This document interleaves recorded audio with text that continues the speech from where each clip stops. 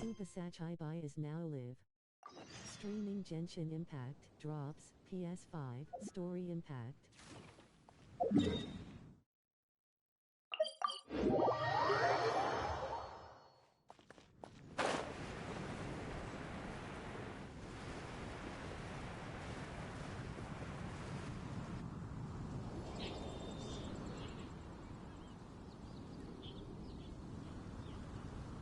Huh? It's not a holiday or anything, is it? Why is it so lively in here? Prepare a few more strings of colored flags. As for the celebratory wine, I'll do the quality check in person. This is our first award ceremony since the Expeditionary Force's triumphant return. We're looking to put on a show, you hear? Leave it to us, Captain Kaya.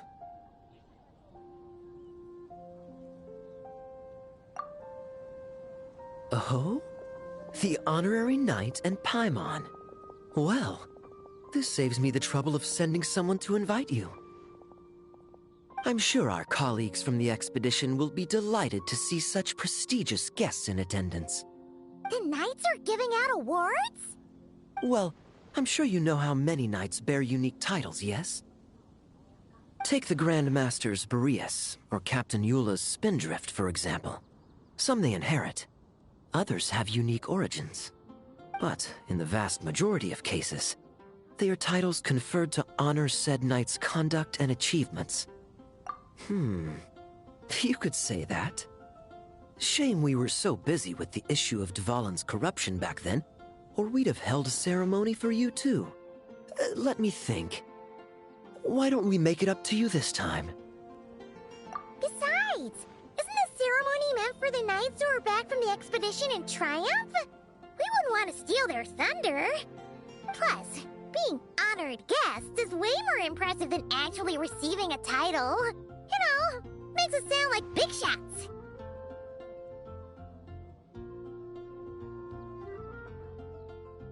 Is that so? In that case, I'm looking forward to seeing you at the ceremony. By the way, who's getting titles this time around? Mostly those who've made outstanding contributions during the expedition. Winfried, Leifhelm, and Lowen, Vice Captain of the 5th Company. Wait, him? You mean he doesn't have one yet? If it were just a question of personal ability, he'd have received a title before the expedition even started. But he hasn't been with us for very long, and, well, let's just say there are personal reasons for the delay. Word is that he'll not only gain a title, but also official command over 5th Company.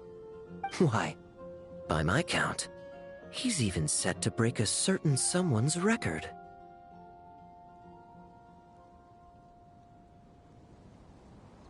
The youngest captain of the Knights of Favonius, of course. The previous record holder was our former cavalry captain, Diluc. I wonder what face our former captain will make when that happens. I wouldn't be so sure. He smiled oh so brilliantly the day he set that record. A smiling champion of justice, huh? Yeah, nah. Paimon can't see it. Well, let's not dwell on that.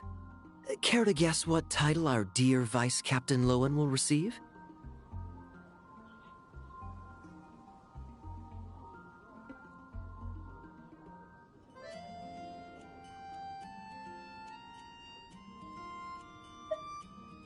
Gotcha! Easy!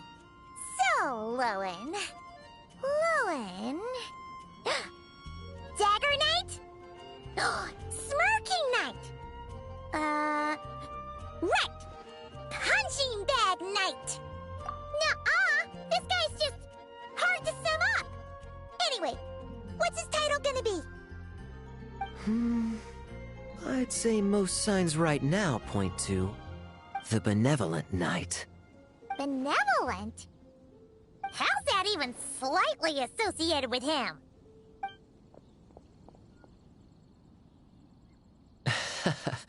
Long story. Alas, it seems someone has come looking for you. Honorary Knight! Honorary Knight! Thank goodness you're actually here! The Grand Master would like you to come to the Knights of Favonius headquarters. He says he has important matters to discuss. Varka? What important business would he have with us?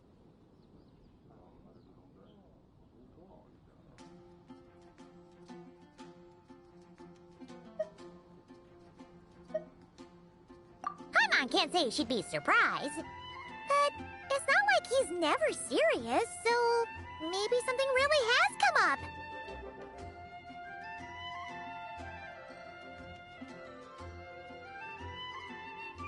See you later. Remember to attend the ceremony.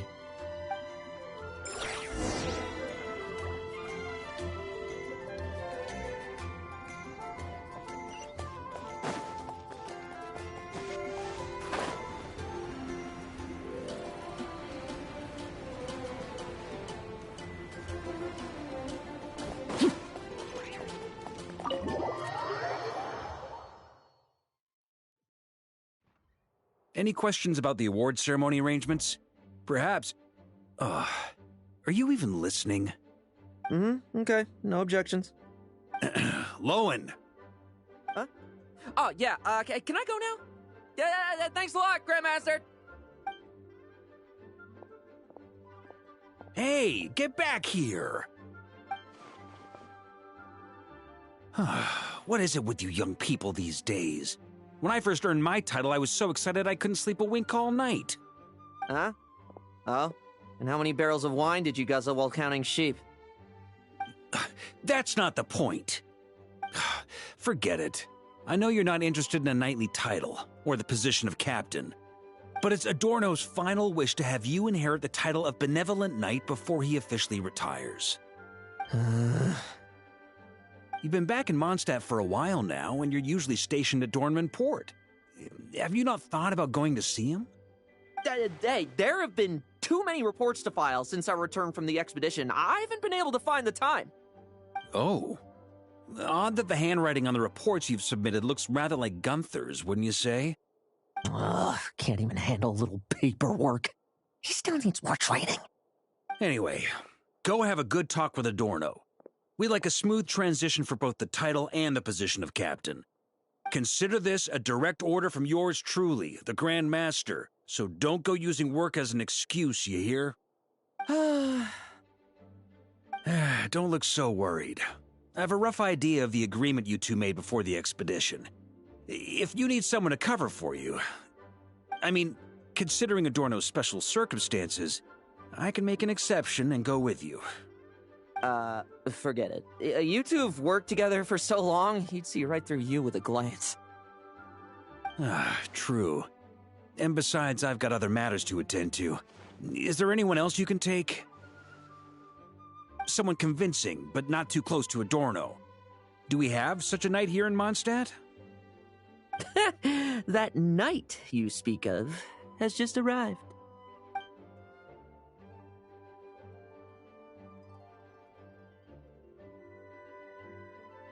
I was troubled, I tell you, but then I just happened to see you two walking by from the window. This must be the Animo Archon's guidance, don't you think? Not at all. Paimon's not sure what's going on yet, but you just want us to help you scam someone, don't you? Oh, no, not at all. Honesty is a knight's badge of virtue. I'd just like you to play the part of my friends. And corroborate some of the expedition's events while you're at it. Relax. If I say a single lie, feel free to punch me, all right? Wait, there's a ton of problems with that. We didn't even meet up with Varka until the very end of the expedition. And we didn't run into you in Nocry either. All right, speaking of friends, I've heard tell of a certain friendly custom. The friendship fee. Here, I insist.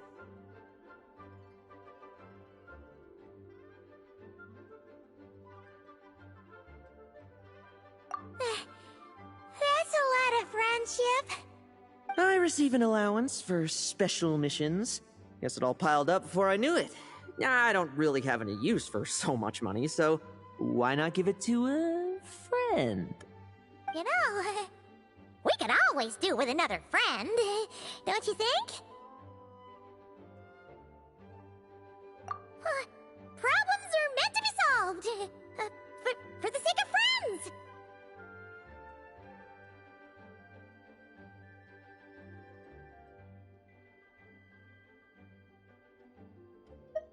Adorno the Benevolent Knight, Captain of the Fifth Company, and my direct superior.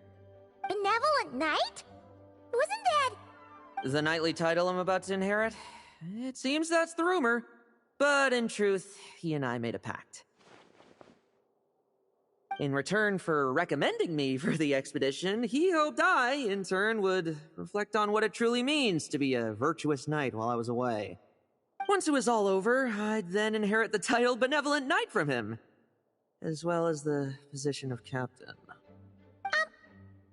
Wait, does that mean you aren't confident you can get his approval, and that's why you want us to go along with your little show? Don't get me wrong, I have no interest in titles or positions.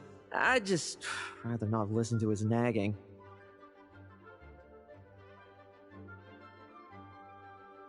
Oh, he'd have loved to. He's a real veteran of Vargas campaigns. Wouldn't have missed that show for the world. If age and strength were still on his side. But I imagine it is now his final wish to find the benevolent title a home. Is that so? Then we'll...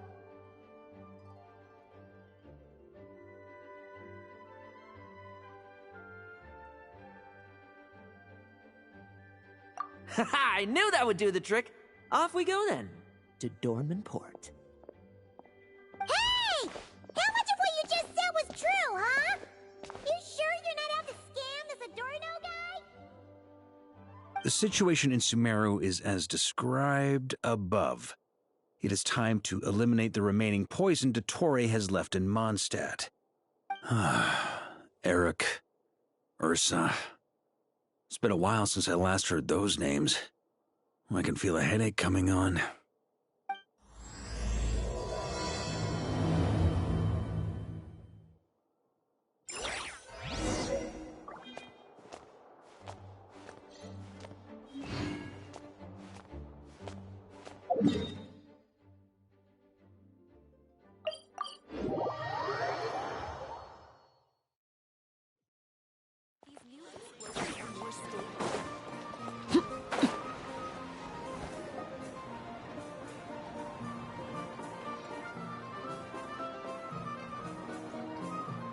Hey, old man. Still kicking, I see. Huh. Didn't buy the farm during the expedition? Thought you might have fallen into some pit somewhere, what with how long it's taken you to come see me.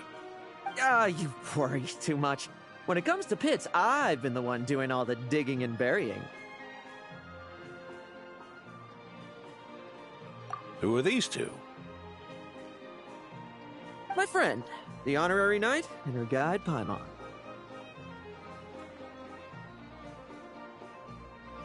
Honorary Knight. The same one that resolved the Storm Terror incident. Oh, she didn't just resolve that incident. She helped us complete the expedition. The Wild Hunt, the Doctor, Andreas. She played a part in dealing with all of them. Oh? I've quizzed the knights at Dorman Port about what happened during the expedition. Unfortunately, for some reason, none of them were willing to tell me the whole story. It's almost as if someone told them to avoid me. Lowen, was it your doing? Since we've got a moment, let's have a proper chat. How did this magnificent knight here end up making friends with you? I suppose it's because we both possess a chivalric spirit that shines as bright as Mora. Isn't that right, Paimon? Yeah, just like Mora. I've been keeping my promise to you, you know. For instance, I've been organizing group training sessions with my fellow knights every week to build ironclad trust between friends. All right, the team building I told you about. Great way to foster trust and chemistry. As for this week's training plan... Oh, my stomach! My stomach!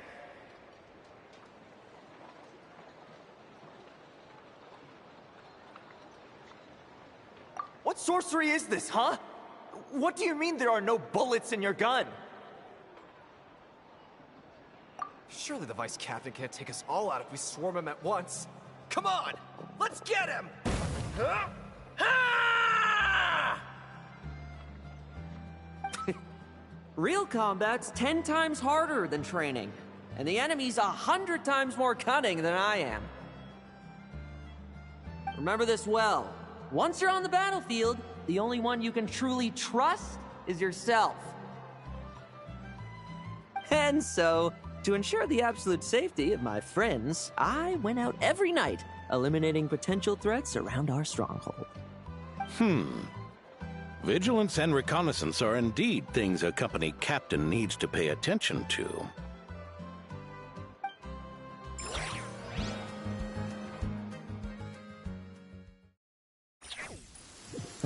Vigilance, reconnaissance, it's so much trouble. And for what? Enemies who disappear quietly won't disturb anyone's sleep.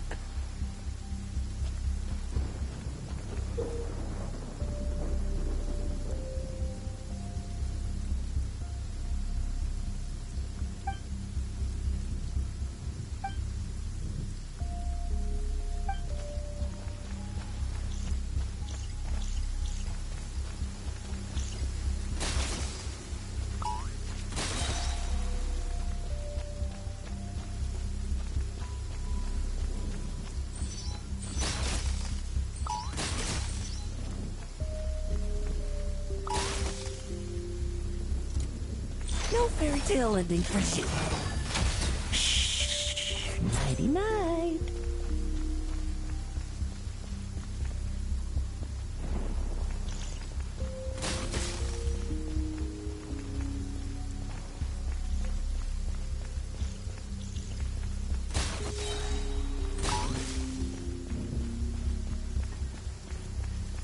Have you heard? There's a strange guy wandering around these parts. I heard. We've lost lots of comrades at his hands. Where'd he even come from anyway? He must have a death wish messing with the Oprishniki.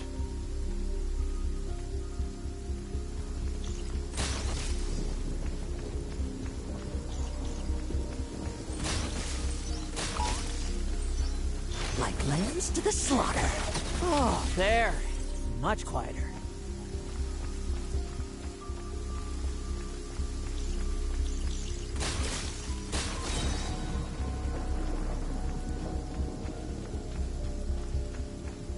Haven't you smoked that little weasel out yet? Find him!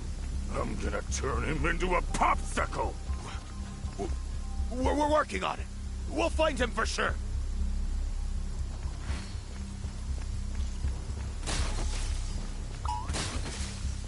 No fairy tale ending for you. Enough messing about. Time to wrap this up.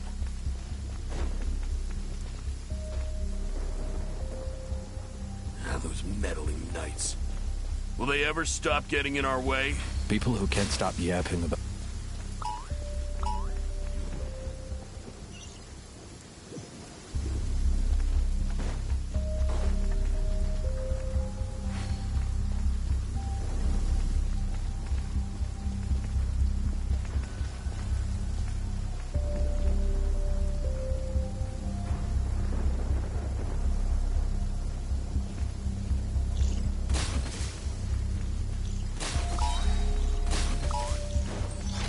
Struggle all you want.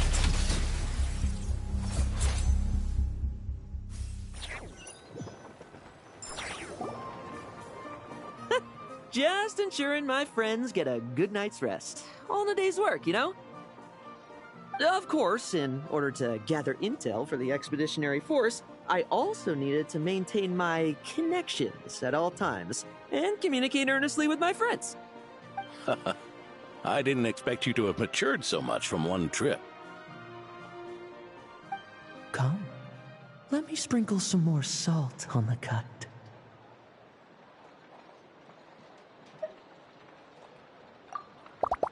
Perhaps another dash of pepper. A sprinkling of spices to finish things off.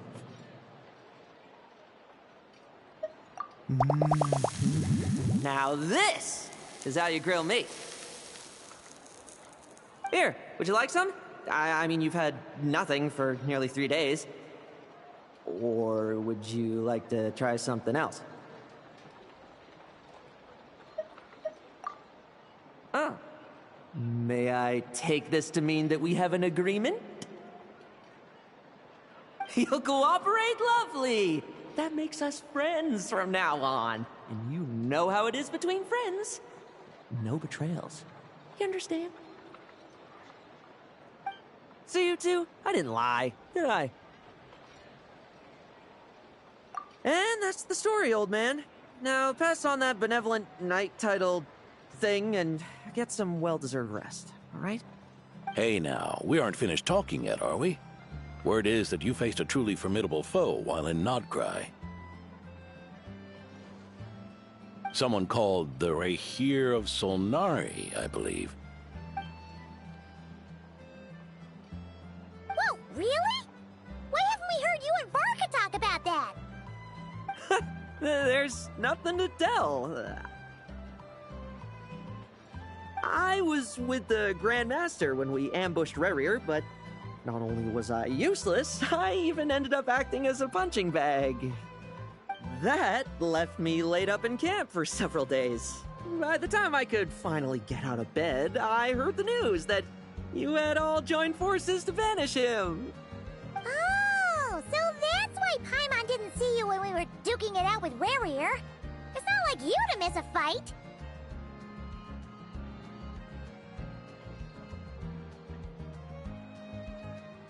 Oh, sorry. No need to apologize. You're right. I wasn't strong enough. I was slow, weak, powerless. Mortal. Lowen!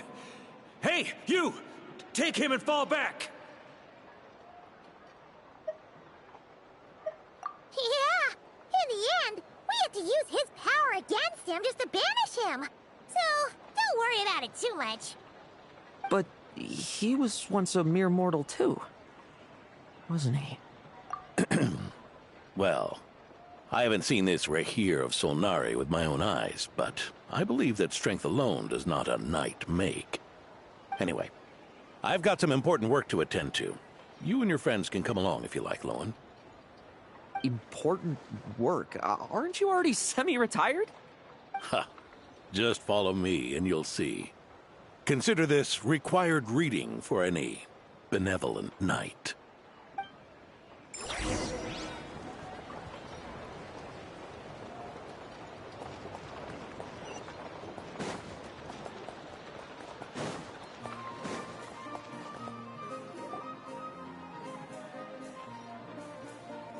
Ah! The benevolent knight is here! Grandpa Adorno!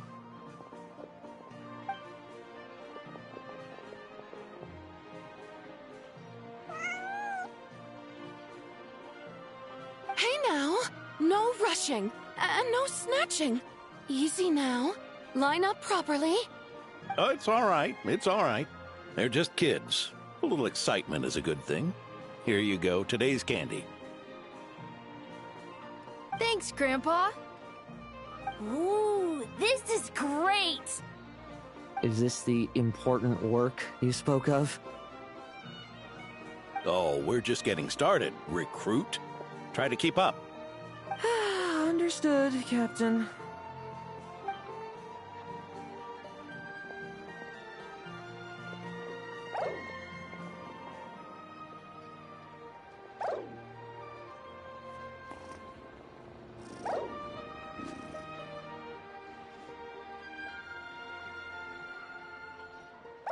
Oh.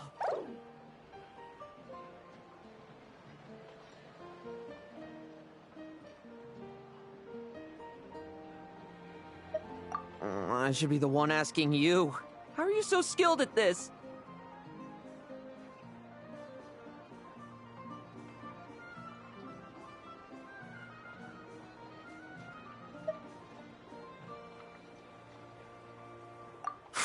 I can barely imagine our honorary knight doing things like this all day long. We don't spend every waking hour fighting bad guys who want to destroy the world, you know. Also, the world would be a way scarier place if that happened every day. Daily routine, huh? I've been back in Mondstadt for a while now, but that thing hasn't been easy. Not long ago, camping in the wild and facing constant danger was our daily routine. But you were still on the expedition then, right? Now you can finally relax. Oh, you think so? Personally, I find it hard to feel at ease with any sort of daily routine. It was the Animo Archon who scattered the snowstorms that once swept Mondstadt.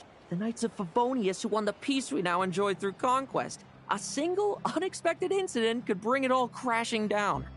So, rather than waiting for someone to turn my daily routine on its head, I find it more reassuring to follow an extraordinary routine.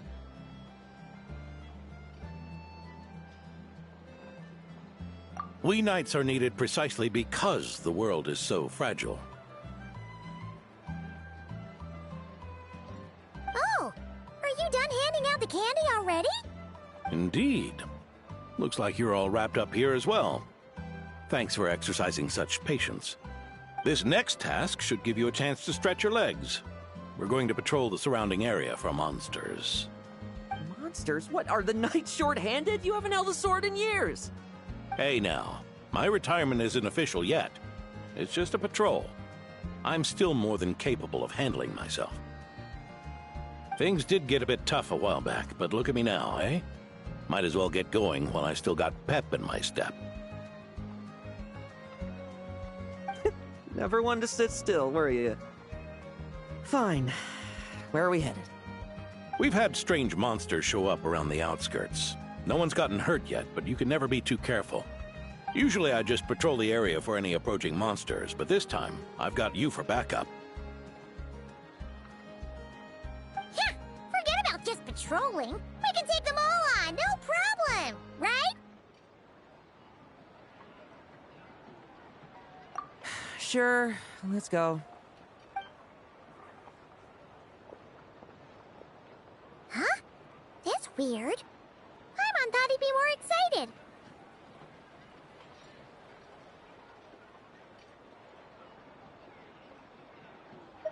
Well, why not? Paimon doesn't get him at all. Climbed the hill. When I climbed the hill, I still can't find the sanatorium.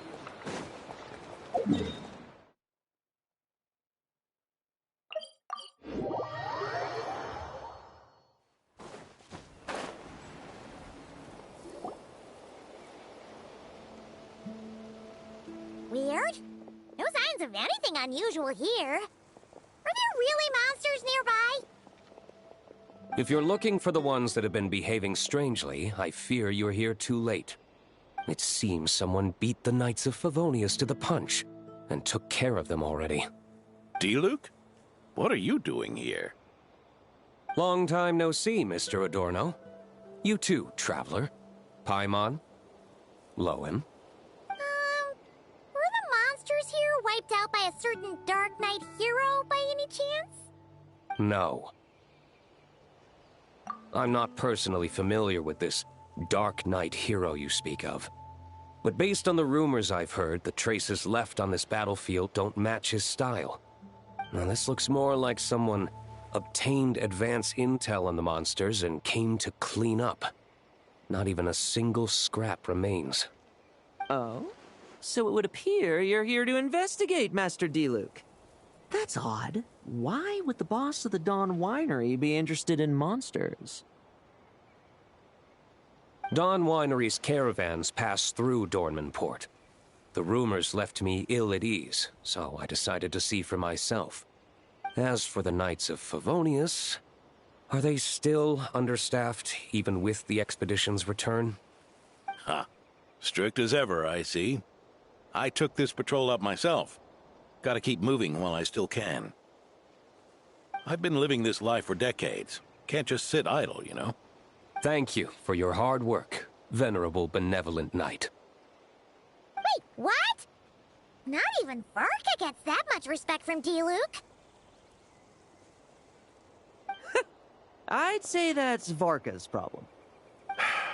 Eric only got away with causing that uproar by taking advantage of the Grandmaster's absence. If he and the Alder Knight had been here, they never would have allowed Krepus's heroism in driving off the dragon to go unrecognized. And we old codgers back in Mondstadt wouldn't have been the only ones left to stand up for your father. But they weren't there, were they? Let's cut the small talk. Since there are no clues here, I have no reason to stay. Goodbye, traveler, Paimon, and take care, benevolent knight.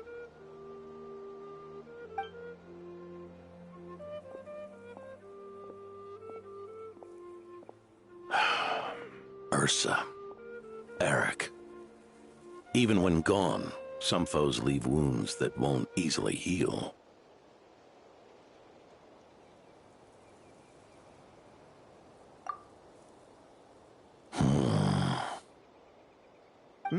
Oh, need me to explain? Sure. Ursa was a wicked dragon who could really take a beating, and Eric was an inspector who could have really used one. Allow me instead. Ursa the Drake was a dragon who first appeared in Mondstadt 1,000 years ago, bringing calamity with its immense might. After the Knights of Favonius were founded, our first Grand Master, Vanessa, sealed it away with the Animo Archon's help. After that, the dragon sank into slumber. However, just a decade ago, it appeared in Mondstadt once again. With the Grand Master away, its timing could not have been worse.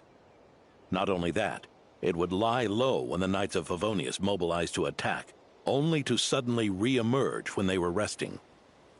Such perfect timing! In the end, it was also perfect timing that the Fatui Harbinger who exterminated it just so happened to be passing through.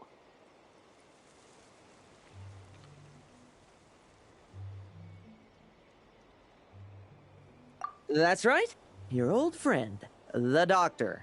Or would it be more accurate to say one of his segments? So, Ursa the Drake waking up. It was all part of some plot by that segment? Not entirely. Even a Fatui Harbinger would have struggled to stir up such a storm in Mondstadt all by themselves.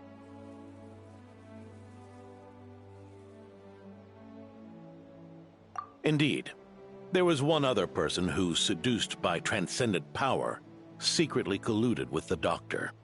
He was the then Inspector of the Knights of Favonius, and the greatest traitor to the Knights in 100 years, Eric.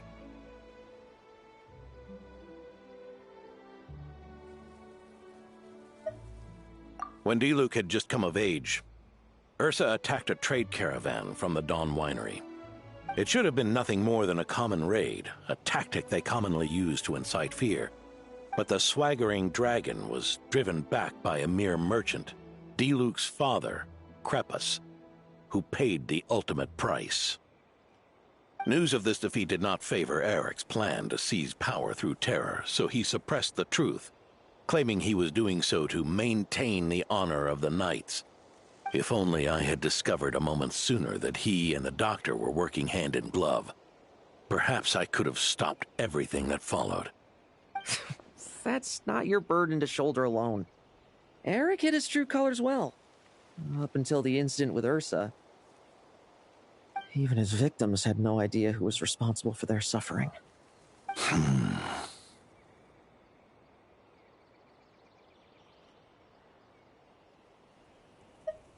We needn't continue to live in the shadows of scum like that, old man. You've got a point. We've got long lives ahead of us, after all. Let's get on with our next task, eh? This should lift your spirits a bit, I'm sure. We'll be assisting the 10th Company with their research.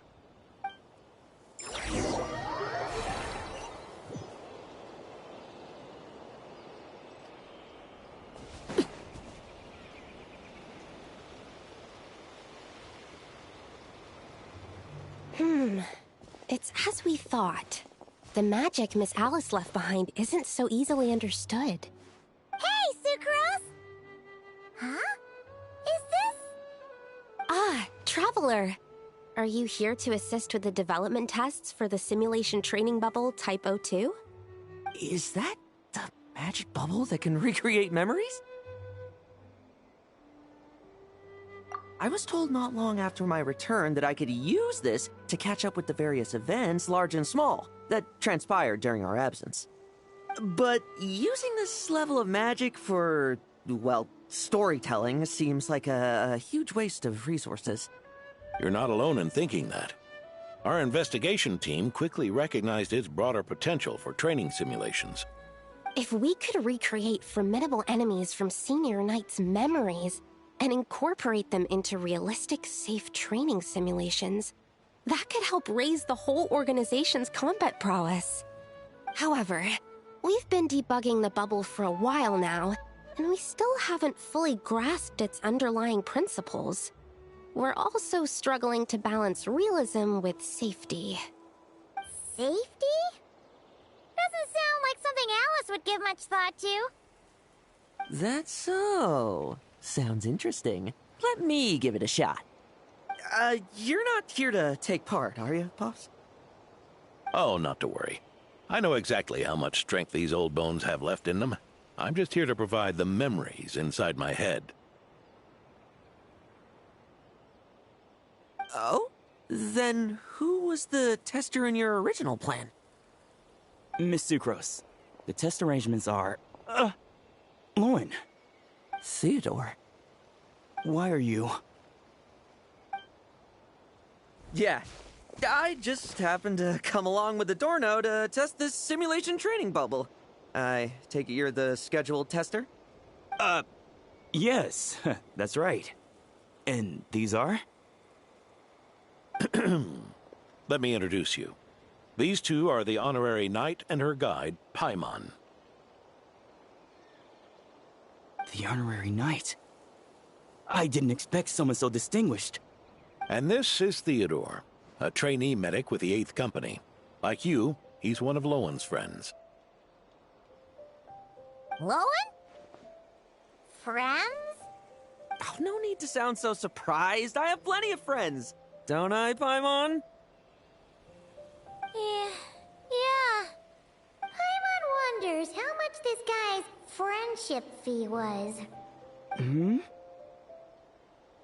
Theodore, isn't rescue and medical care more your thing? How did you end up getting roped into testing? I actually helped to construct this simulation, so I understand a few of its basic principles.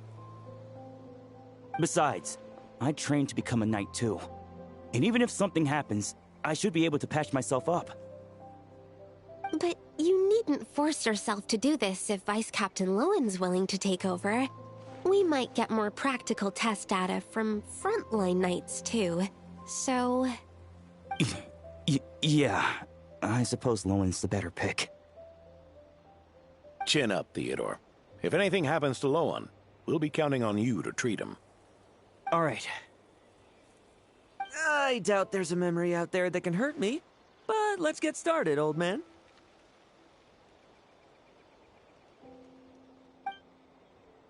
Come on! Show me what passes for an elite foe in your mind. Don't get cocky, kid. You're not the only one who's been out on expedition with the Grand Master.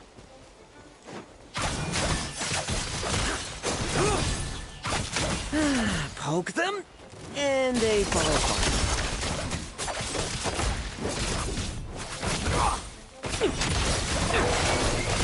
Bet you weren't ready. And that rabbit's more fearsome. The plot's putting me to sleep. Yeah.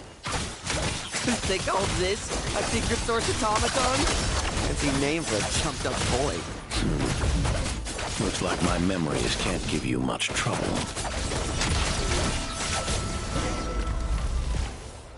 No fluctuation in pain parameters. Should we switch to a more normal test subject? No need. Let's continue the test. Are you sure? I don't think my memories will yield anything worth fighting against at this point. Don't we have a knight right here who's faced more terrifying foes? Come on, show me the Ray here of Solnari, as you remember him. I'm not so disheartened that I'd fear his memory. I just want to see If I'm still as powerless as he claimed.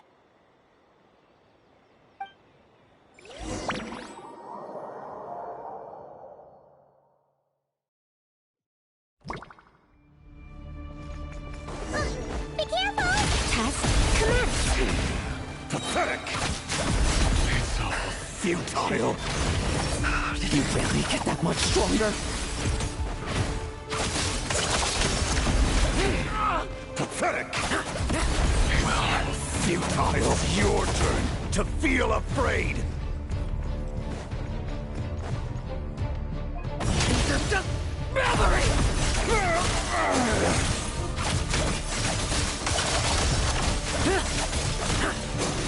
Now's our chance! Bet you weren't ready for this!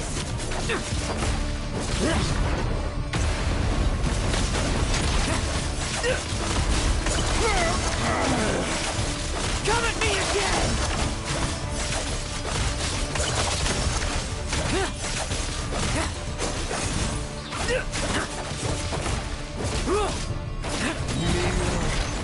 Mortal! For yourself!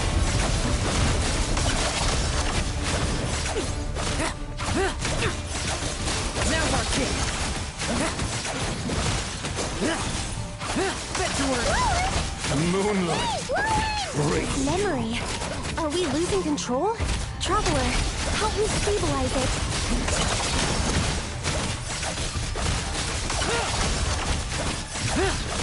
Bet you weren't ready for this!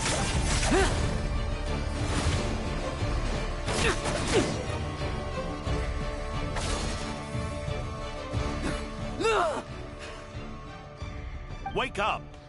Lowen!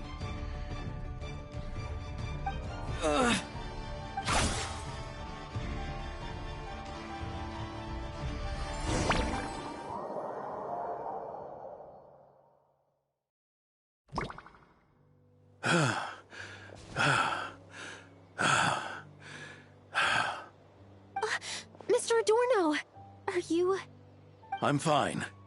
Just threw my back out. Gotta take a break, that's all. But Lowen... wound up hurting yourself from trying to hold back that final blow, didn't you?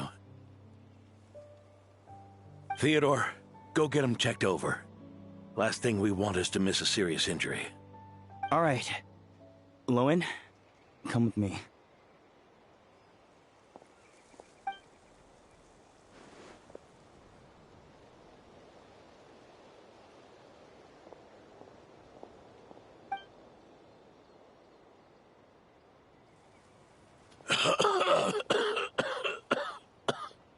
Mr. Adorno, are you all right?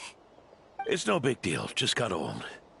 Things stick with you once you're over the hill, waiting to be set off by the slightest exertion. Guess I'll have to ask Theodore for another prescription. Is there something up with Lowen? Could there be a problem with the magic?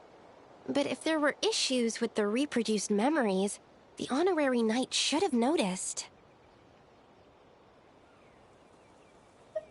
Are you saying the problem lies with Lowen himself? Did the battle with the Reikir of Solnari set him off again?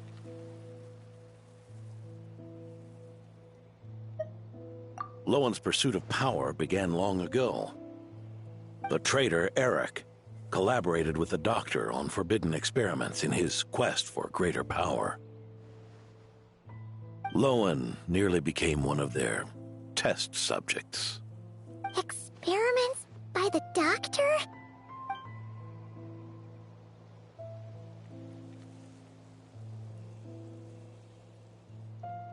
Fortunately, the Knights tracked Eric's cronies down, uncovering their plots before they could act.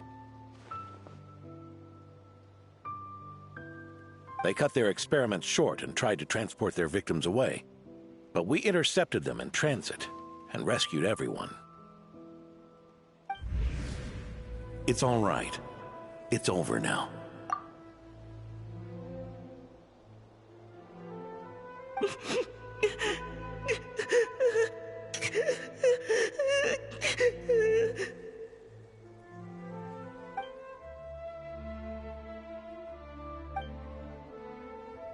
I heard about that. That was the incident that saw you gain the title of Benevolent Knight, right? I'd never have guessed that Vice Captain Lowen was involved. I never deserved that title. We saved the kidnapped children, yes, but I failed to root Eric out. I couldn't find their experiment site, nor could I help Lowen fully shake off the trauma of that incident. He's always believed he needs power to stay free from others' control. I'd hoped the expedition might change his perspective, but...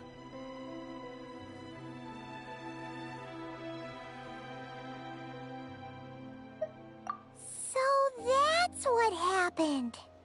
It's tough having to act the part of a friend with someone like him, huh? Yeah. Wait.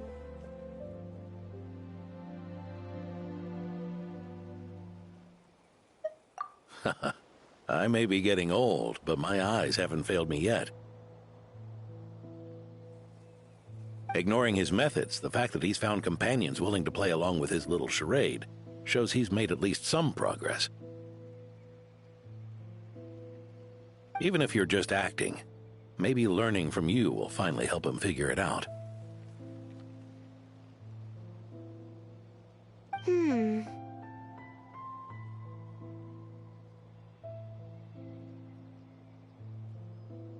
There's something I'm concerned about.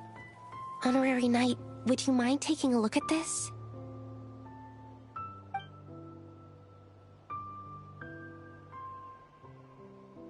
Strange.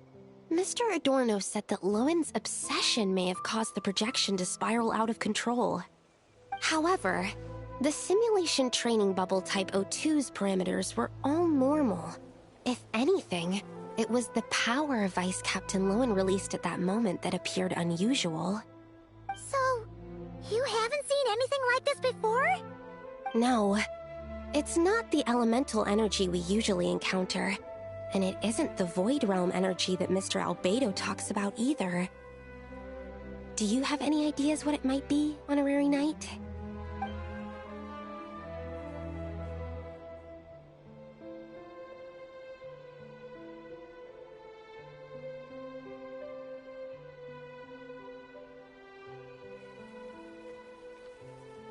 So, you think there's something up with Lowen?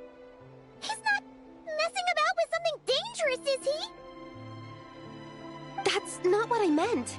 I'm just reporting my findings. We shouldn't accuse our companion. Point! We've just run into this sort of thing way too many times. Can't be too... Read. Farka's orders. Not my decision. Even... What if we're exposed? Then we'll just have to accelerate our experiments before that happens.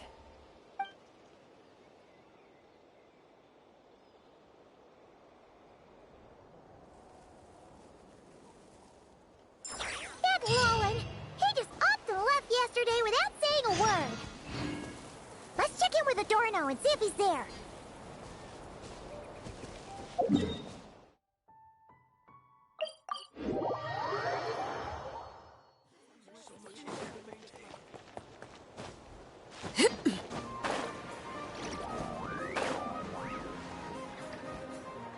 Hey, Grandpa Adorno! Oh, little Paimon and the Honorary Knight.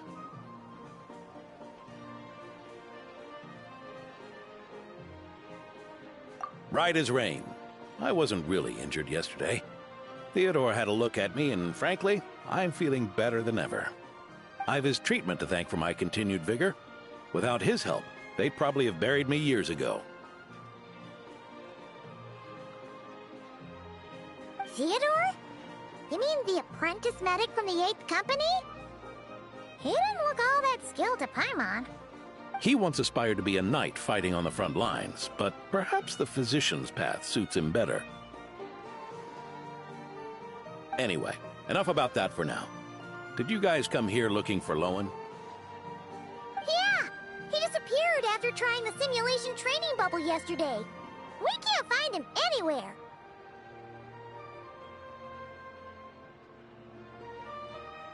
Yeah, he left a note this morning. said he wanted to apologize for what happened yesterday. He confessed that yesterday was all just an act, and that he couldn't stand this bone-dry daily routine. So, to make up for it, I'll wipe out every last one of those annoying monsters. That's how he apologizes? Huh. Totally his style. Ordinary monsters pose no threat to him. What worries me is that something like what happened yesterday might happen again. If you could keep an eye on him, that would certainly put me at ease.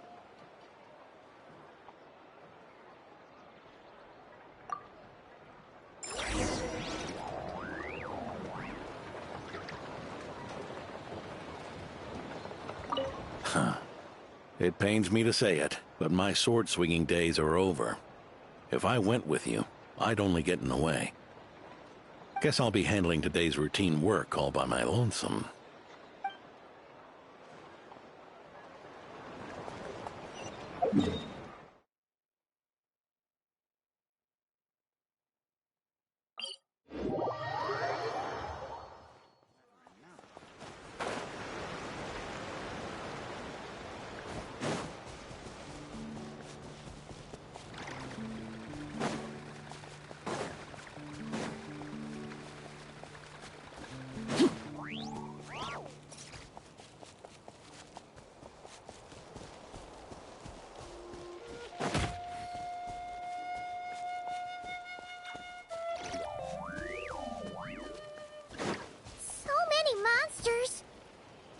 Huh? Wait, isn't that... D-Luke?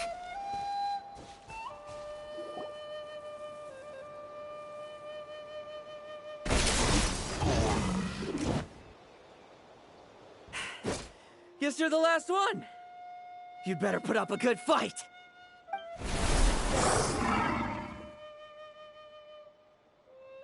Who's there?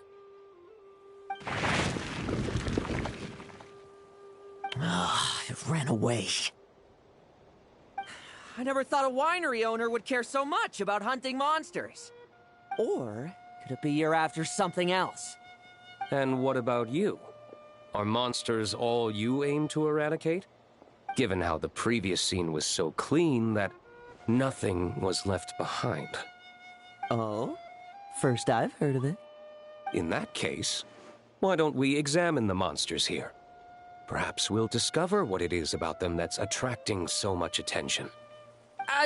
Forget it. I'll go after the one that got away. Investigations and the like aren't really my style. See you around, D-Luke.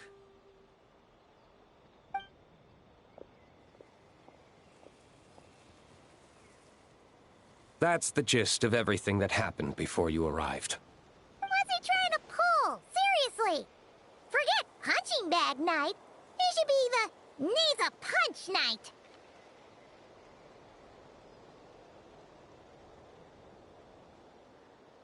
Yeah, Adorno talked about him yesterday.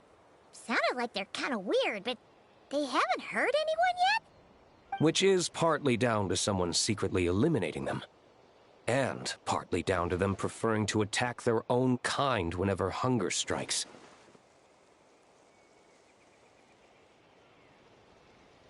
Yes. Eyewitness reports are scarce, so we can't be certain. But the monster remains here do show signs that they've been fighting each other. Forming packs, yet killing each other. It's not the behavior of naturally occurring monsters. Huh? But if these monsters will attack each other, can't we just wait for them to wipe themselves out? Why be so vigilant? Because such beasts bearing Ursa's flesh have appeared before. And not just once, either. Varka! Well, this is a coincidence. Honorary Knight, Paimon, and you too, D-Luke. So, the Knights of Favonius are not entirely ignorant of this anomaly. Yes. The tragedy Eric wrought cannot and will not be allowed to happen again. Did you just say Ursa's flesh? Is this somehow related to that Eric guy? In his pursuit of transcendent power, He once conspired with one of Dottores' segments to extract a serum containing the power of Ursa the Drake from the dragon's flesh. When the reckoning with the Knights came, he and his cohorts all injected themselves with that serum, causing us quite a bit of trouble. Their strength and bloodthirst increased in equal measure, and consumed by madness, they even attacked each other. Ironically, Eric ultimately failed to control that power. Not only did he turn his sword against his followers, but he went to his own demise in the process. Ursa the Drake! What exactly is it? How could it have such terrifying power?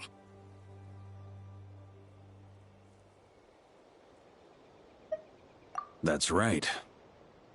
Then why did they only seal it away? Was even the founding Grand Master unable to kill it? No. It was spared because Ursa the Drake was once an angel. What?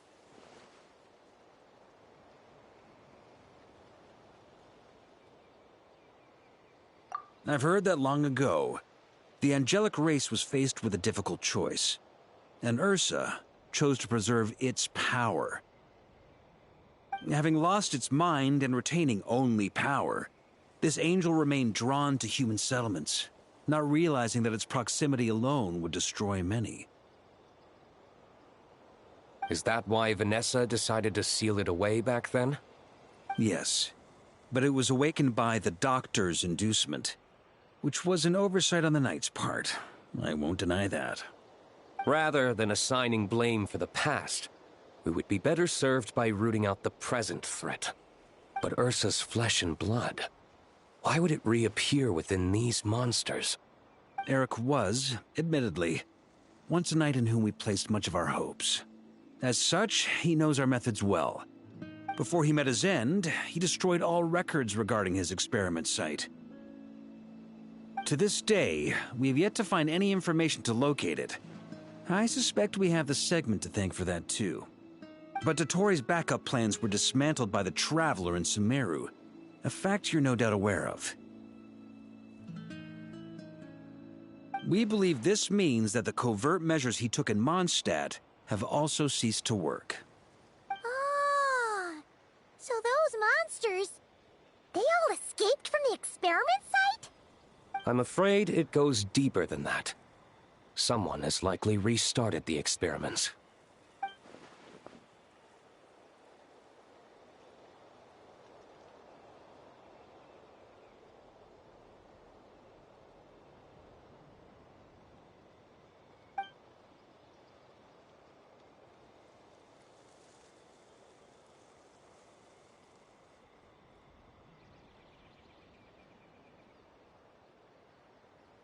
You noticed it too, then, during the commotion yesterday.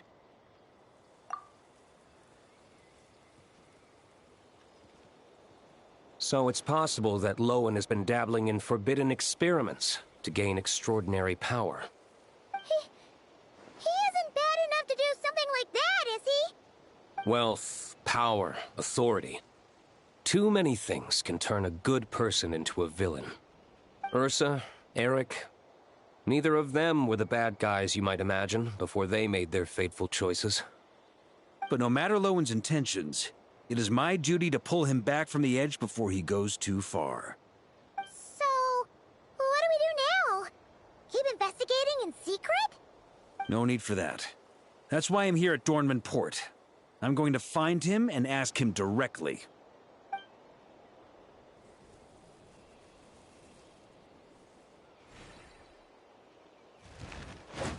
Oh, slippery little rat. Pretty good at running away, aren't you? Now, where will you go from here? Hey, Lowen! Now's not the time to be cleaning up test subjects. The Knights are making their move. Ugh. Lots of unfamiliar Knights showed up in Dorman Port today. Did yesterday's test expose us? Or did they capture an experiment subject? Could they have discovered? It was only a matter of time. I'd say we were lucky to have lasted this long. Steadfast allies make redoubtable opponents, as they say. What do we do now, then? Find a place to lie low? That would make reaching our objective even harder. That you were able to come here freely means the Knights haven't verified their suspicions just yet.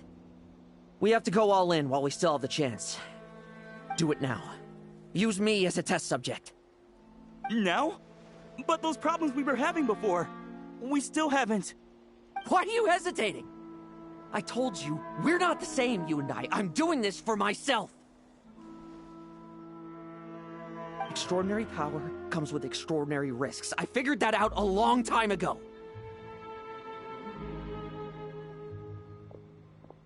But... Do it! Now! Or have you forgotten your goal?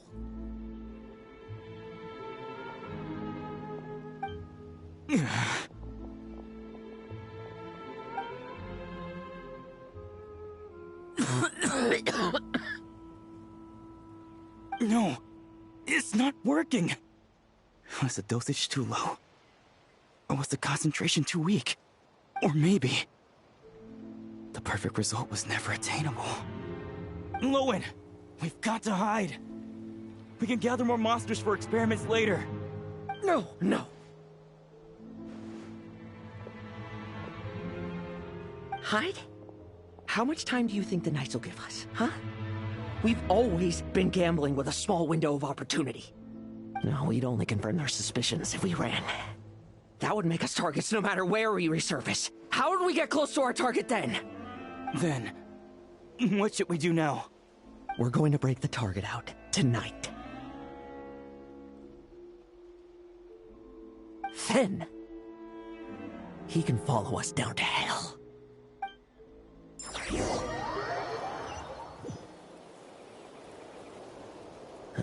As expected, the Knights of Favonius are acting swiftly. There's a crowd gathering up ahead. Something about this feels wrong. That's... Adorno! Ha! I finally found you.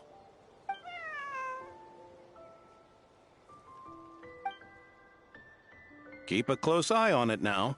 Don't let it stray too far from you again, all right? Thank you.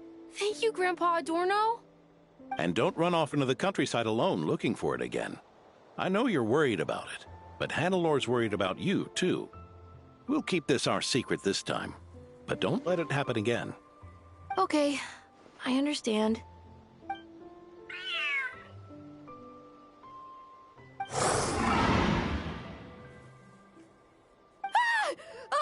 A monster! A monster? How did it get here? Something about this one doesn't look right. Don't be afraid. I'm here with you. Now stand up and get out of here. But... Run back home. Don't you worry. Gramps here is a knight.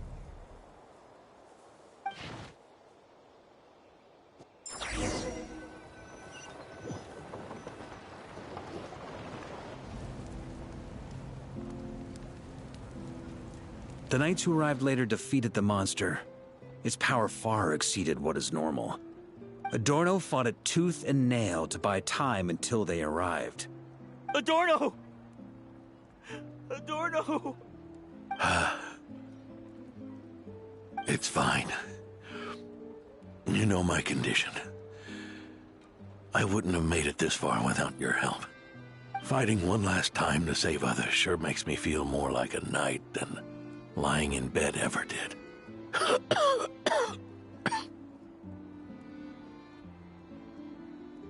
I'm sorry to do this to you now. I know you worked hard on those treatments.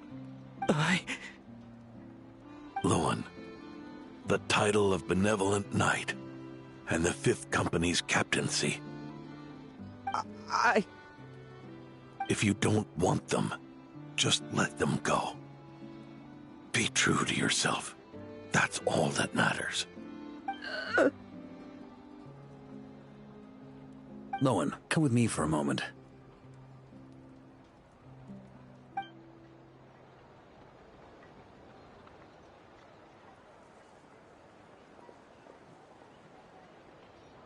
the investigative team's analysis shows that the monster that attacked Adorno bears Ursa's mark. Do you still intend to remain silent now that things have got this far? This isn't an interrogation.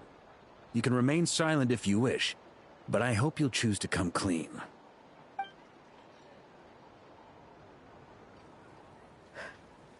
I'll talk.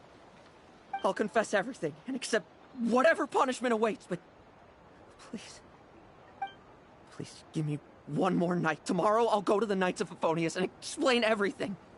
I swear it, on my honor as a knight. That's the first time I've heard you swear such an oath in all this time we've worked together. I know it doesn't carry much weight. Then let's use the Benevolent Knight's name to balance the scales. Please, keep your promise this time, Lowen.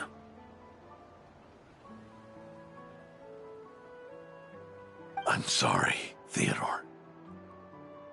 I'd intended to make Lowen captain and leave my title to you. I know how much you've yearned for that title since you were little. It's not your fault, Mr. Adorno. I don't possess the talent that helped Owen pass the Knight's exam so easily. Years of work, and I'm still stuck as a training medic. How could I ever inherit your title? Medics, Knights, we're all protecting people, aren't we? The way I see it, you earn that title every day. No. In truth, I've done so much wrong. And what I'm about to do is worse still.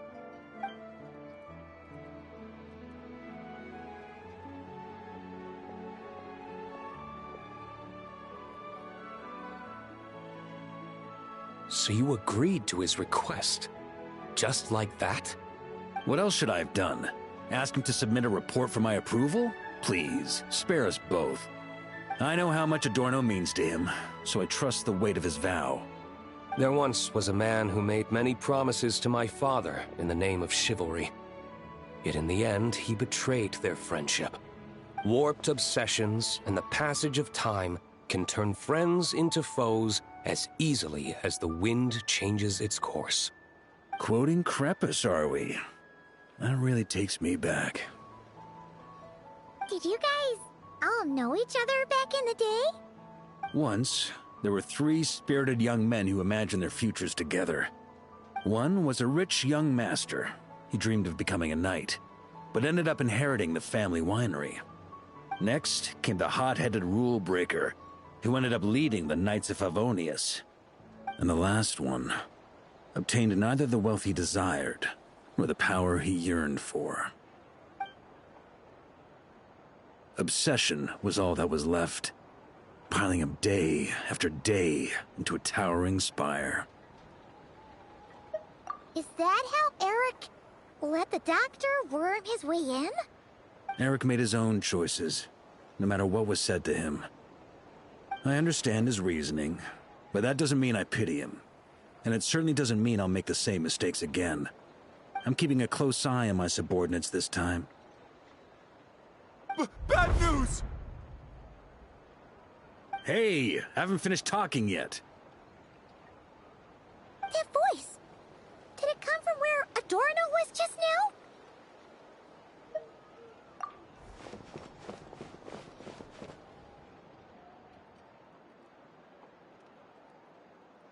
Leedsburg, what's going on here? Adorno's gone? Lowen and Theodore too? I don't know. I was on patrol and I saw the door was wide open. I looked inside and everything was like this. Captain Adorno couldn't have gotten out of bed in his condition. Could someone have taken him away? Grandmaster, it's an emergency. Vice Captain Lowen barreled straight through our patrols and headed for the outskirts. That kid. Seriously. Did he leave any sort of message? Message? He looked like he was in a hurry. All he said was out of the way before rushing off. Well, of course. But you know how fast he is. I'm afraid we... Track him as far as you can. Leave the rest to us. D-Luke, Honorary Knight, I'm counting on you to help me with this one.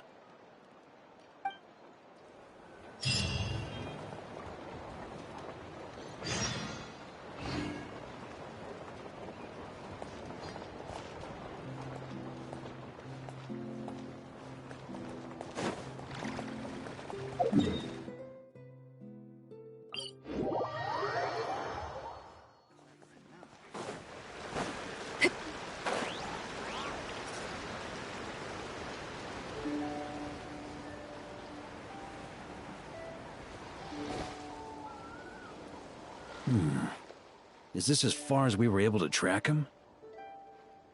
Well, he's not known as the 5th Company's sharpest arrow for nothing. Gone in a flash. If you want to praise him, save it for later. Don't we have any more clues? The dew on this grass is cold. Probably the effects of elemental energy. Oh-ho! You really are something, eh, Honorary Knight?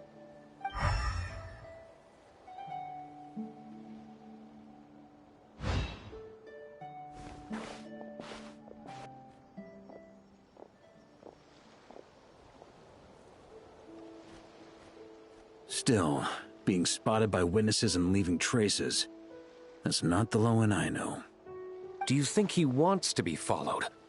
Whether he's in a rush to complete something, or stop something from happening, our task remains the same. Yep, let's get going. We've got to get to the bottom of this.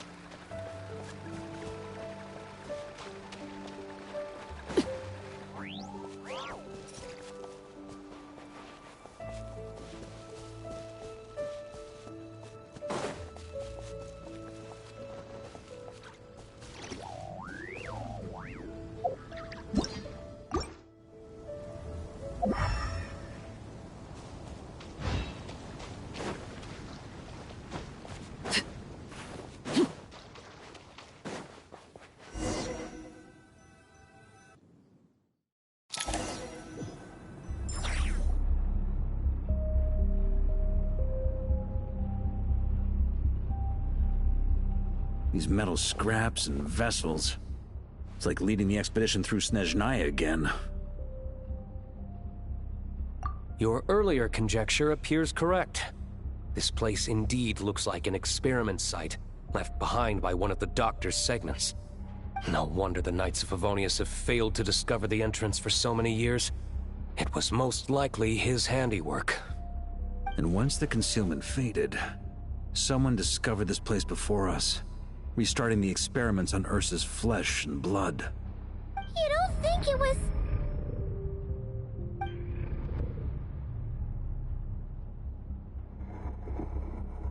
What a pain. How many more test subjects do we need to catch?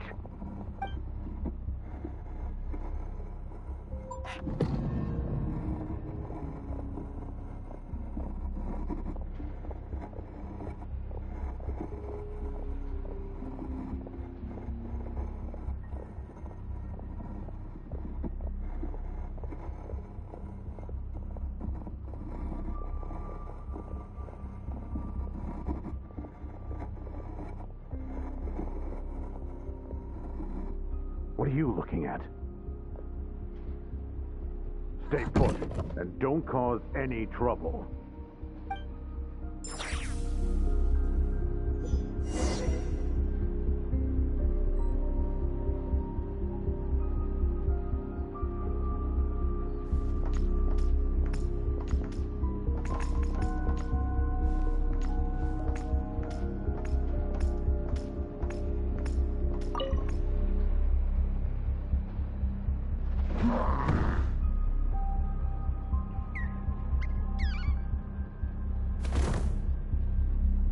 The experiment results have been confirmed. The serum dosage still requires adjustment.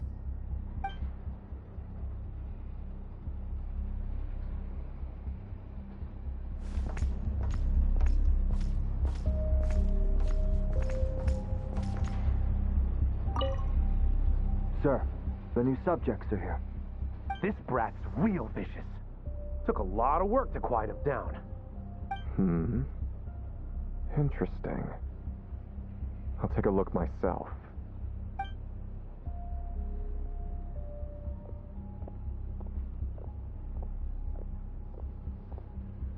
Rejoice! You shall soon surpass the common clay of this world. You shall cross into the realm of the extraordinary.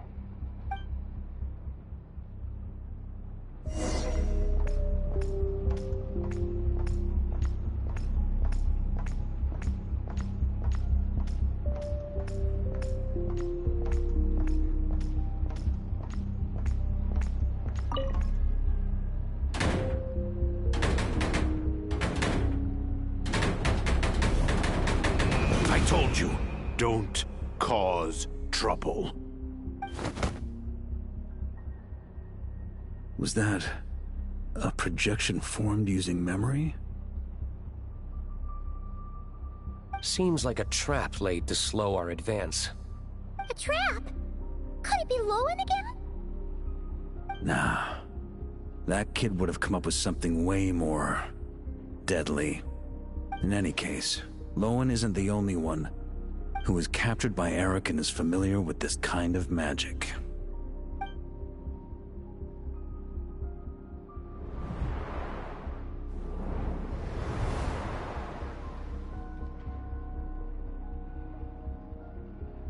You don't look like you're here to assist. On the contrary, I believe ending this as soon as possible is the best way to help you. In this?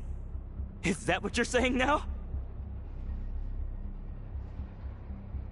Back when the test subjects were escaping left, right, and center? Back when I was ready to give up?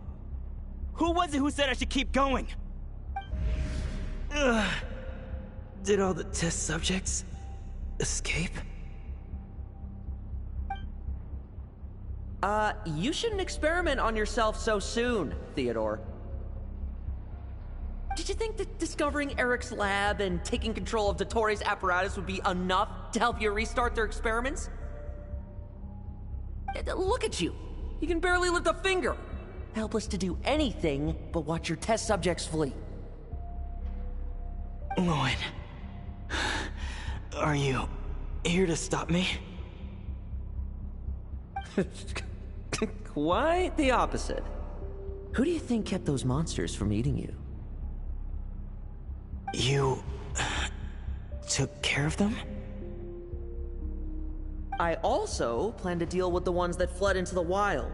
If you ignore them, the Knights of Favonius will follow them right back to your doorstep. Why are you helping me? I know what you intend to do with the flesh and blood of Ursa the Drake. I've read the examination report you wrote for Adorno. Old and frail, a mass of old injuries. One day you won't wake up. No one will be surprised. Without extraordinary intervention, that is. I hid it!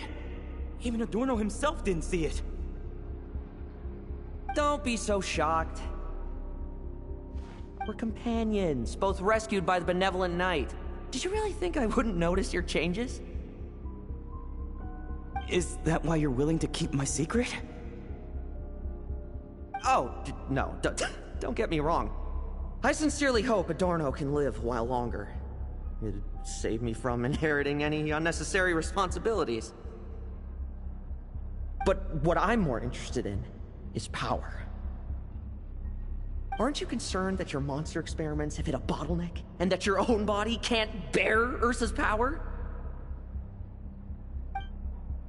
In that case, use me as your test subject.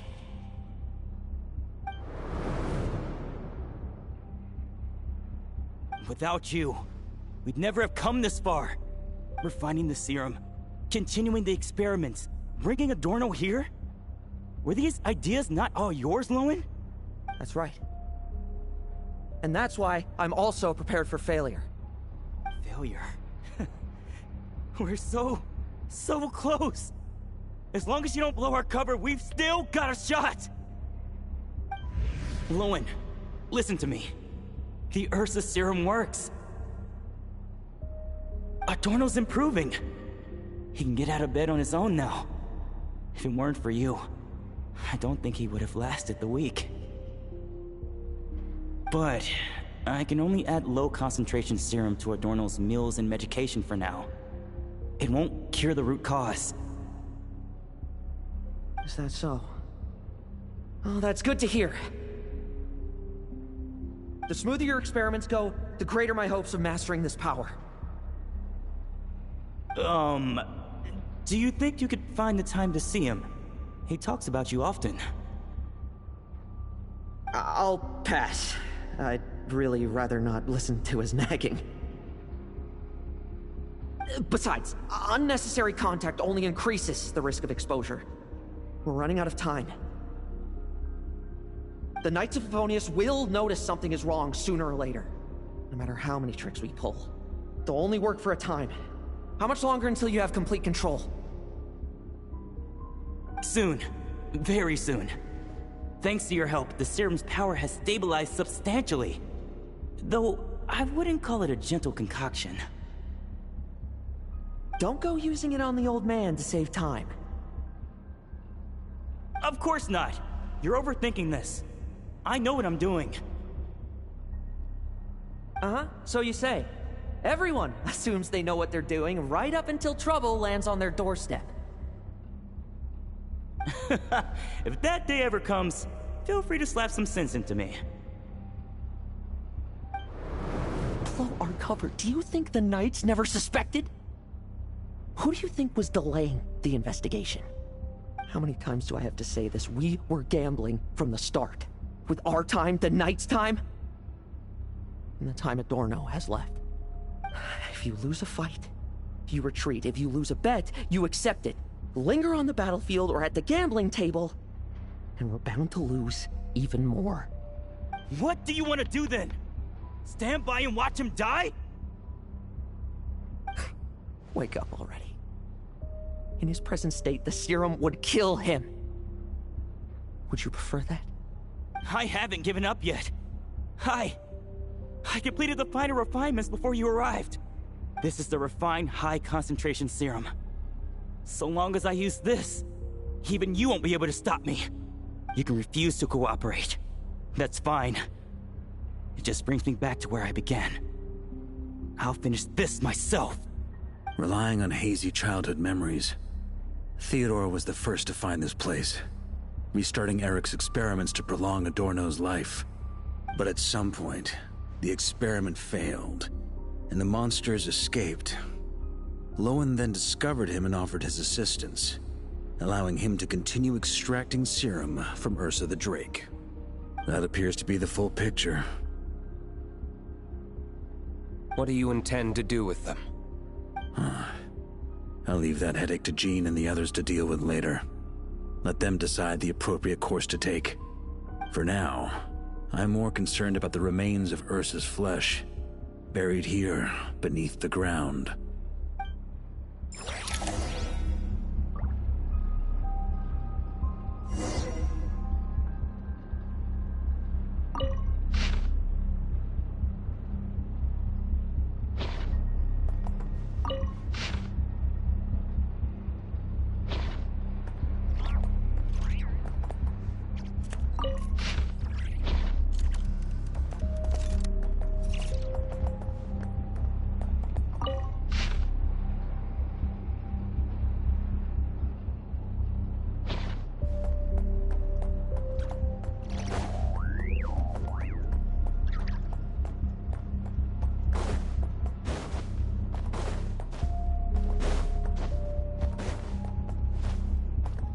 According to the experimental logs, Extracting high-concentration serum requires repeatedly stimulating Ursa's flesh to increase its activity.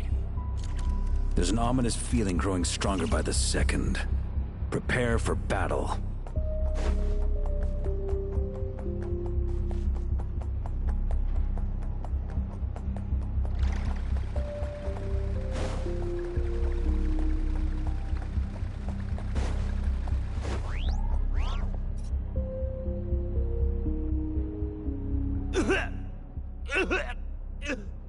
Why? I used the highest concentration possible. You're weak. And you don't even have the self-awareness to realize it. Self-awareness? What right do you have to talk to me about self-awareness? You lost control once before as well. And that's how I know we can't go on. If the price for saving Adorno's life is his very self, then we won't be saving him. But the monster he'll become. Take a long, hard look in the mirror. Are you really the person he chose to inherit the benevolent name? I won't accept this! I can't accept this! When was the last time I embraced the two of you like this? In the blink of an eye, you've grown too big for hugs. Adorno? How did you... I heard everything. You've been helping me cling on, haven't you? It's thanks to both of you I have this chance to hug you once again. Just like old times. All that's left to say is... It's all right. It's over now.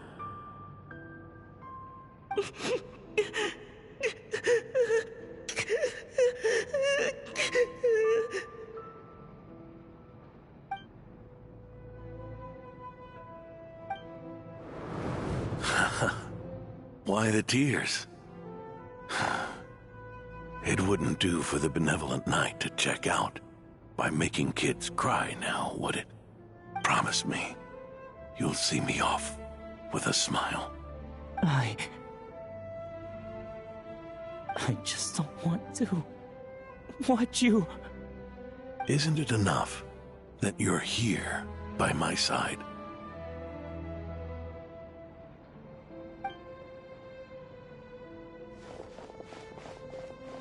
Adorno! Theodore! This issue has been resolved, I take it? Not entirely.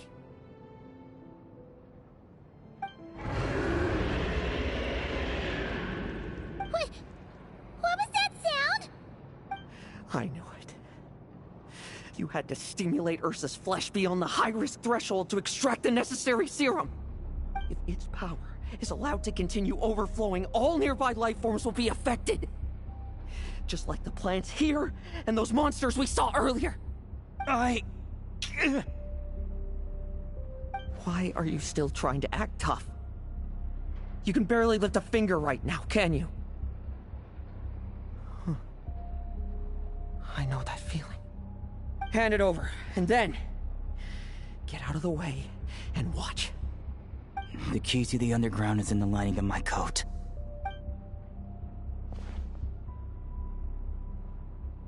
Please, destroy Ursa the Drake's flesh and its power.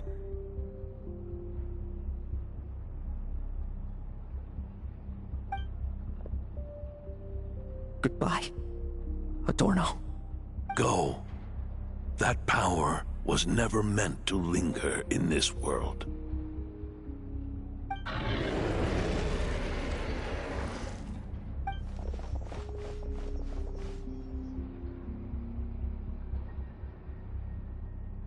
Past this point, that's where Eric and the doctor conducted their experiments on Ursa, isn't it? Sure is. A madman seeking power and an angel who chose it. What a farce. One that we're about to bring the curtain down on.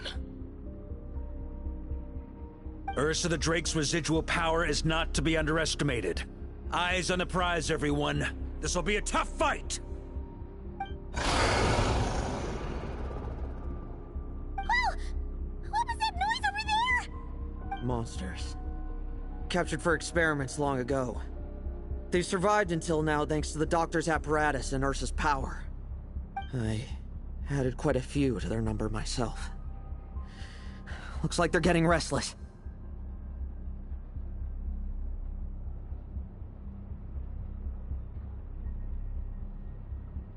Are you sure your cages are sturdy? We could do without them complicating our fight with Ursa. Well, if they were sturdy, I wouldn't have had to work so hard to clean up previous escapees. But don't worry, they won't disturb you. I guarantee it.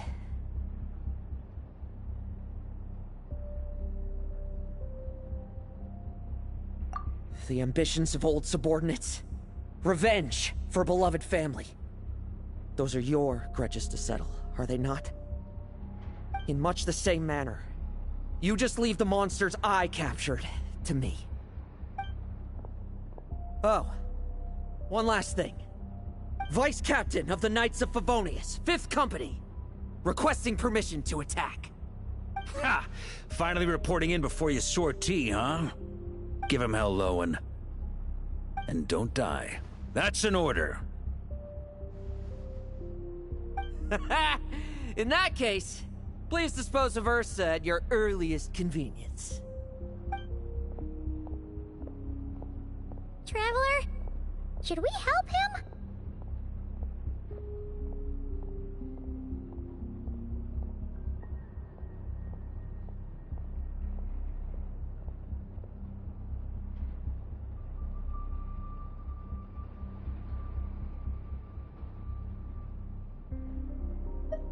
Oh, looks like that kid's friendship fee wasn't a complete waste after all, huh? Can he handle them all? Trust him just as he trusts us.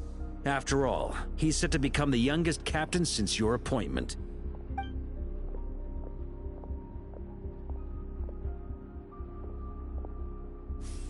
Eric, Rerir, Dottore, and now Ursa. Guess I'm not destined to rise to such challenges. But ordinary people, we have our own battles to fight. So go. Settle things with your obsessions. Once and for all!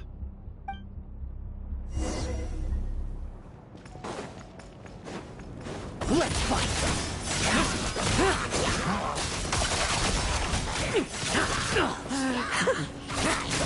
Now's our chance! No fairy tale ending for sure.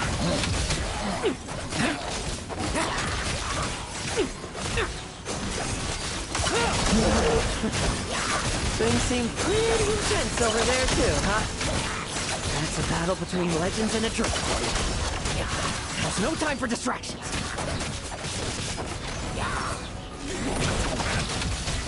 Trim!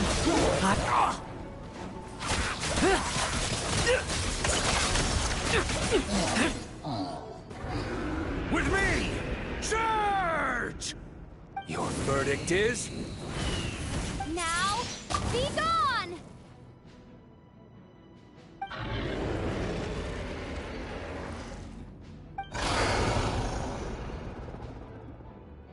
Wanna leave, do you? Can you hear Ursa's call? Or is it the serum you smell? Well, I'm afraid that just won't do. Behind me stand not only heroes who battle wicked dragons, but slow, fragile mortals too. So... come at me! Each and every one of you!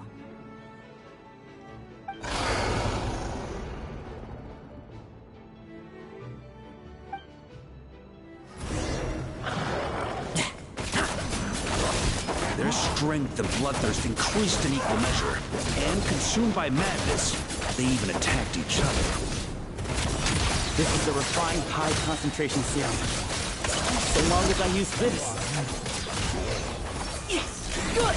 Come get your fill! Not one of us will get past me!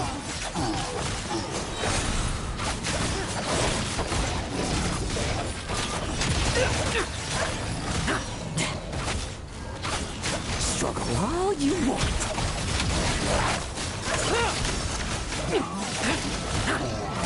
Now's our chance.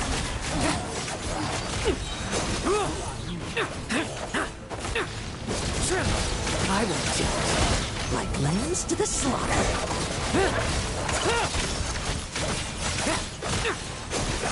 Bet you weren't ready for this.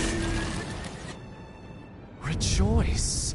You shall soon surpass the common clay of this world. You shall cross into the realm of the extraordinary. Once, you believed you could control your fate by killing power. Slow, weak, powerless, mortal. Then, your paltry arrogance was smashed by power beyond reason.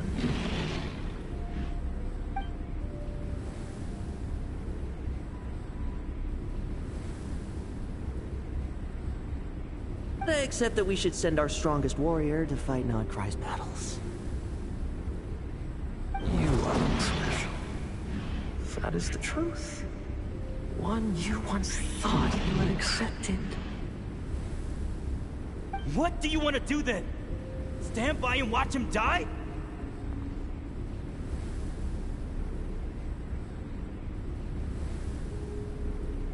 Yet you will not suffer a mundane death to befall you.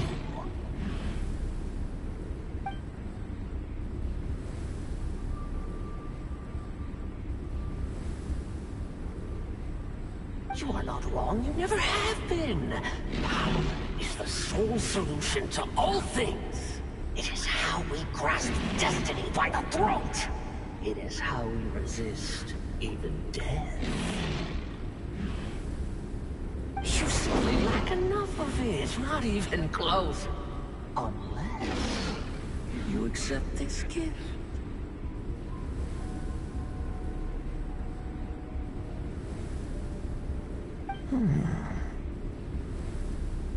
Paladins are neither good nor evil. Have you not always believed so? Calling up abysmal power, seeking aid from a coven of witches, leaning on to find favor. Is there any difference? Are mortals unworthy of power? Now then, accept my strength, my guidance.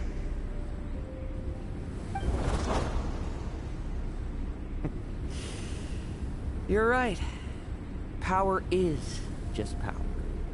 It's humanity's arrogance and stupidity that invite destruction.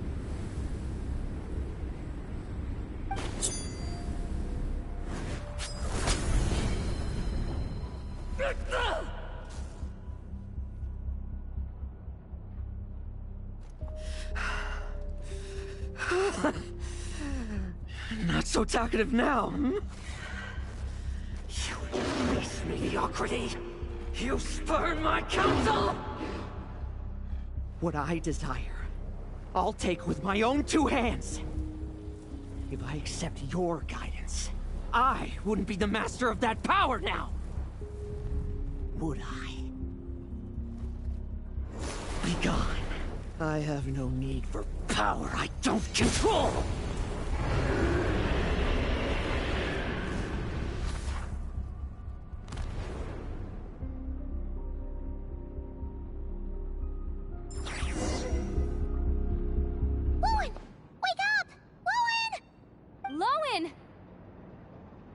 Are you trying to burst my eardrums? I was just taking a quick nap. That fight took a lot out of me, you know.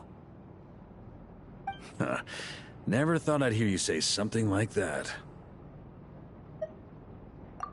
I didn't inject myself with it. Just used it to attract the monsters. Can't exactly deal with out-of-control monsters when I'm going berserk myself, can I? Plus, Wouldn't want you finishing off Ursa just to turn around and have to deal with me. There's still a little in my system from previous experiments, though. That stuff gives you a real headache. Ursa's flesh has been destroyed. There shouldn't be any further risk of activation. I see. Totally obliterated, huh? What about Adorno and Theodore? A reinforcement showed up. I had the Knights escort them back. As for Theodore's punishment, and yours, I'll look into it later. Stay with him until the very end, you hear? Thank you, Grandmaster.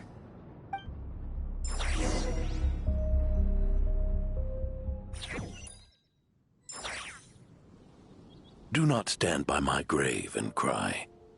My life I gave to wipe tears dry.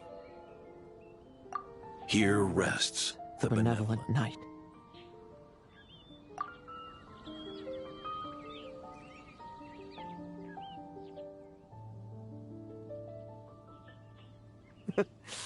This epitaph suits you, old man.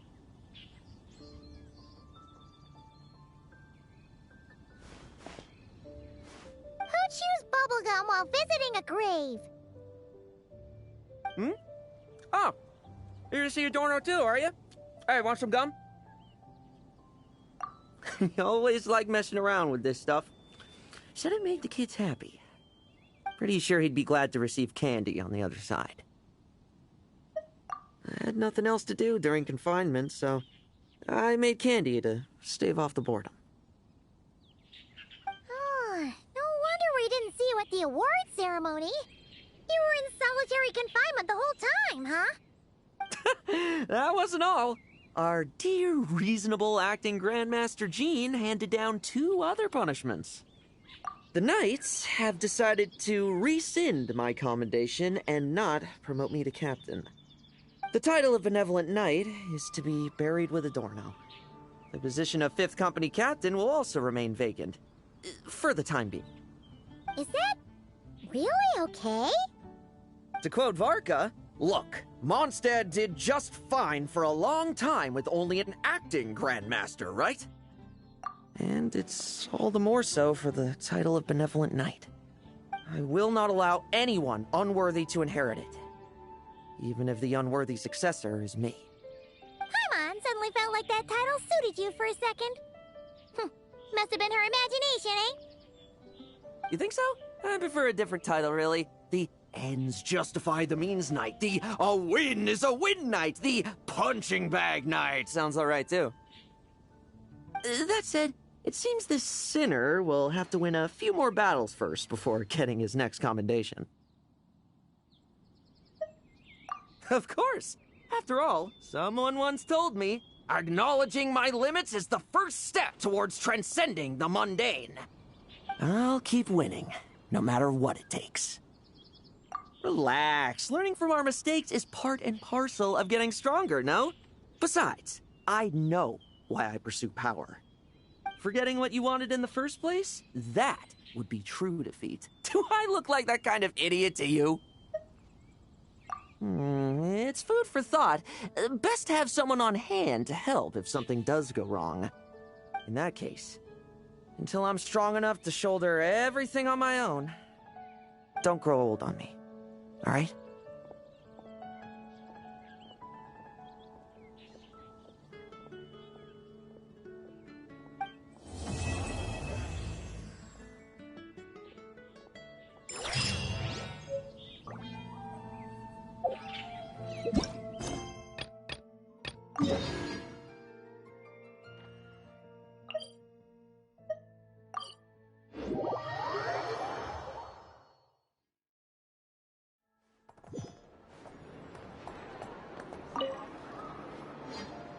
Traveler, Paimon. It's been a while. As it happens, there is a letter here for you. One moment. Here. A letter? From who? Dear Diary, I'm Kale. I work as a trainee forest ranger under my master, Tainari. I'm also studying at the academia.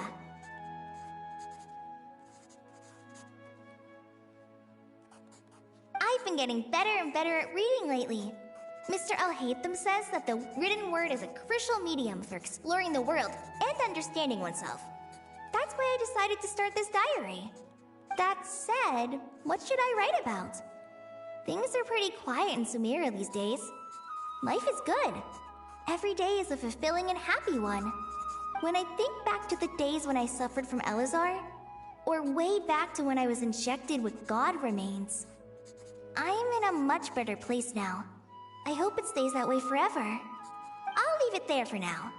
Master said he'll take me shopping in Sumeru City today, which is great, because I've been meaning to visit the toy seller at the Grand Bazaar for a while now. Kale, time to go. Yes, Master! Huh?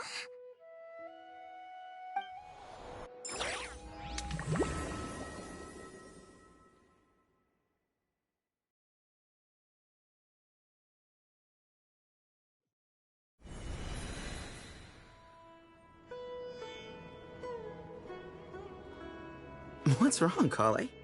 Is there something on my face? No, sorry. I didn't mean to stare. Did Master Tainari send you to pick me up? Master Tainari? What are you talking about? Tainari is the General Mahamatra. He's probably busy arresting criminals in Sumeru City. I mean, if that's what floats your boat, I can introduce you, but...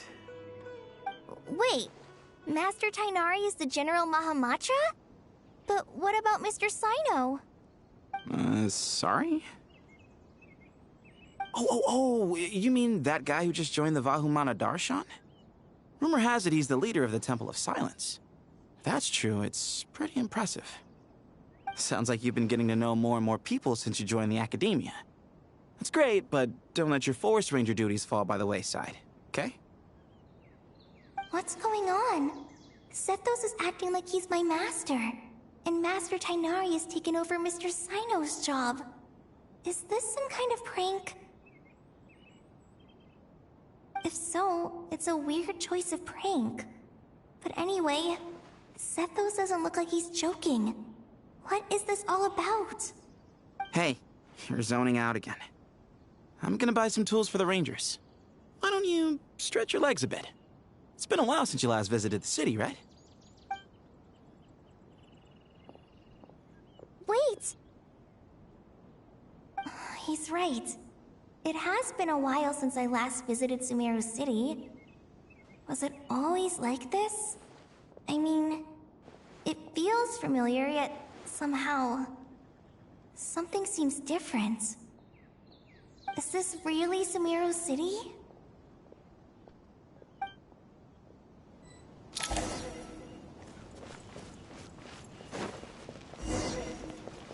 Hey, did you see who just walked by?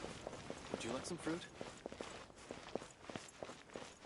It takes courage to maintain a peaceful life, money to too. buy that custom-made axe with floral carvings from the blacksmith? How will I ever save enough money to buy that to use as a weapon, of course? As Hussein's secretary, I must ensure his safety. Don't underestimate me just because I'm a homemaker. I used to be a mercenary in the Corps of 30. Peace is precious, but you must always be prepared for the worst.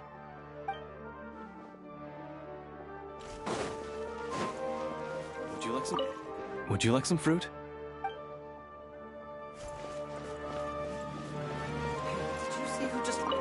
Hey, did you see who just walked by? I think she's that famous merc. Yeah, it's gotta be her. That red hair gives her away. The Flame Mane. They say she can take down a dozen tough guys with just one hand.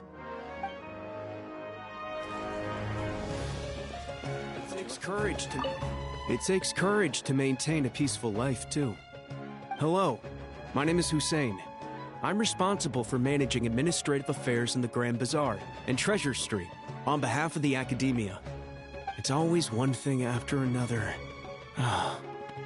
If only everyone was as good-natured as the great merchant Kaveh Bey. How will I ever save enough money?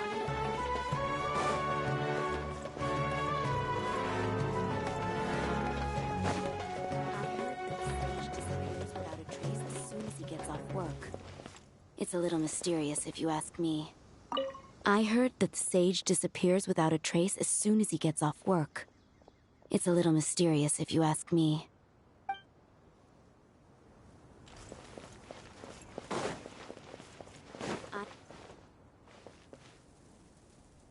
Lord Kave Bay, did you get a chance to review this month's accounts? Any feedback? You mean the version you sent over a few days ago? Yeah, I took a look when I received it. I was thinking that maybe our profit margin is a little excessive. I visited some of our commercial partners last month. Their earnings are very slim. Are you suggesting that we give up some of our profits for them? Well, since we have more than we need, yes. Making money for its own sake is pointless. Don't worry, I've already planned for it, and the numbers look fine. We can adjust the rates starting from next month. Also, about that designer you hired, I've had to revise his proposal 3 times now, but he just doesn't seem to... Let's cut our losses. Pay him his fee and send him on his way. I'd like you to get Layla on this instead. She was Cyrus's student, and she designed the Palace of Alcazarzare. Seems like a much safer choice. Who's sneaking around over there?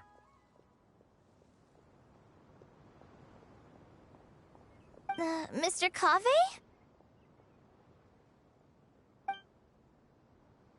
Do you recognize this person, sir? Yes, it's all right. We've met.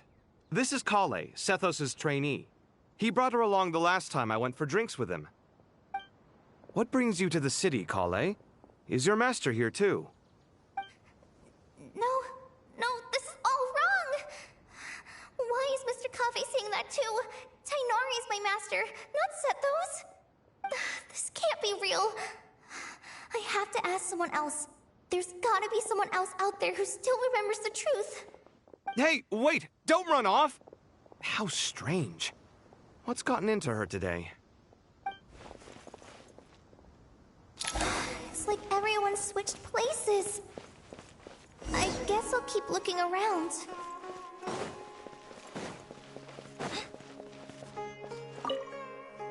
The Grand Sage always used to disappear the moment he got off work, but recently, for whatever reason, he's been seen sifting through records in the House of Dana late into the night. We asked him if there was anything unusual going on, but he answered us with a question of his own.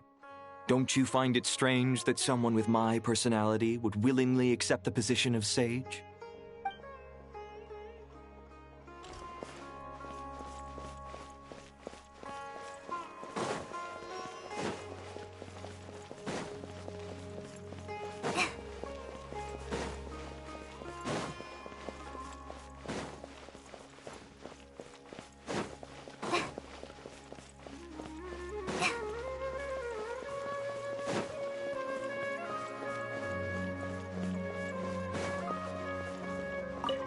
Hey, bud, can I ask you a favor?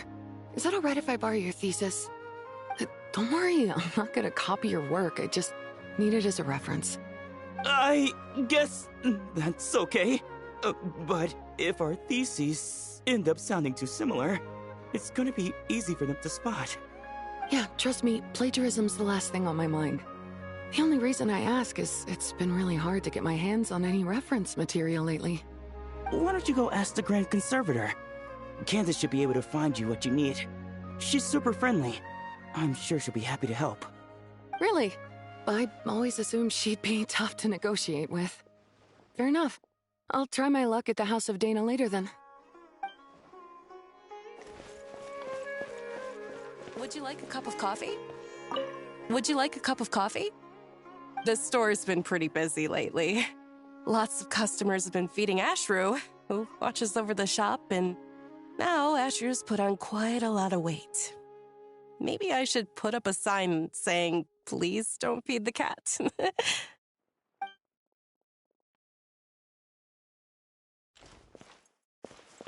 Would you like a cup of... Students are under so much pressure these days. Sometimes. Students are under so much pressure these days. Sometimes I just want to write their papers for them. Peculiar papers come to me for review every day. I really wish they were able to relax once in a while and not be constantly plagued by academic conundrums. It doesn't do a person any good to spend too long down the rabbit hole. Lots of visitors today, I see. Welcome all. It's been a while. Hey, Rahman. You know that guy who sells face powder on Treasure Street? I haven't seen him around in a while. Any idea what happened to him? Oh, you mean a Hongar? Yeah, he got into a brawl with Shavirme on Treasure Street. He's been banned from setting up shop there for now. Seriously? Oh, well, that's a shame. I was planning to pick out some makeup for you. Oh, don't worry about it. The legendary Flame Mane discussing makeup with the Zubair Theater star dancer. Now there's something you don't see every day. Flame Mane? You know, I'm not actually sure when people started calling me that. Maybe the other Eremites thought I needed a fiercer title to scare people off? To be completely honest, I think the title would fit you better than me, Dia. You think? Can't say I've never imagined myself as a merc. If I ever give up the dancing, maybe I'll head to the desert and give the Eremite life a try. You would? Is that so strange? Oh, not at all. In fact, I've actually had similar thoughts before. If I ever get tired of sleeping out in the wild, I think I might go look for a job at the Zubair Theater. I've adored the dance of Sub-Zeros ever since the first time I saw you perform it. If the chance ever came up, I'd love to try it out on stage for myself. Really? If our manager Sataria heard you say that, she'd hold you to it. Probably grab you by the sleeve and never let you go again. Hey, when that day comes, I'll do your makeup myself. How's that sound? Sure. If the day comes, I'd be honored.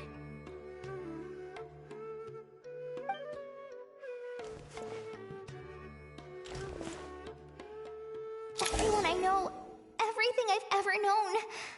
Suddenly it's all a jumbled mess. The question is, who's right? Them or me? Oh, my head feels so heavy. I can't think straight. Hi, Mr. Sino. What are you thinking about? There's a chapter in King of Invocations where the spirit of someone who died long ago possesses a living man's body. To the outside world, it looks like he's developed a whole new personality. I was just thinking how terrifying that would be for his friends. Imagine waking up one day to find that a friend of yours has suddenly become a different person. Huh? So what got you thinking about that? I don't know, but something feels off. Everything looks fine on the surface, but can human perception really be trusted?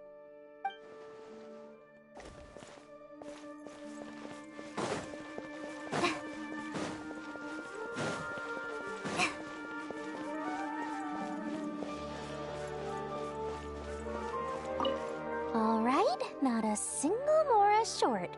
That covers you for this month's rent. What a relief. I was worried the design fees I received this month wouldn't be enough. Well, next time, don't fret. Just let me know and I'll give you a few days' grace. We've known each other long enough for that. Anyway, how are you settling in? I couldn't help but notice that you're staying up late quite often. Yeah, I can't explain it. I just feel more inspired at night.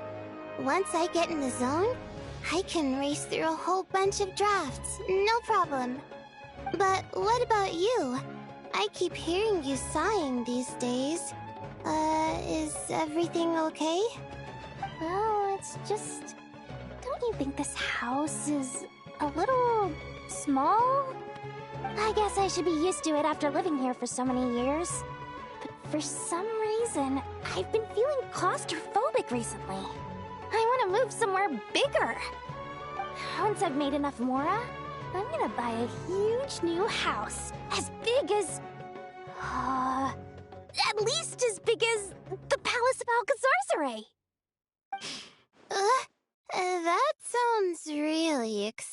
expensive. True. I'll never be able to afford it on a scribe's salary alone. I need to find another way.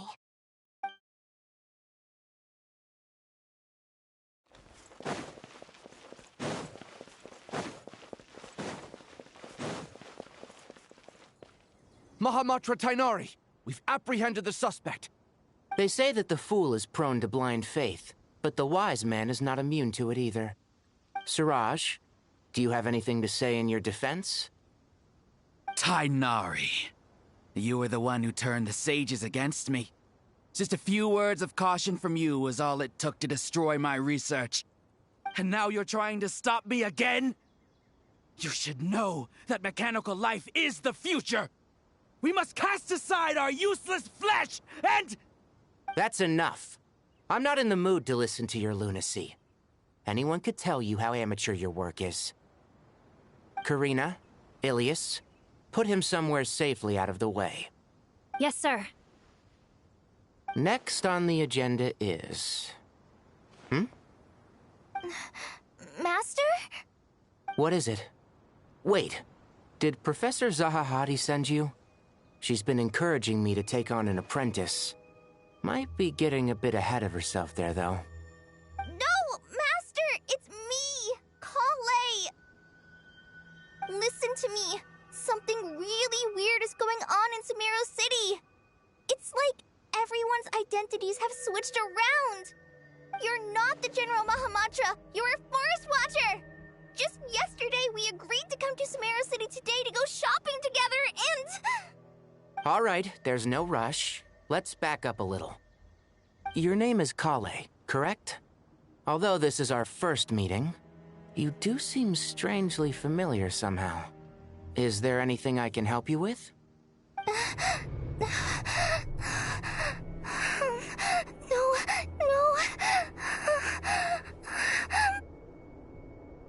Master!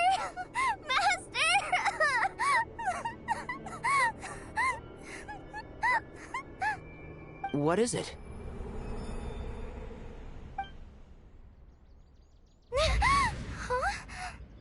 Did you have another nightmare?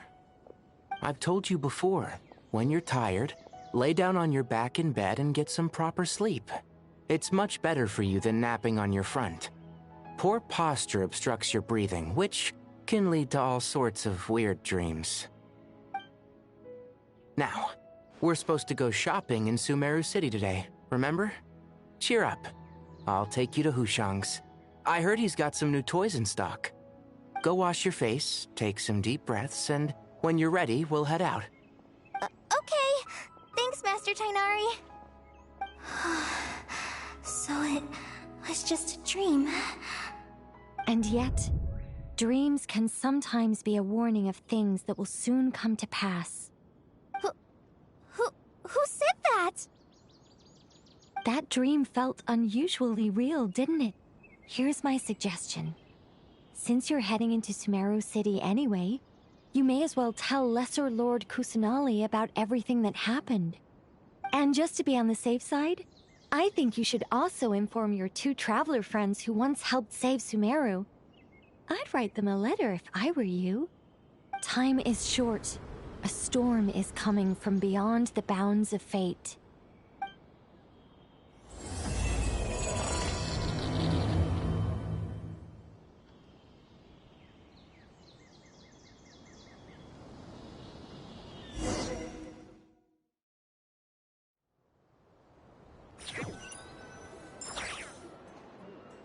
What a strange situation.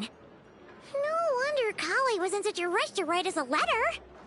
Imagine waking up one day to find that everything around you has changed. You might not even recognize Paimon anymore.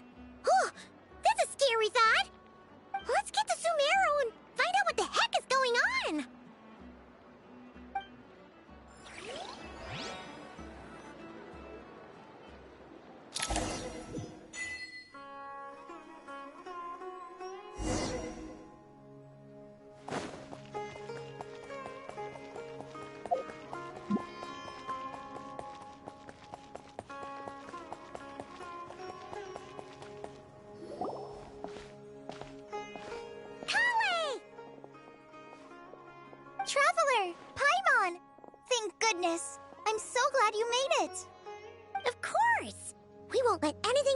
Kale. So, what's going on in Sumeru City?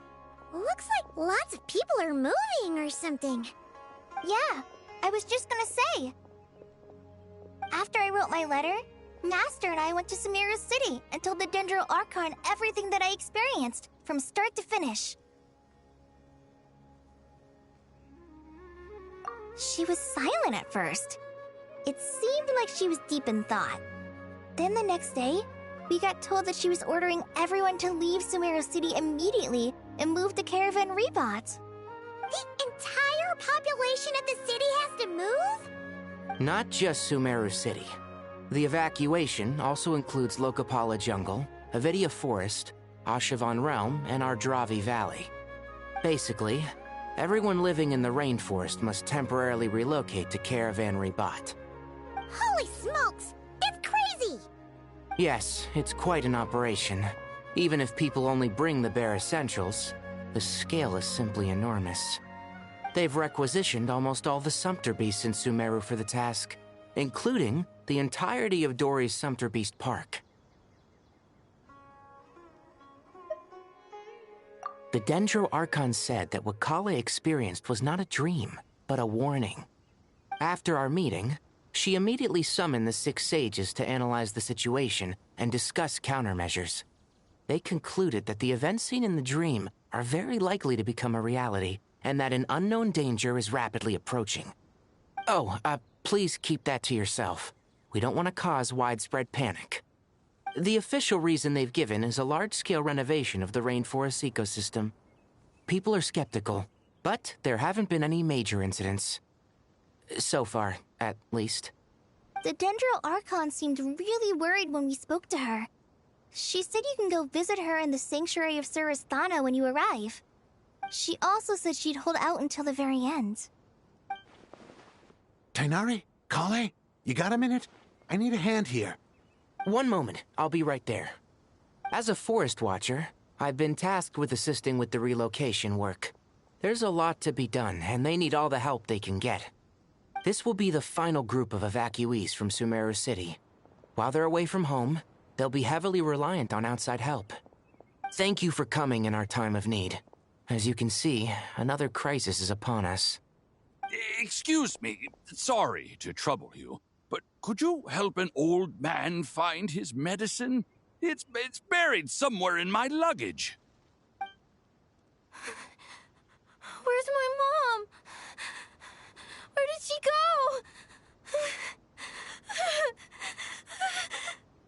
go? Don't worry, it'll be okay. Those items are worth a small fortune. Make sure you store them somewhere safe. You understand? I bet you thought you'd get away with this in the chaos, huh? Guess again. No petty thief gets past me.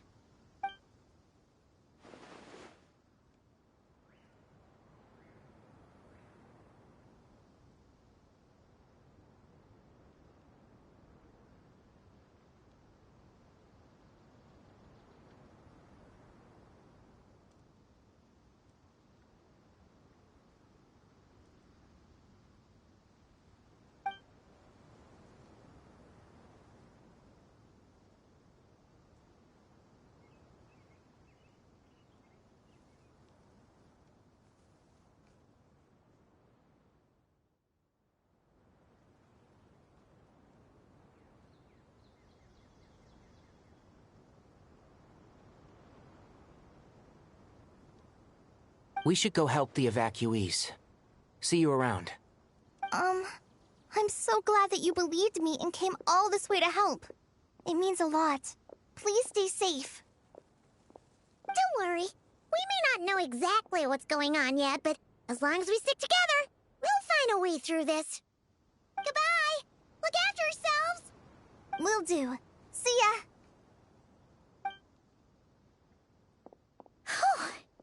Paimon's not sure how she found the words to comfort Kale because, honestly, she's kind of nervous herself.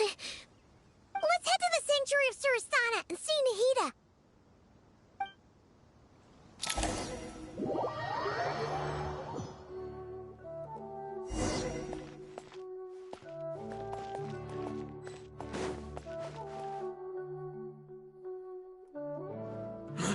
Who goes there? No unauthorized access to this place. By order of Mahamatra Sino. Are you blind?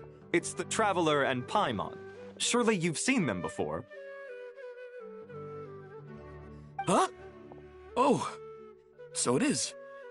I'm sorry, I haven't been sleeping well lately. My nerves are a little frayed. The Dendro Archon is in a very vulnerable state at the moment. Mahamatra Sino is concerned that our enemies might choose this moment to strike, so he's ordered us to strengthen our defenses. Just seeing you two again already puts our minds at ease. Please, enter. I'm sure everyone's expecting you.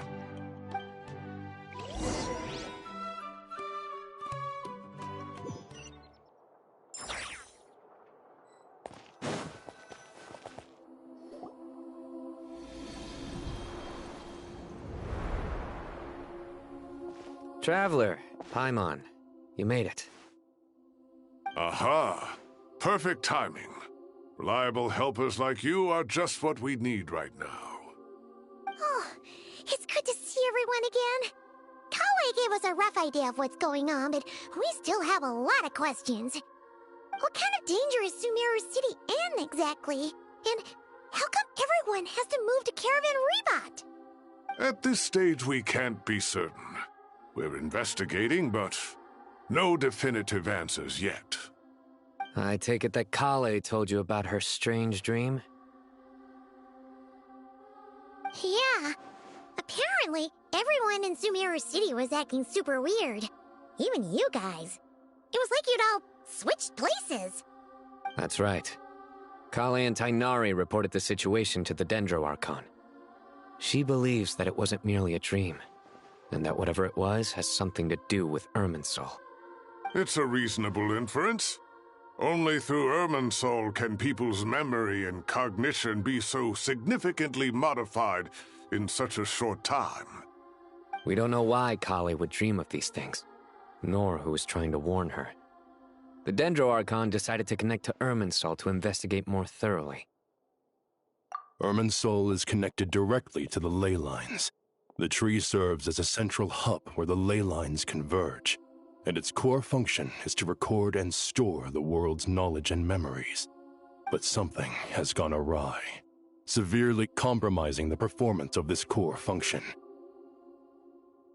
Information is bottlenecking inside Irminsul, hampering the ley line's flow. If this continues, new information will languish unrecorded, with existing records thrown into disarray.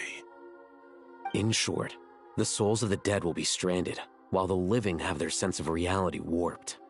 In the long run, Kale's dream could well become a reality. And that's just the beginning. There's no telling what other nightmares could end up coming true.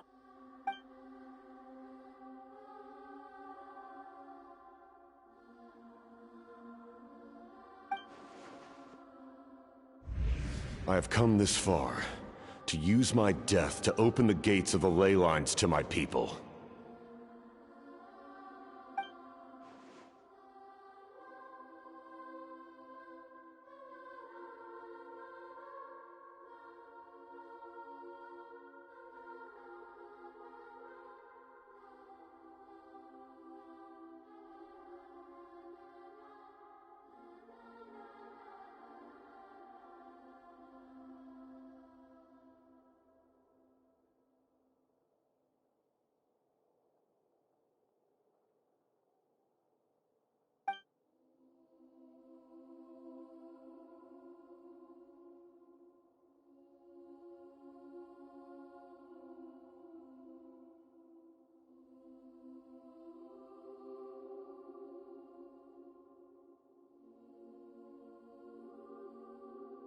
Faced with a growing backlog of information, the Dendro Archon decided to connect herself directly to Irminsul and take over the recording and processing function herself. But it is an almost impossible task. Individual brains aren't equipped to deal with the sheer volume of knowledge and memories involved. All that information flooding in at once would instantly fry any human mind. And for God, Even for a god, the suffering must be unimaginable. The Dendro Archon's power originates from Irminsul. Any issue with the tree itself takes a toll on her to begin with. On top of that, she's subjecting herself to the grueling task of processing all that data. It must be torture for her. And despite all of this, she is somehow finding the strength to investigate the Irminsul situation from within and send us her findings. I finished analyzing the latest data. Looks like our working theory was wrong. There's no signs of Irminsul having been attacked from the outside. So it's internal then? Some sort of disease, perhaps? No. I've spent half my life studying the ley lines. If Irminsul malfunctioned this easily, the world would have met its end long ago.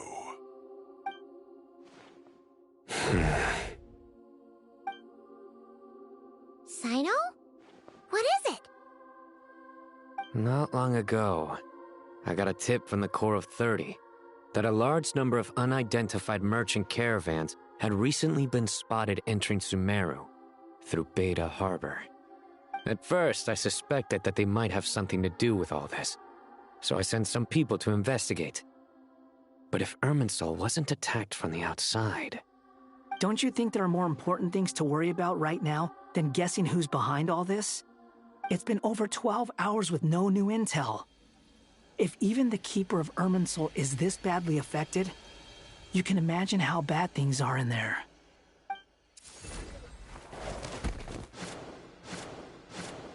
Dendro Archon.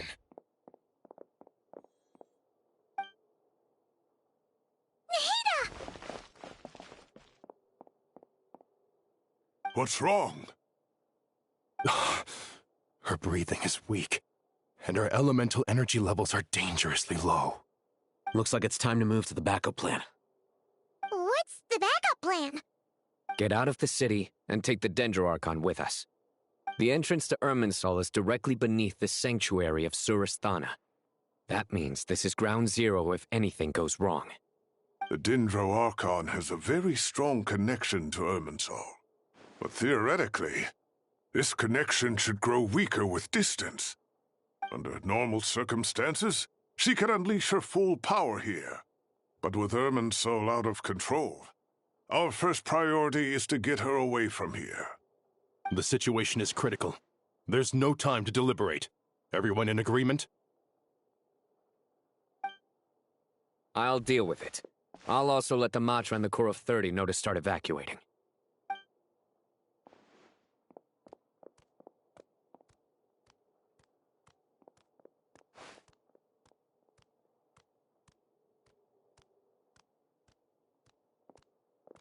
Let's go.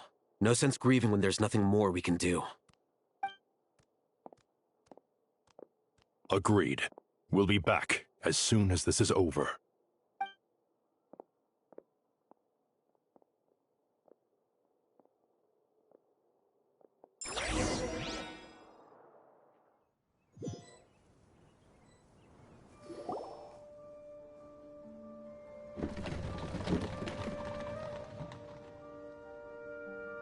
The last group of civilians has been safely evacuated. Dendro Archon's carriage will travel with them. Sino and Hat Guy will protect the convoy.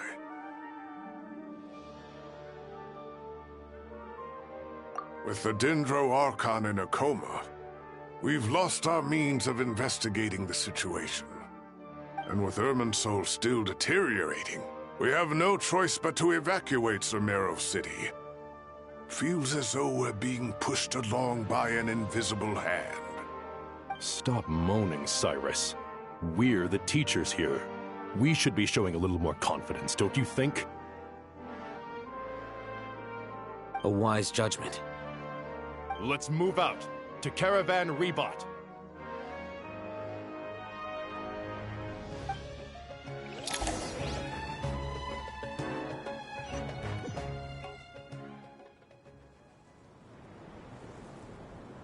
Sir, all units are in position.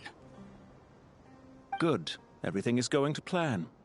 Interfering with Sumeru City is a necessary step, so do not hesitate. The Irminsul situation will not harm you. We need to speed things up here, too. We don't want to keep our client waiting, do we?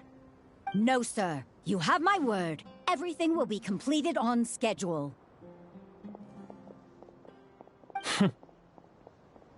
They say that fervent ambition attracts the favor of the gods, and with it, a vision.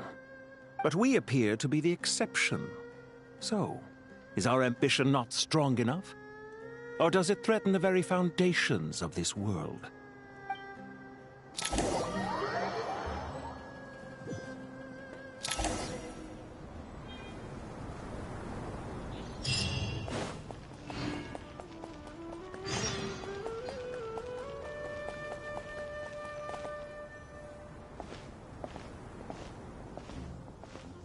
How is the Dendro-Archon?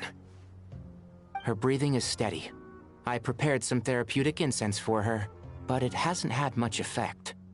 Her vitals are still very weak. Based on the information you've provided, I have a working hypothesis. Her condition is partly due to Irminsul's influence, and partly due to a physiological imbalance caused by the rapid depletion of her power. Elemental energy usually flows through the body at a relatively constant rate. The body grows accustomed to this rhythm, so when it's thrown out of balance, physical symptoms will appear. Is this similar to the ley lines? Overloading and withering both directly affect their vitality, potentially causing irreversible damage. Correct. From a biological perspective, if you overexert yourself, you pay the price with your life. The Dendro-Archon is not only drained of power, but her life force is at a critically low level. Is there any way to restore her health? I know the ley lines have strong self-healing abilities. As long as any blockages or pollutions are dealt with, they can quickly regain their vitality. But what about people? Well, gods. What's their capacity for self-healing? Before we think about that, there's a bigger predicament to resolve. Restoring the Dendro-Archon's power requires us to heal Irminsul first. But that will be extremely difficult without the Dendro-Archon's power. Paimon's already getting lost here.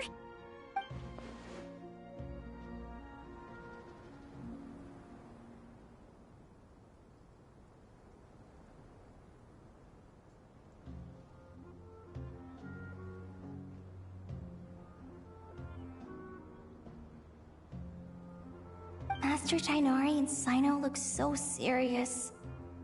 I've not heard Master speak in this tone for a long time. Tighnari.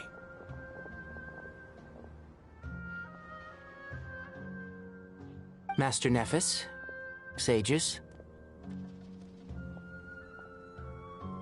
Tighnari, haven't seen you in ages.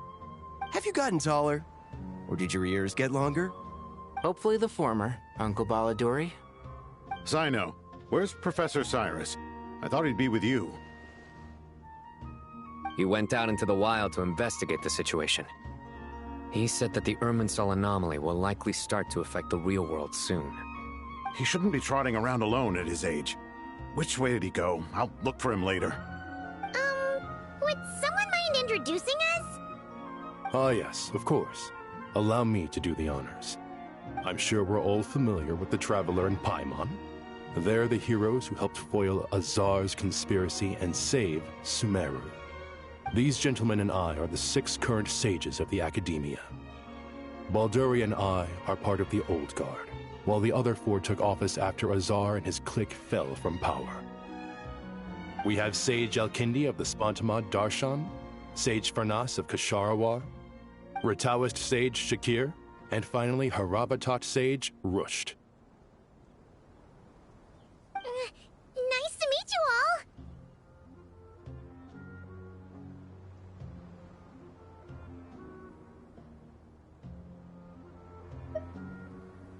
I've heard much about you. Delighted to finally meet you in person. You're younger than I imagined for someone with the power to stand up to fate itself. Thank you for lending your aid to Sumeru once more. Once we're on the other side of this, could we get a photo together? My daughter has a friend named Isak. He's always talking about you two. Of course! No true hero would deny a child their wish. Back to business. So with the Dendro Archon currently in a coma, the people have taken temporary refuge at Caravan Rebot, but they cannot stay here forever. We need to come up with a plan as soon as possible. Fernas, any thoughts? Well, firstly, having reviewed the data, I'm inclined to agree with your assessment. This doesn't look like an attack on Irminsul from the outside. Rather, it resembles a malfunctioning machine. Calculations going haywire and sparks flying. That being said, before we consider how to fix it, we need to understand precisely what has gone wrong. Furthermore, we somehow need to ascertain this without relying on the Dendro Archon's power. We have no direct access to Irminsul. However, we might be able to gather the information we need from the ley lines. Study the branches to learn about the trunk, in other words. Wait, is that what Cyrus is up to? I wonder he ran off to research in the wild. Curse always one step ahead of me, isn't he? I heard that while in the sanctuary of Surasthana, the Dendro Archon had to serve as the central information hub herself. This is a clear sign the situation within Irminsul might be far worse than we can imagine. Irminsul is vital not just to the safety of Sumeru, but to all of Teyvat. We must be the ones to bear responsibility for this world. To be on the safe side, I think we need to consider some backup plans. Are you saying we should consider a scenario in which Irminsul is completely destroyed? I'm merely pointing out that the possibility exists. You have a valid point. But until worst comes to worst, I believe we should focus our efforts on resolving the Irminsul anomaly and helping it recover. Kale, I understand that you were the first to foresee this crisis. If it's all right, I'd like to talk with you about it in more detail. Of course, but even I don't know how I came to have that dream. If there are no signs of external damage, could it be a stress fracture? Metals tend to suffer from this issue with long-term use, and Irminsul has existed for centuries, after all. It's possible, but surely a stress fracture would be more likely to cause a complete shutdown rather than chaos. Sages, General Mahamatra, sorry to interrupt, but something has come up. What happened? Some citizens didn't believe that Sumeru City was really in any danger. They slipped away and hid during the relocation, intending to return home. How many people are we talking? About a dozen. Sakura found them while on patrol, but they appeared to be suffering from psychosis. For whatever reason, they were trying to kill each other. By the time we arrived, there were only 2 survivors. One was unconscious from their injuries. The other tried to attack us, but was subdued. Where did this happen? Near Yasna Monument. That's not far from Caravan Rebot. Master. I know. The Irminsul anomaly is beginning to have effects in the world. I didn't expect it to spread to Yasna Monument so soon. It almost feels like we're being chased relentlessly, with no time to catch our breath. Sir Cyrus said the same thing. He sent me back to report in, while he continues investigating. I'll go join him. Count me in too. Don't let my age fool you, I can still fend for myself. Very well. Meanwhile, the rest of us will continue discussing our next steps. Get back soon. Take care of yourselves. It's getting dangerous out there.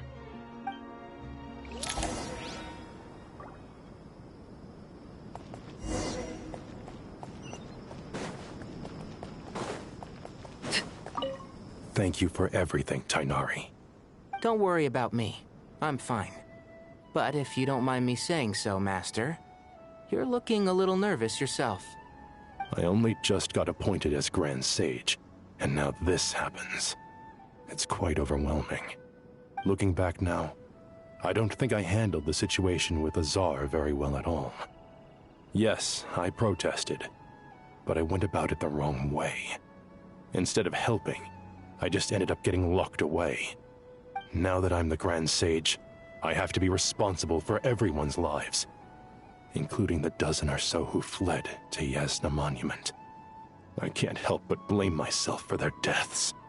It's only natural that you want to do the best job you can, but Master, We both know perfection is impossible. You're right. We may well be heading into the desert before long. Feeling up to it?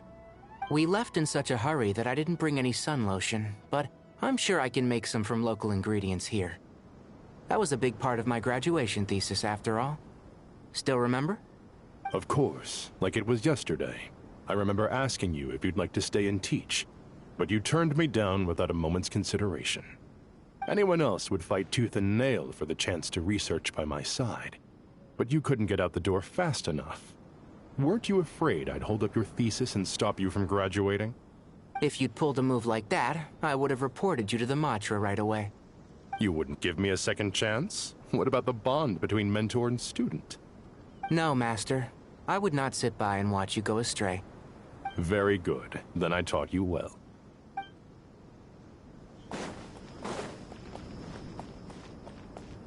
Don't be nervous, Kale.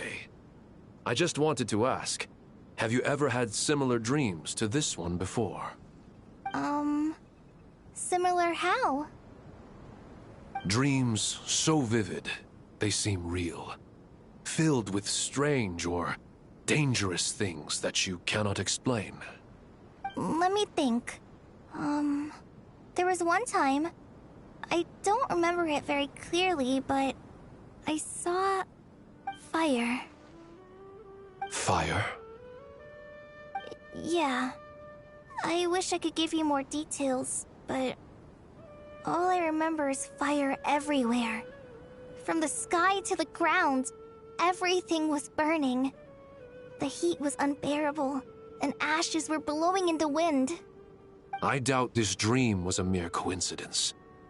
Perhaps it was some kind of prophecy? And yet, you've never studied astrology.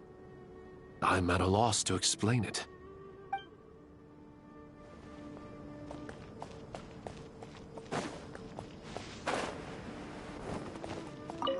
So, can I assume that this period of time away won't count as part of the rental period? Maybe we should deduct it from next month's payment. Sure. Great!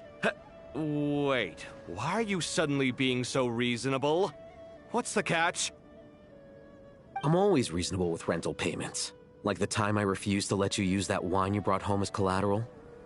That was a perfectly fair request, and you know it!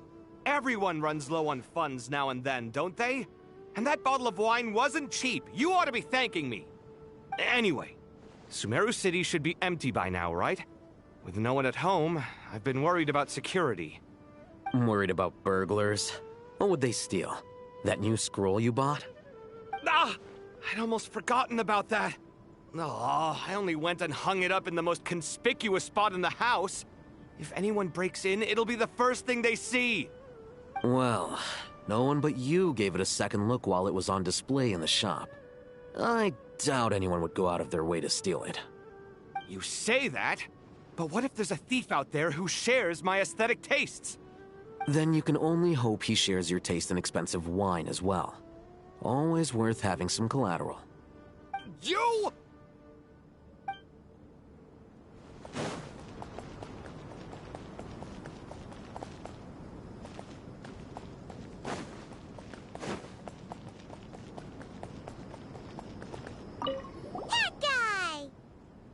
What?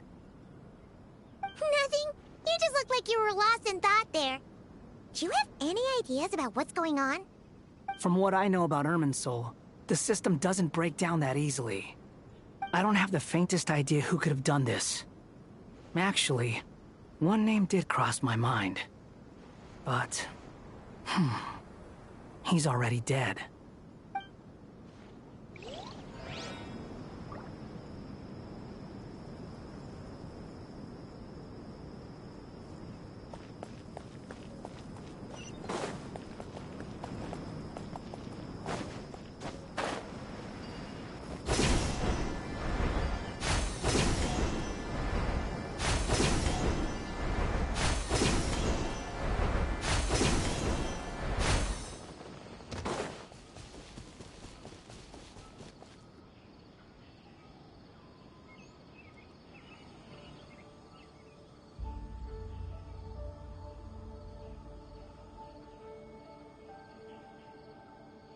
Please, don't go any further. As you get closer to Sumeru City, there's no knowing what dangers you might encounter. So this is our mentally disturbed man? I'm going to gut you all!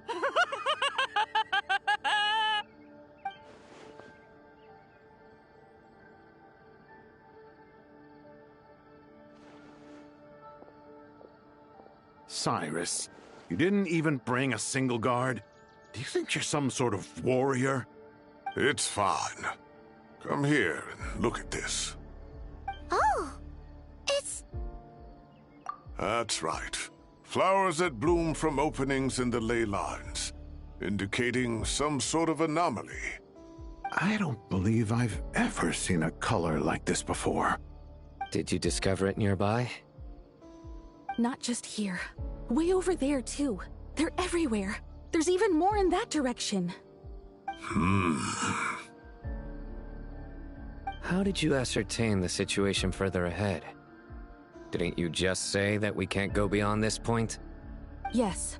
This area is relatively safe so far, but if you continue forward, delusions will start afflicting your mind. However, some vision-bearing mercenaries were able to maintain their sanity a little better. They're the ones who brought back news from further afield.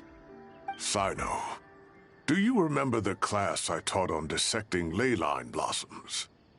I do, Professor. I received full marks in that course. Good. After all these years, it's time to put that knowledge into practice. There must be anomalous information hidden within these blossoms. Alkindi, I'll need your help as well. Been a while since we worked on a project together, hasn't it? Sure has. Well, what are we waiting for? Let's get to work. Anything we can do to help?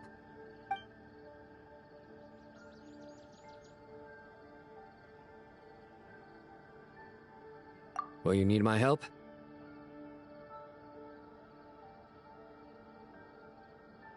All right, well, don't go too far. There's too many unknowns at this stage. Let's regroup at Caravan Rebot later. Don't worry if you don't show up. I'll come and find you.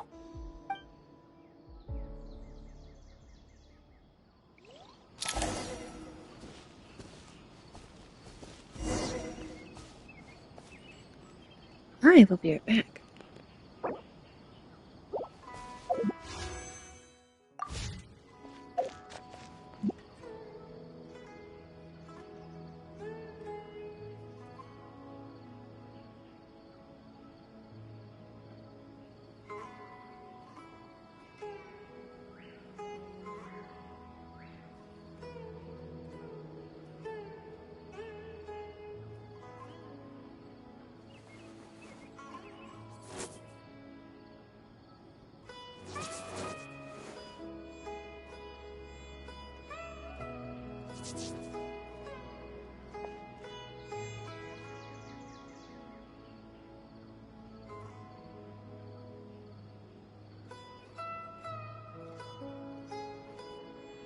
Staring into my eyes is ill-advised.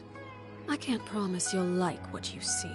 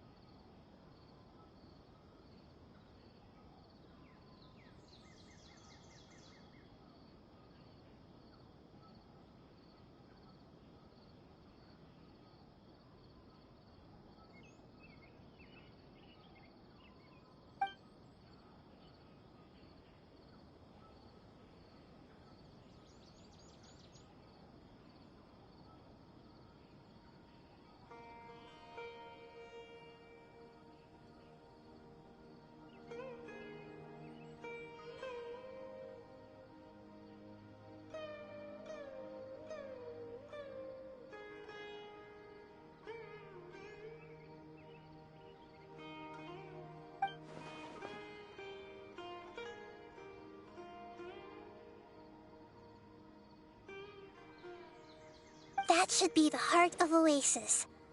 All we need to do is light it with the fire seed, and it'll restore a pep with elemental power. The damage it suffered internally will also slowly begin to heal.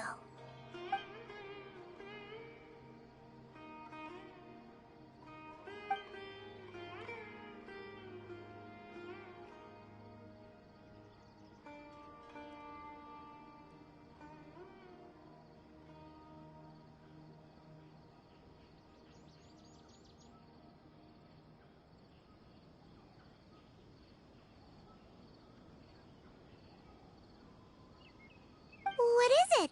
You thought of something? Really? Then let's get back and tell the others!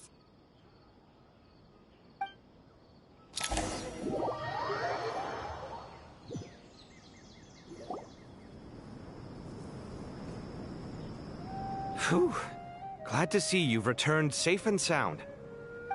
Any longer and we would have gone out looking for you. Well, this is a nice surprise. Paimon sure feels better with everyone we know here. We've made some progress, so let's start by giving you and Paimon a quick update.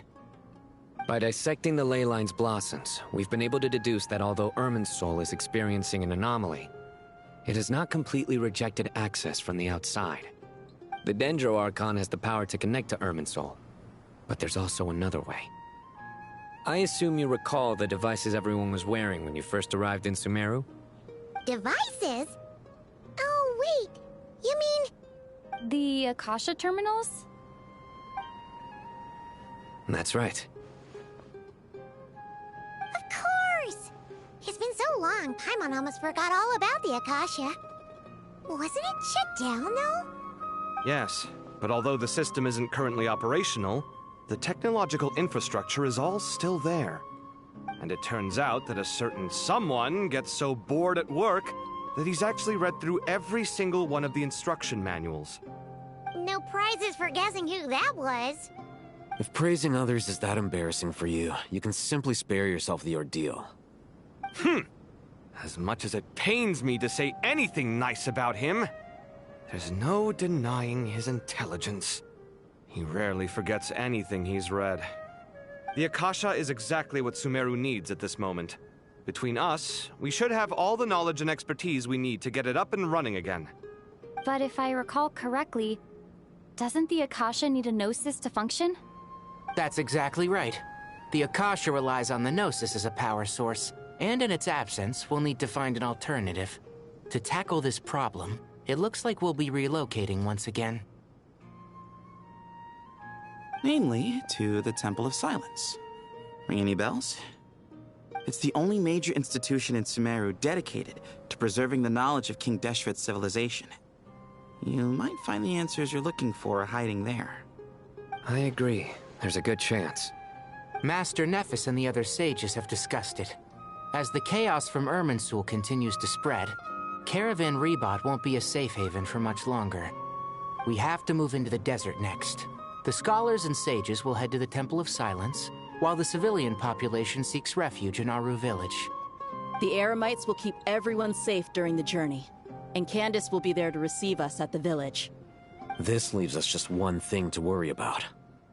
That Dendro Archon. She's very weak. We can't afford to wait until Irminsul is fixed. There has to be another way to help her. Huh. Wow. Luckily, the Traveler had a eureka moment while we were out investigating. Really? Wow. Nice one, Traveler. Let's hear it. What say our Amorta experts? Theoretically, it's feasible. From what you're saying, although elemental life and elemental energy have their differences, the Dendro Archon has explicitly stated that she can imitate the power of the former. In which case, as long as a Pep is willing, she should be able to convert her own power into a form that the Archon can use. It wouldn't be difficult for her at all. The only problem is convincing her to help.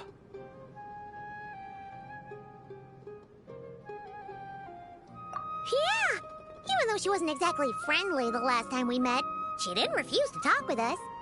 When she realizes the danger that Nahida is in, surely way she won't turn a blind eye to it.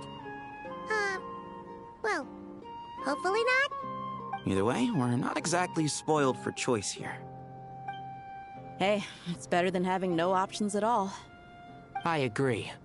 Without Irminsul's aid, the legendary Dendro Dragon Apep may well be the only living thing in Sumeru who can help our Archon recover her power. There's no time to lose. I'll bring this proposal to Master right away. If he and the other sages agree, we'll split into 3 teams. The academics will go to the Temple of Silence to look for a solution to the Akasha problem. The Eremites will escort the civilians safely to Aru Village, and the Traveler and Paimon will take the Dendro Archon to see Apep. There's still a long road ahead, and no knowing if we'll make it. But at least we have a direction now. I'll take it over floundering around in confusion. If there are no objections, then let's proceed. But before we adjourn, I would like to leave you all with some parting words. No matter the distance between us, there will always be an invisible force tying us together. May the bonds forged in the past shine bright like stars and open a new path before our feet. Huh. Is that from King of Invocations? No. This one's from King of Invocations, the sequel. What's the difference? The sequel's much cooler. Couldn't agree more. Well, it was very apropos. Once this is all over, I'll give everyone a copy of King of Invocations and the sequel to show my gratitude. Come on, let's get moving.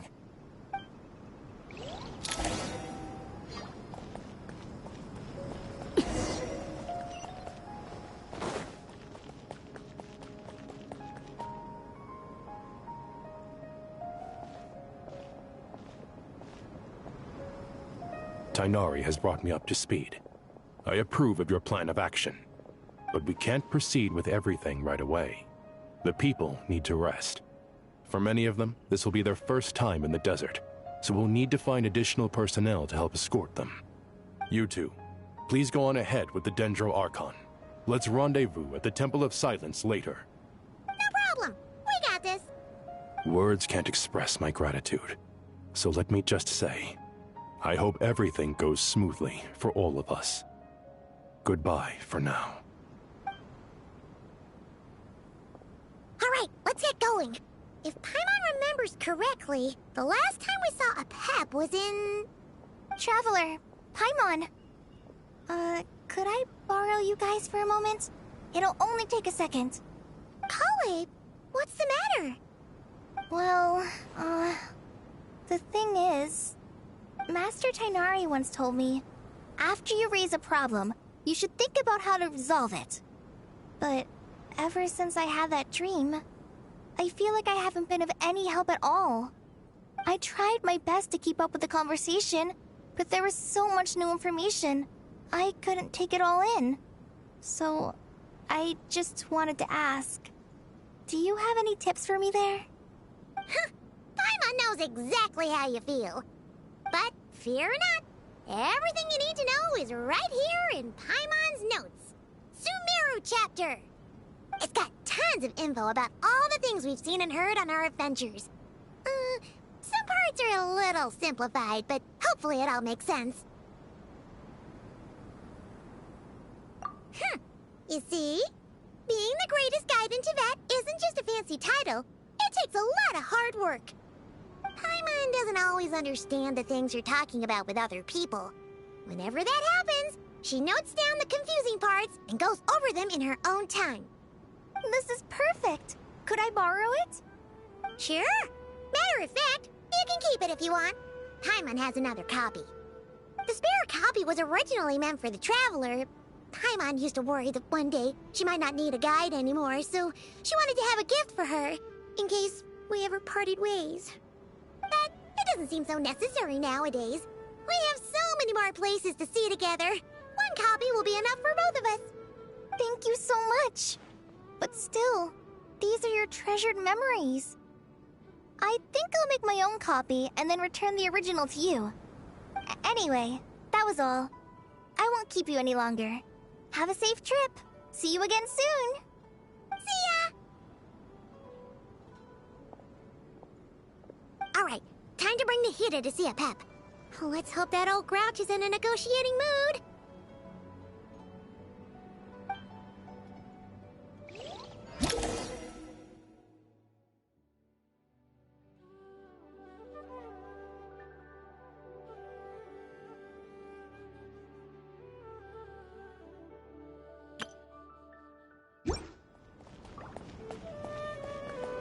Actually, never mind. In a Pep size, Nervalet's probably one of those dragons who's grown too close to humankind. They might end up fighting for all we know.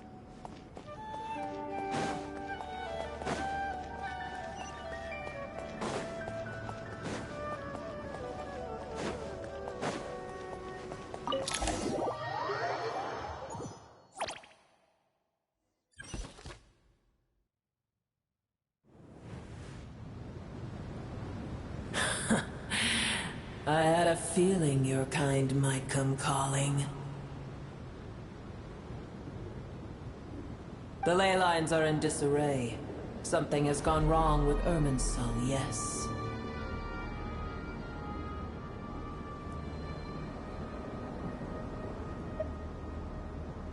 Even from a great distance away, I can sense that Sumeru is headed for destruction. You who took our home from us, prepare to watch as your own world is plunged into oblivion. Oh, how the cycle of history comes to a poetic conclusion.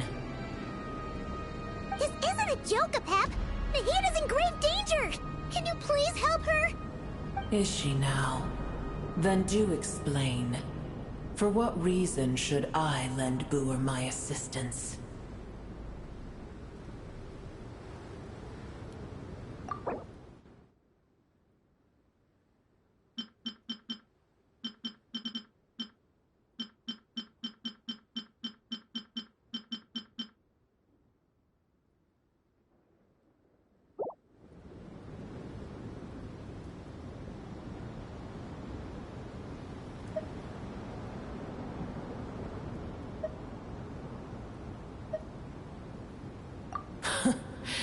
The Age of the Dragons ended long ago, and the world that replaced it is under the dominion of the Heavenly Principles.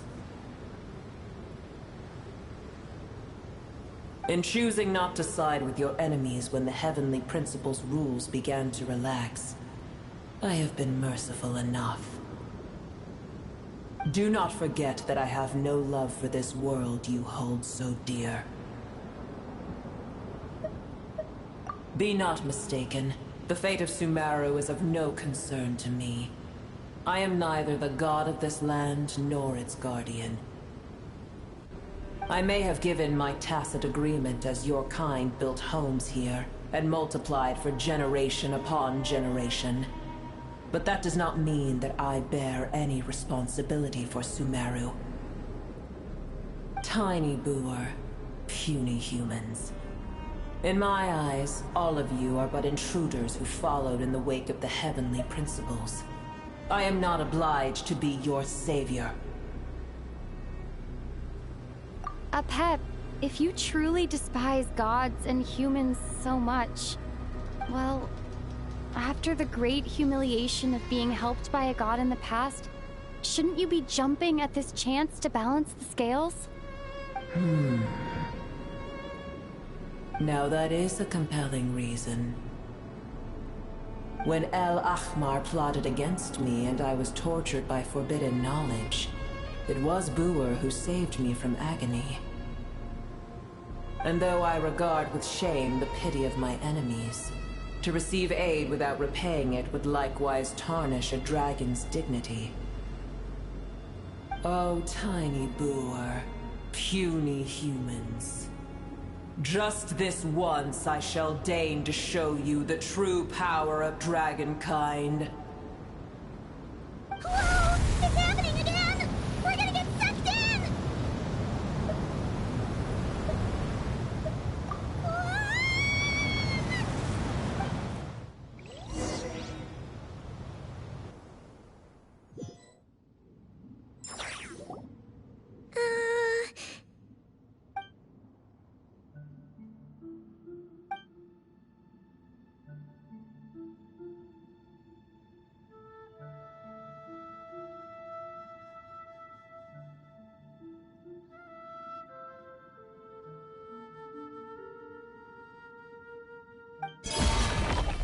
It is done. The heart of Oasis is supplying her with life force as we speak. It shall not be long before she recovers.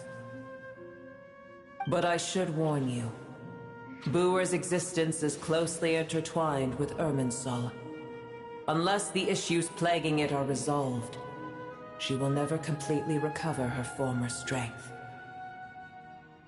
Oh, thank you.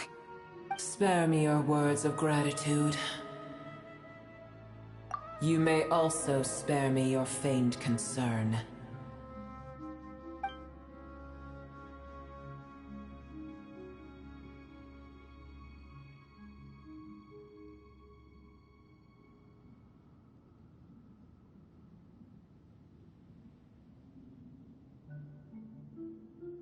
A dragon's sovereign's power is far greater than you can imagine.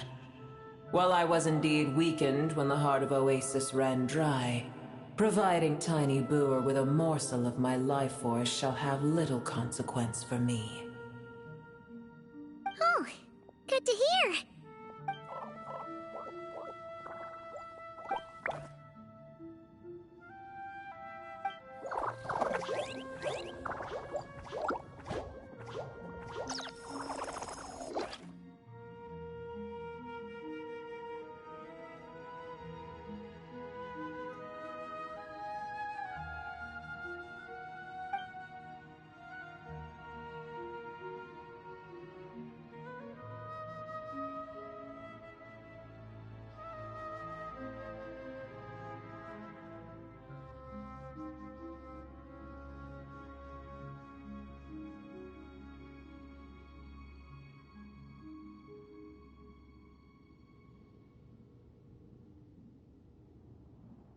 Ever held in high favor, I see. Oh, well, you know. The compliment was sincere. Simply accept it.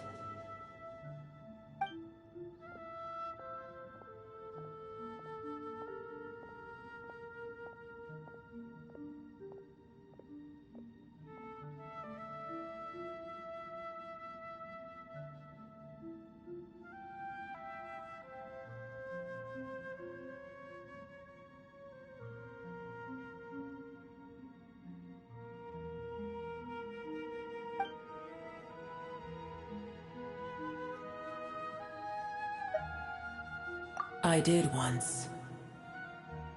That tree was not planted by the heavenly principles. Irminsul existed before they ever arrived in Tevat. What?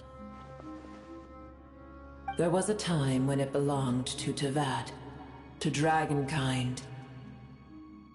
Its appearance and function then differed greatly from today. The ley lines flowed with an abundance of a familiar, primitive form of elemental energy. You may know it as the power of the Light Realm. The heavenly principles usurped and refashioned Irminsul, made it serve humanity, and used it to anchor the fate of the world. Yet in the end, humanity has failed to protect it. Heavenly principles, God of gods. It makes me sick. The enmity between your kind and mine can never be bridged. As things stand today, holding a grudge against you would serve no purpose. But there will come a day when we reclaim this world for ourselves. The opportunity will arise no matter how long we must wait. I can already sense that far away from here, the Hydro Dragon has wrested his authority from the hands of the usurpers. Though we have yet to meet, I know that we are both preparing for our revenge day and night. Uh-huh.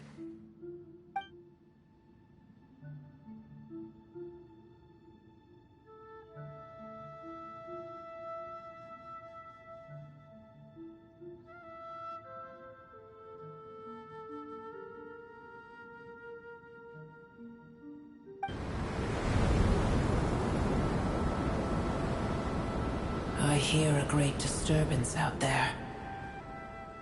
Huh? Sandstorms come. The Jinn. I see. Another calamity approaches. You both seem restless.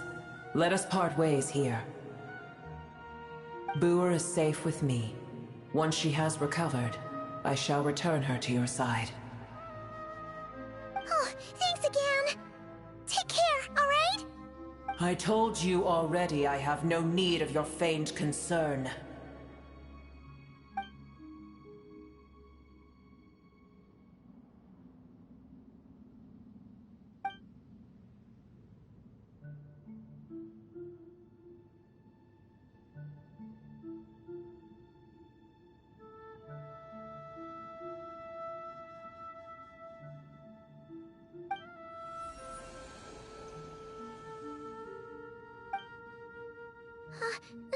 Nahida?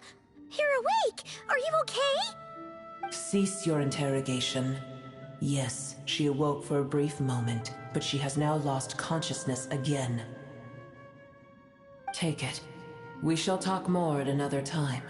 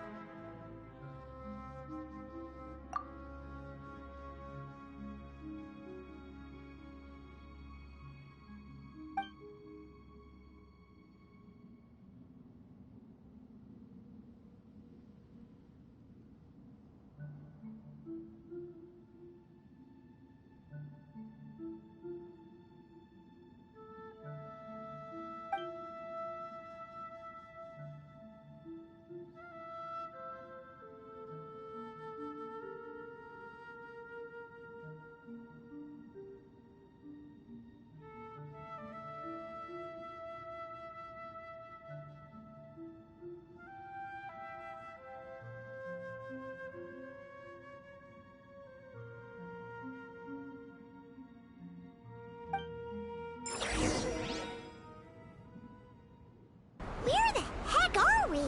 Could you just dump us in the middle of nowhere? Wait. No. Paimon remembers now. The Temple of Silence is over that way. Come on, let's go find the others.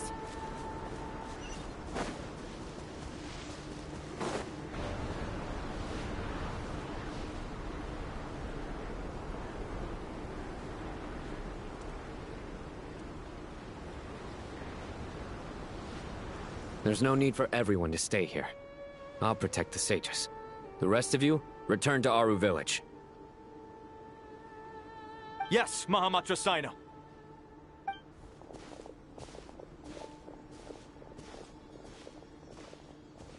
Sino! What's going on? You're back. How is the Dendro Archon?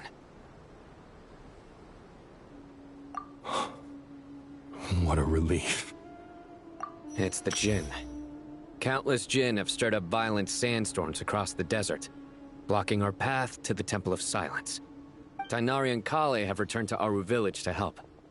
The Jinn are being highly aggressive, so both the village and the merchant caravans require protection. It's just one thing after another. Where did all of them come from anyway? In all my trips to the desert, I've never seen anything like this before. As I see it, the only possible candidate is Gurabad. Gurabad? Baladuri could explain in more detail if he were here. All I know is a rumor I've heard about from previous trips to the desert. Supposedly, a great number of dormant Jinn lie sealed beneath that city.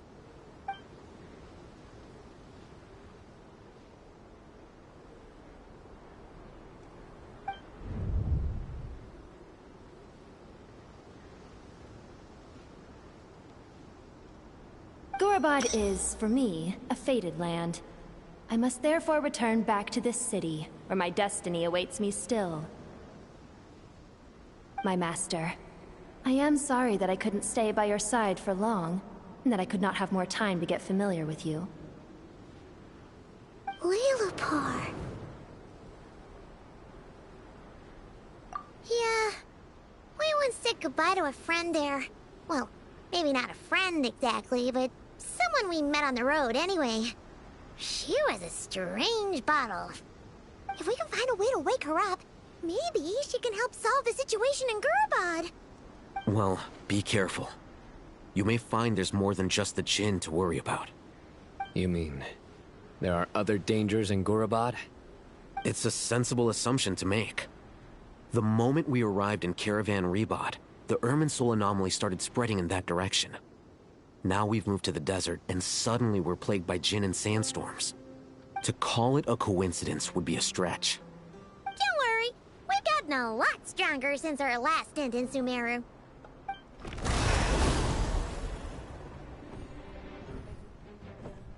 Ah!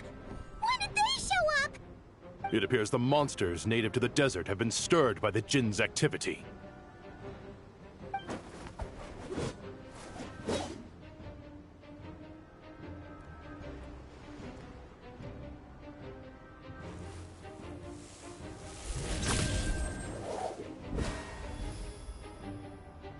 You should get going. We'll take care of things here.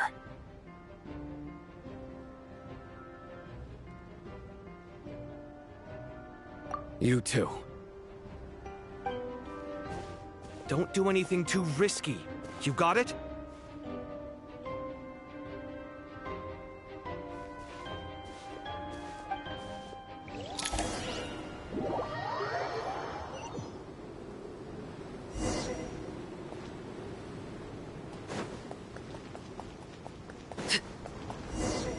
The Jinn are swarming out of Gurabad! Looks like Alhaitha was right! Let's get inside and see what's going on!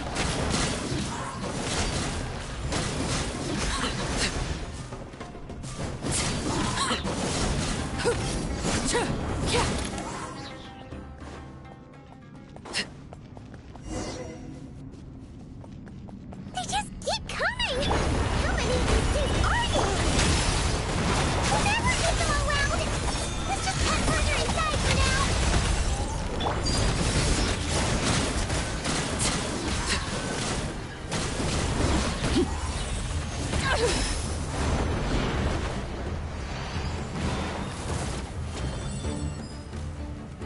Target spotted!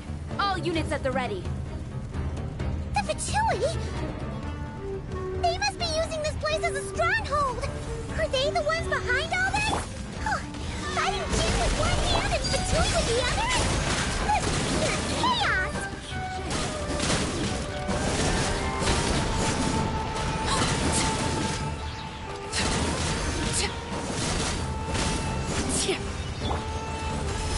Stabilize!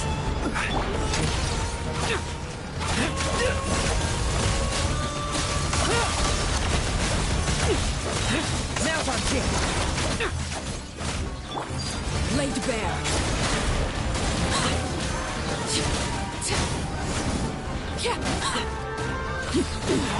Go on! Where to hide? Gather! Trim! I want chance. Bet you weren't ready for this!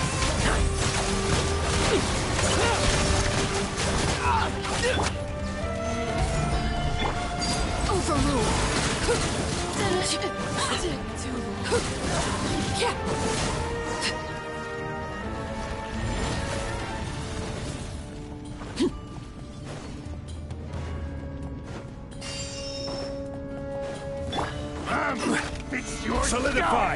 We can understand. Now's our chance. Bet you weren't ready for this. Time for the big one! Put it! Fix it.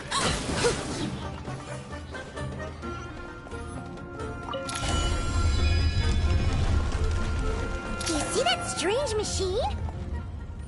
Paimon has a sneaking suspicion that that's the thing wrecking Gurabad and setting all those dangerous Jinn free! The target has reached the core zone. Requesting backup. Repeat, requesting backup. Backup en route. Stop her at all costs.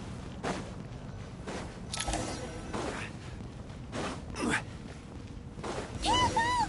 Better hold back this time.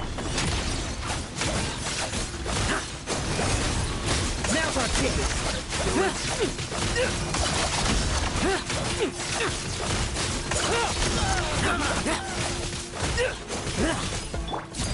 bare.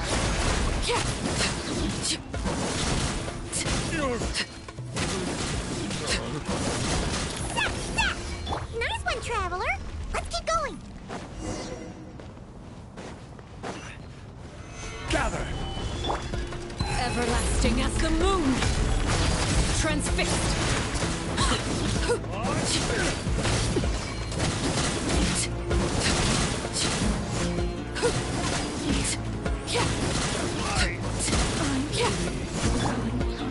Solidify! Leave none standing.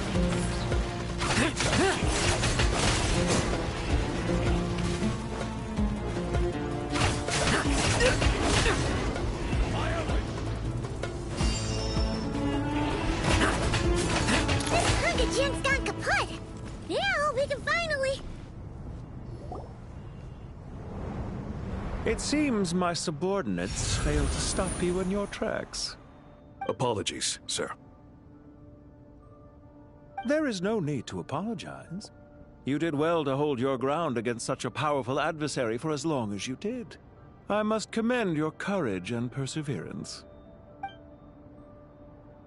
So, you're in charge here, huh?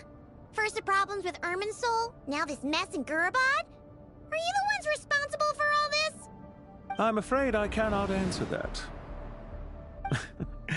I assume you aren't naive enough to expect answers from an enemy.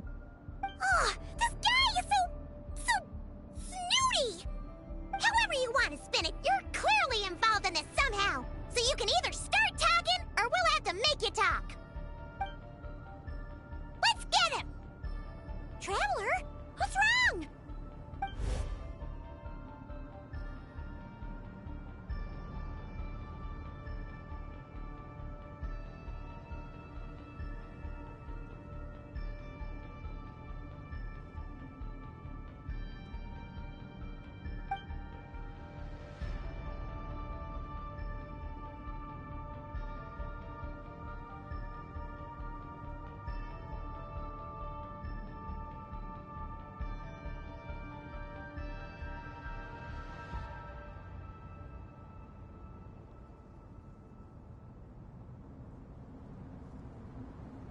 You're remarkably calm.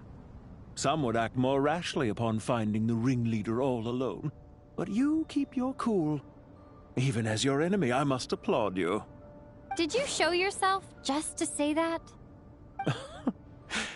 Is this you trying to take back control of the conversation? Unfortunately, I really don't have anything to say to you.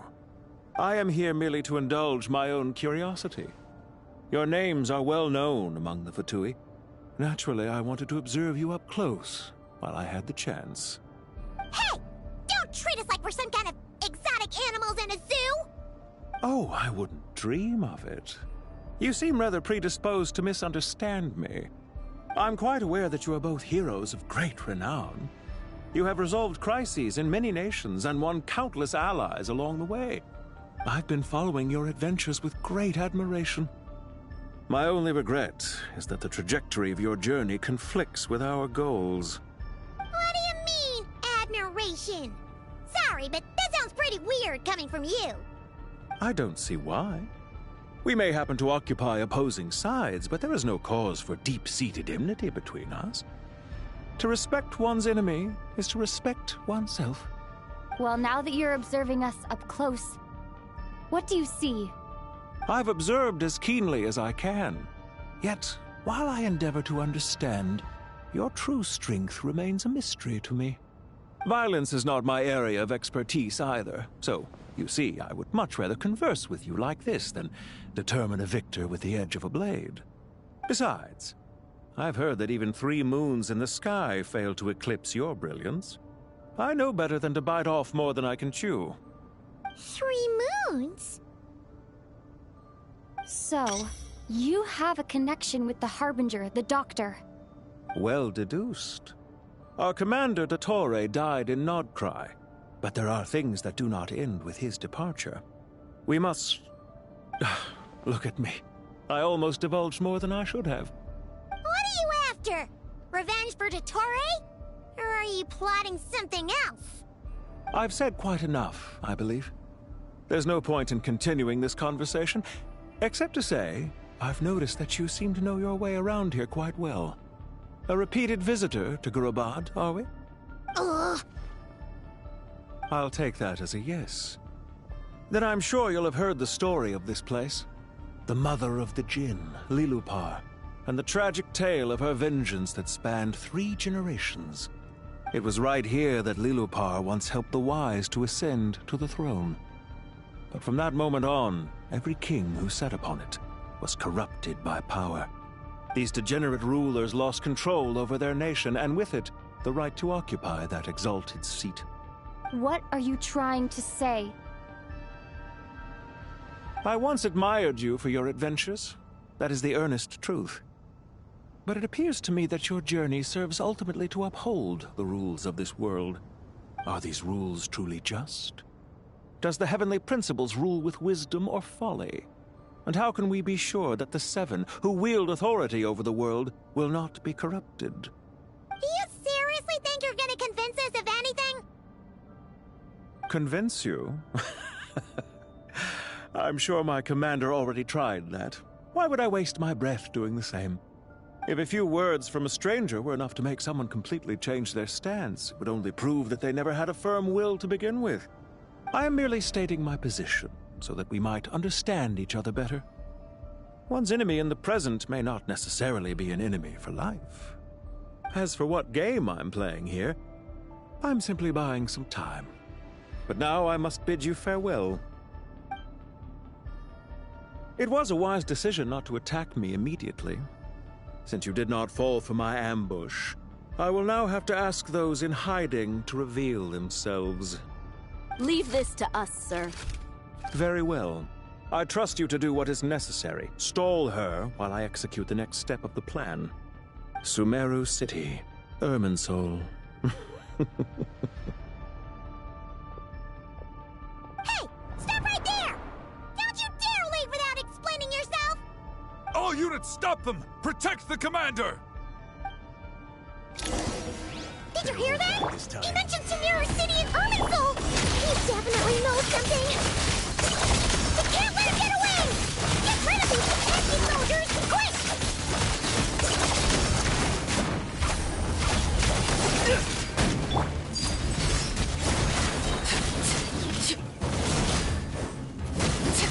Rear guard to the front!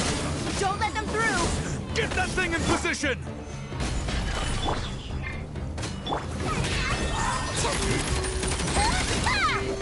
Trim! I will just... Bet you weren't ready for this! No fairy tale ending for you. Laid bare. Hold on! Just a little longer! Solidify! Leave none standing. Now our kick.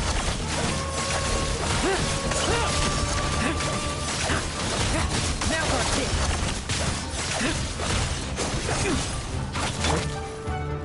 Overruled!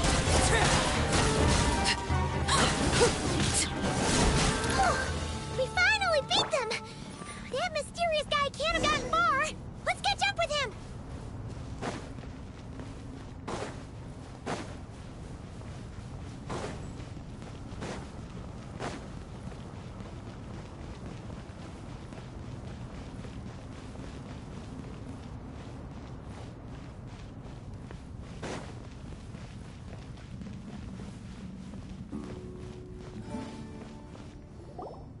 Found him!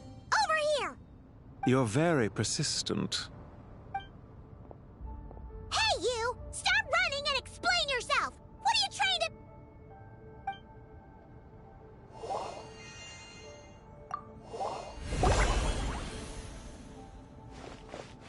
What's this? Relax. A small trap like this won't be enough to hold you. The sandstorms from Gurabad will die down soon enough, but this small window of time was all we needed to launch the next phase of our plan.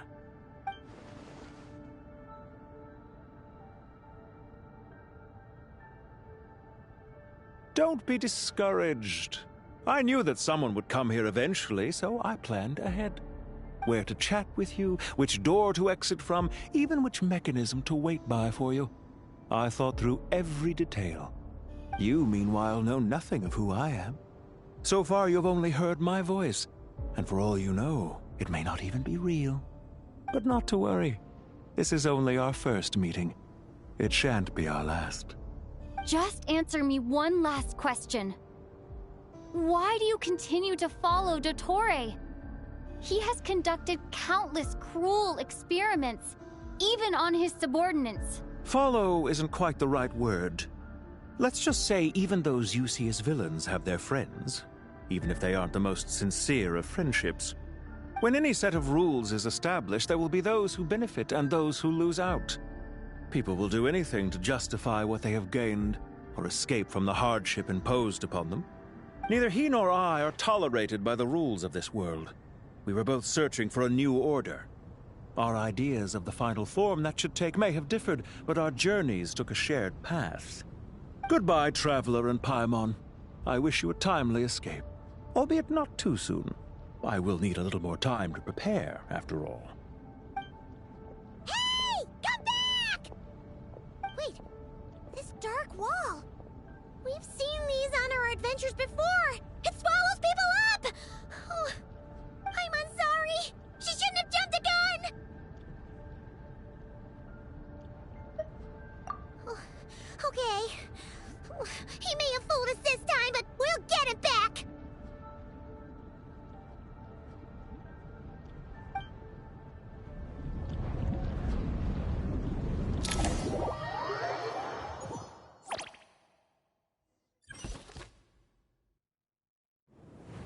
Sino and his team are guarding the north. We'll take this side. There's so many Jinn. We can't let them get into Aru Village. Don't fret. I am well prepared for this situation. Huh. So you have a solution?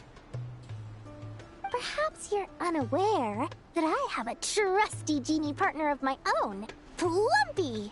If I send her to negotiate with the others, this whole thing will be resolved before you can say Mora. Off you go, Plumpy!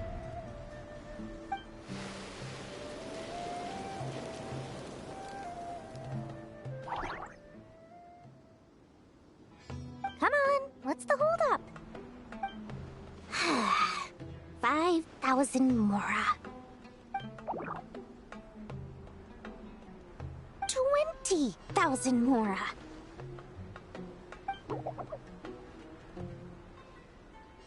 100,000 Mora. Final offer.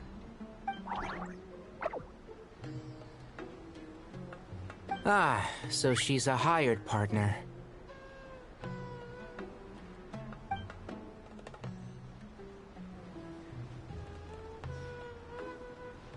Hired partners are reliable too. Plumpy here is a very skilled negotiator. You'll see. Just a few words from her and...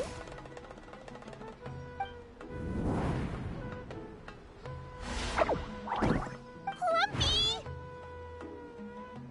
Don't you Jinn have any respect for the rules?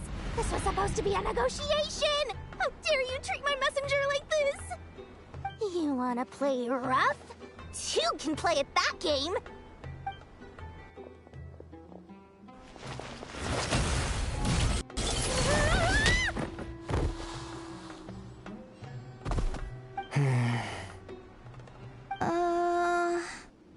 Looks like it's up to us now. Be careful, Kale. Yes, Master.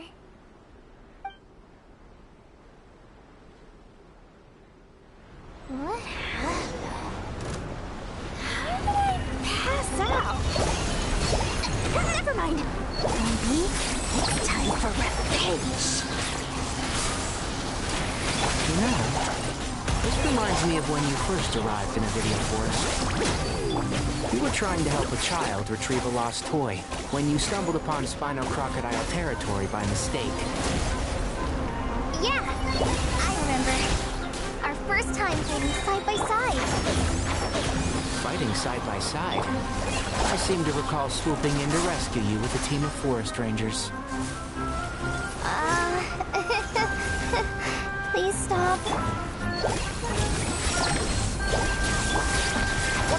And Shroud! I'll uproot you!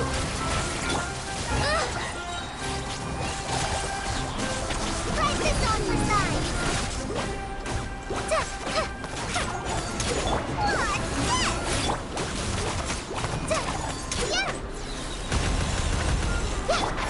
Can't see? Fly! There's too many of them! I can't believe I used 12 rare items in one battle! Ugh. I shudder to think how this is going to affect this month's accounts. The sight of that glaring deficit might be more than my poor heart can take. Tainari, how's the situation on your end? We held the line, though it was a close call. But it looks like they're preparing for another attack. Has something happened? They've breached our defenses in the south. The Jinn are pouring in. We're moving the villagers to the north as we speak. We're hemmed in. This is getting precarious. Our margin for error just got a lot smaller. That's why we wanted to confirm your status. We need to consider our next move carefully. Bad news! Another line of defense has been breached. Kale, go with them and assess the situation. Dory and I will hold the line here. But Master! Even with 3 of us, we barely managed to. This is not a discussion, Kale. Don't worry about us. She clearly still has plenty of tricks left up her sleeve. Wait, you can't pin all your hopes on me? Oh, great. I've almost run out of the things I brought with me, and the rest is back at the caravan. I should be able to hold out for a little longer, but still... Master! Need any help? Huh? What is it, Kale? If things continue like this, it won't be long before Aru village is overrun by Jinn, and the sandstorms are sure to follow in their wake. I do have a plan, but I can't guarantee it will work. I don't care, whoever you are. Please just help us. The only one who can help is you. I am merely here to guide you along the correct path. I am a spirit created at the beginning. I am a flickering illusion. I am the shimmering light that flows from the eyes of the Creator. What do you mean?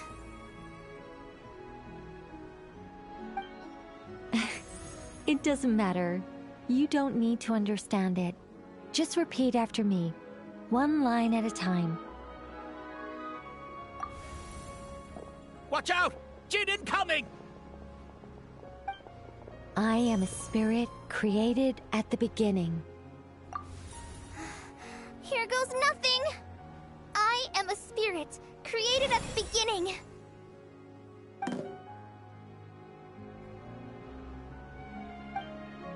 I am a flickering illusion.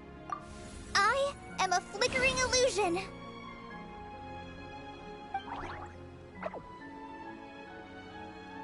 What's wrong, Plumpy? I've never seen you so agitated before. But how do you... Do you know what Kale is reciting? I am the shimmering light that flows from the eyes of the Creator.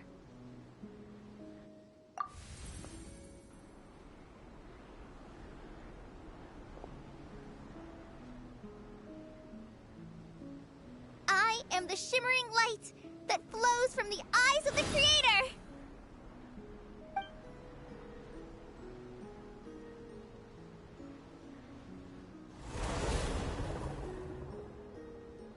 It's a song composed by the goddess of flowers. But very few records of it remain, even in historical texts. All we have is a few fragments. Is Kale an avid historian? Not to my knowledge. The Jinn have actually quieted down. Although... No, it's more than that. It looks like they're showing... submission. Clearly the songs left by the Goddess of Flowers have a soothing effect on them. At the very least, they're much calmer now. Really? Let me try.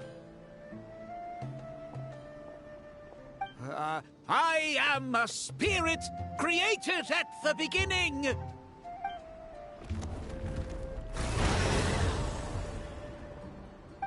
Don't stay away!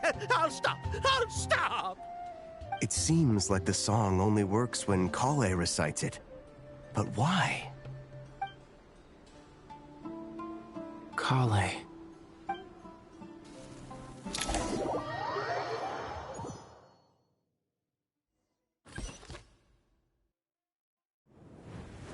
Yeah! Any luck?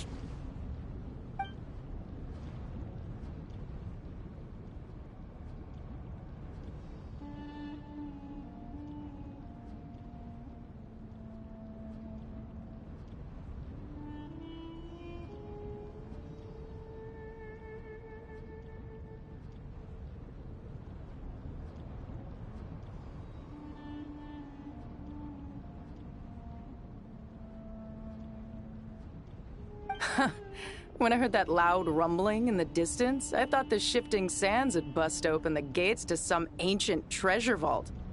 Turns out it was just you guys. Huh? Wait, that sounds like... It's been a long while. Did you miss me?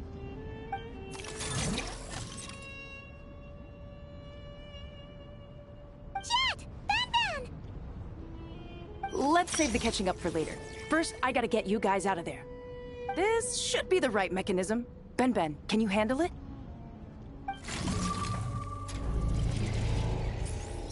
There we go. Come on, let's leave this place.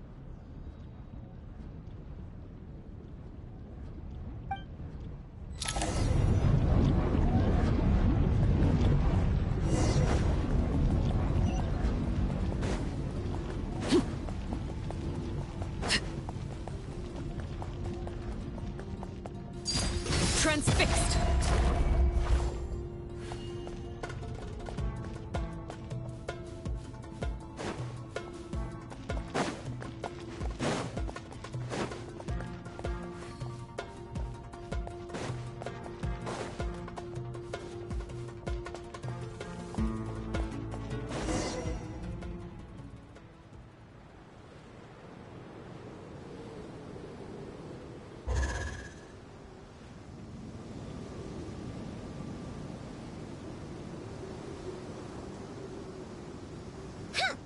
Fatui sure made themselves scarce. It's like they were never here. The Fatui? They came to the desert again? Yep. No idea what they're planning this time. They were being very coy about it. How have you been, Jet? Well, since we last met, I've started my own band of mercs. We've actually made quite a name for ourselves. Oh, yeah. On a slightly different note, I have some good news. I finally took care of Masaira. Not much to write home about. It was just another day. Found his hideout. Dragged him out of his cozy little bed.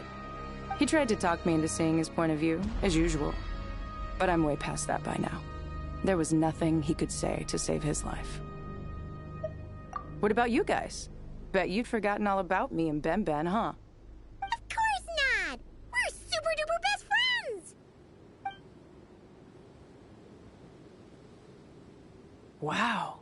Sounds like I should make time to visit some other nations too. Anyway, what brings you to Gurabat? Oh, right. I almost forgot. We're here to look for Lilupar. That bottle? Seriously? Yeah! We need her power to calm the Jinn and stop the sandstorms. Here's hoping we actually manage to find her, after all the trouble we've been through. Surely, with everything's been going on in Gurabat, she must have woken up, right? Only one way to find out.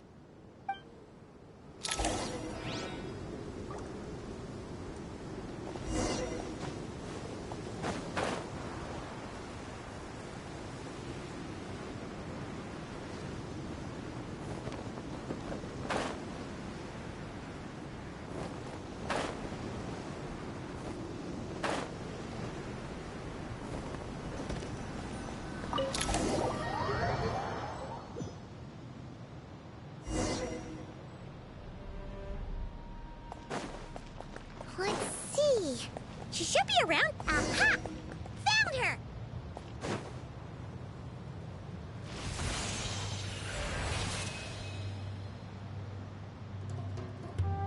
Lillipore! What a long dream that was. It's been a while, my master. Oh, and you're here too, little wildcat. The four of us back together again. Imagine that. In truth, it was at first. I was none too pleased when those miscreants barged in. But it did give me the chance to reunite with you, dear master, so I shall overlook their folly. After we last parted ways, I merged with the land beneath Gurabad to suppress the dark calamity stirring in the depths. It rekindled the flame of vengeance within the Jinn, depriving Gurabad of any hope of peace. I fought against it for a long, long time. Until one day, I sensed a change in a foreign land to the west. Suddenly, the pitch-black abyss fell silent.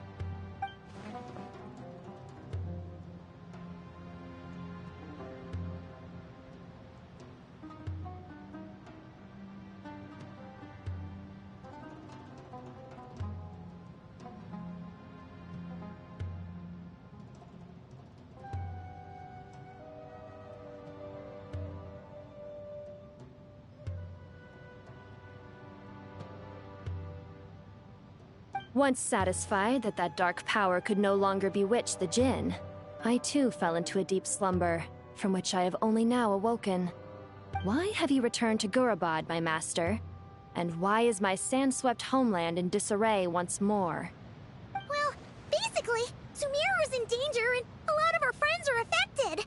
Some bad guys messed around with Irminsul and now they've released the Jinn in here. We managed to chase off the culprits, but we have no idea how to seal this place back up and stop the sandstorms. Child's play. I shall quell the Jinn and scatter the storms. Thank you, Lilupar. No need to thank me, my master. I have granted many wishes in my time, and this was the most trivial of them all.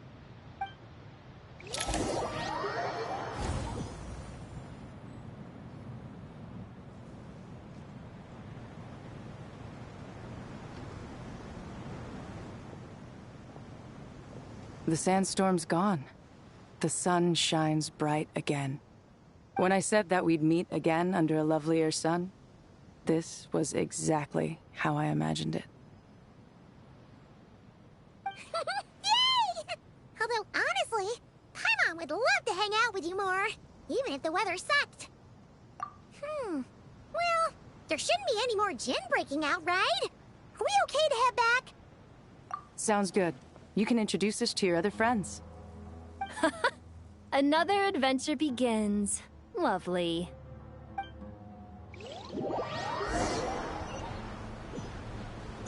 The storms have stopped! We should be able to get to the Temple of Silence without any problems now. Time to regroup!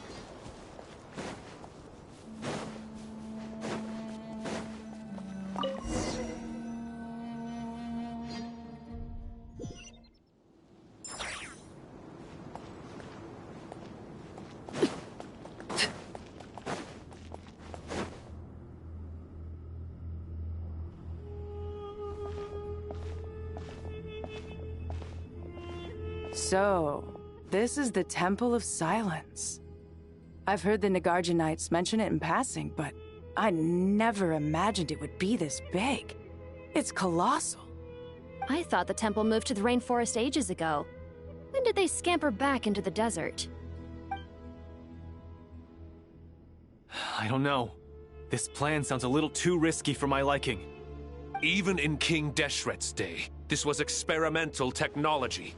We have no idea what could happen if we activate it. Well, unless you know of another viable alternative for the Akasha terminal, I'm afraid this is our only option. The plan is sound, and the risks are manageable. However, if we are to proceed, we must act quickly. The scale of this project is enormous. Even with Kaveh, Faruzan, and every other scholar of mechanics working on it full-time. The proposed modifications won't happen overnight.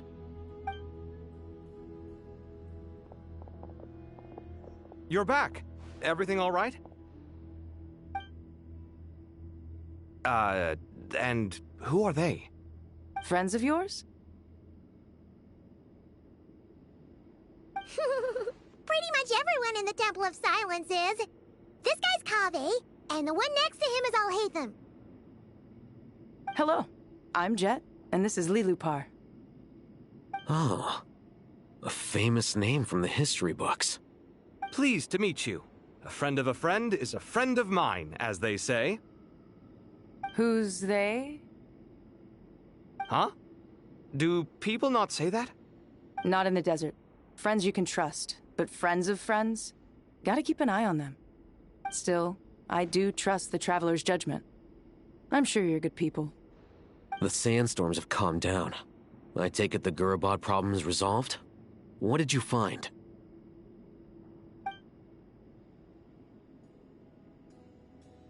And after getting all smarmy with us, he trapped us there. Luckily, Jet used the mechanism outside to free us, and then we got Lilupar to put a stop to the chaos. Wow. Thanks for being there to help them.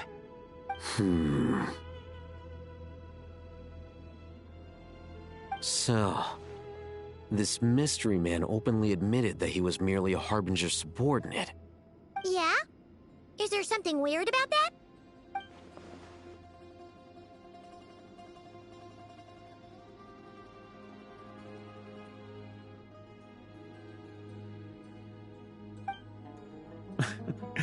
I assume you aren't naive enough to expect answers from an enemy. Well deduced. Our commander, Dottore, died in Nordkrai.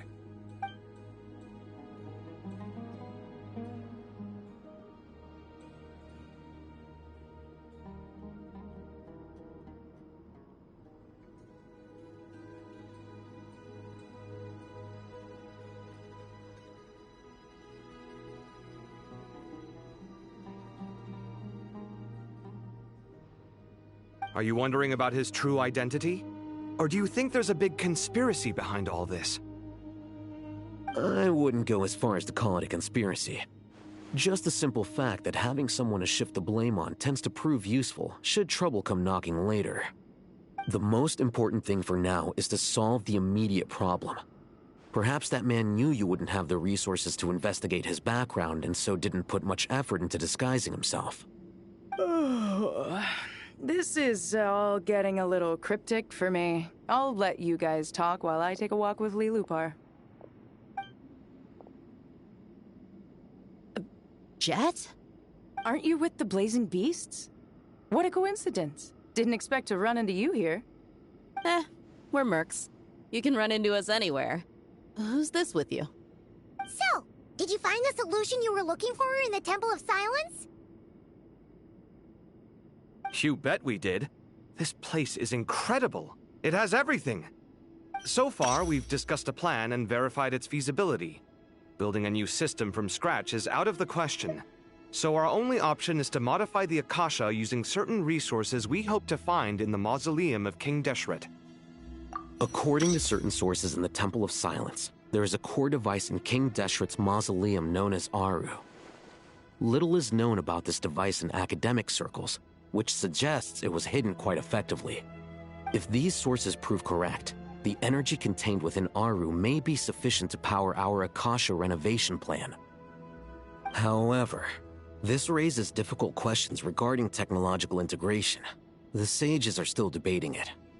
Yeah, but I'm sure they'll reach a compromise once they've argued it out. The people of the rainforest are always cautious when it comes to desert technology. But times of crisis like this leave us with little choice. Wait, Paimon has a question. Is this the same Aru we've heard of before? It's sealed off, right? Some sort of prison where the Goat King, Ibis King, and Crocodile King are locked up. Well remembered. Yes, that's exactly right. According to our records, Aru was the most brilliant creation King Deshret ever conceived of. Built by divine and mortal artisans working together. It was a miraculous accomplishment. and it lies hidden deep within the king's mausoleum to this day. That being said, what Aru actually does and why it was built, those are deep secrets we are not privy to. Until recently, I wouldn't have been optimistic that the place even exists. The only reason I'm inclined to believe it now is because we heard it from the Ibis King Thoth himself at his temple. The tale of how the 3 retainers of Al-Akhmar were imprisoned in Aru. Paimon totally gets that. When Paimon first heard about it, she thought it sounded pretty unbelievable too. Do you guys still remember that? The Ibis King told us they were trapped in Aru and that they had to answer 3 questions to get out. I think I remember. What causes our rise and fall? What obliterates love and hate? And what determines truth and falsehood? Those were the 3 questions, right? Yeah. If only Nefer were here. She's dealt with the Ibis King before, so she might know more. Oh, Nefer is a friend we met in Notcry. Notcry? Funny. She showed up here earlier. Huh? Yeah. Had another lady with her, too. Both said they knew you. They contacted the sages, claiming they might be able to offer some assistance. Really? They came here to help out? Yes, really. It was just before you got back. One of them said she's made Nodcry her home. If she's the person you were talking about, then... Looks like betting on Aru was the right choice. See? They're right over there. Nicole! Nefer! Why, hello! We're here to help.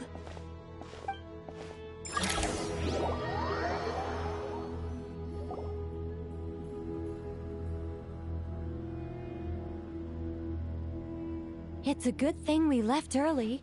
We almost got locked out. Locked out? What do you mean? Oh, you haven't heard? An invisible barrier has appeared around Sumeru's borders, cutting off all travel in and out. No one can leave and no one can enter. Sumeru has become a lonely island.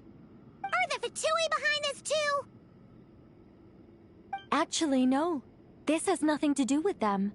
I suspect it's a defense mechanism within Irminsul itself. Irminsul is the source of Tevat's ley lines, after all, and Sumeru is the nation closest to it. I imagine this function was put in place to seal the entire region off in the event of serious damage, preventing the disaster from spreading to the rest of Tevat. It may have been implemented long ago. But doesn't that mean that the people here won't be able to escape to other nations if the anomaly keeps spreading? Currently, that does appear to be the case, which is precisely why I am here.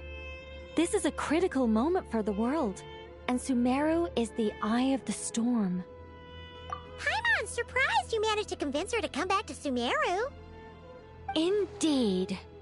Even for someone of my wisdom and eloquence, this tested my skills to the limit. And why should it concern me that Sumeru's in trouble? Surely you don't think I still have feelings for that place? Judging by your tone, I suppose you don't. Sounds like you don't know much about my past. And here I thought you knew everything. All I know is that the Ibis King is the source of your power. He was quite a prominent moon envoy once upon a time, so I do know a thing or two about him. As for your past, I have ways to learn the full story if I wish to. But everyone has secrets they'd rather keep to themselves, wouldn't you say? I'm glad you see it that way, Miss Nicole. I've chosen to call Nodcry home, which is why I did my part in its hour of need. That doesn't mean world savings become a habit with me. I have no particular desire to play hero in Sumeru, thank you. I understand. Human emotions do not appear and disappear without cause. There is always a reason to be found behind both salvation and destruction. Still, if time has taught me anything, it's that human emotions are often complex and in conflict. That's why people change their minds about things all the time. But that's where we angels come in. Our duty, ultimately, is to guide people towards their deepest, truest desires and help bring them to fruition. So I wish to hear about your past, because I do not believe you are motivated by hatred alone. And if we still arrive at different conclusions in the end, that's okay.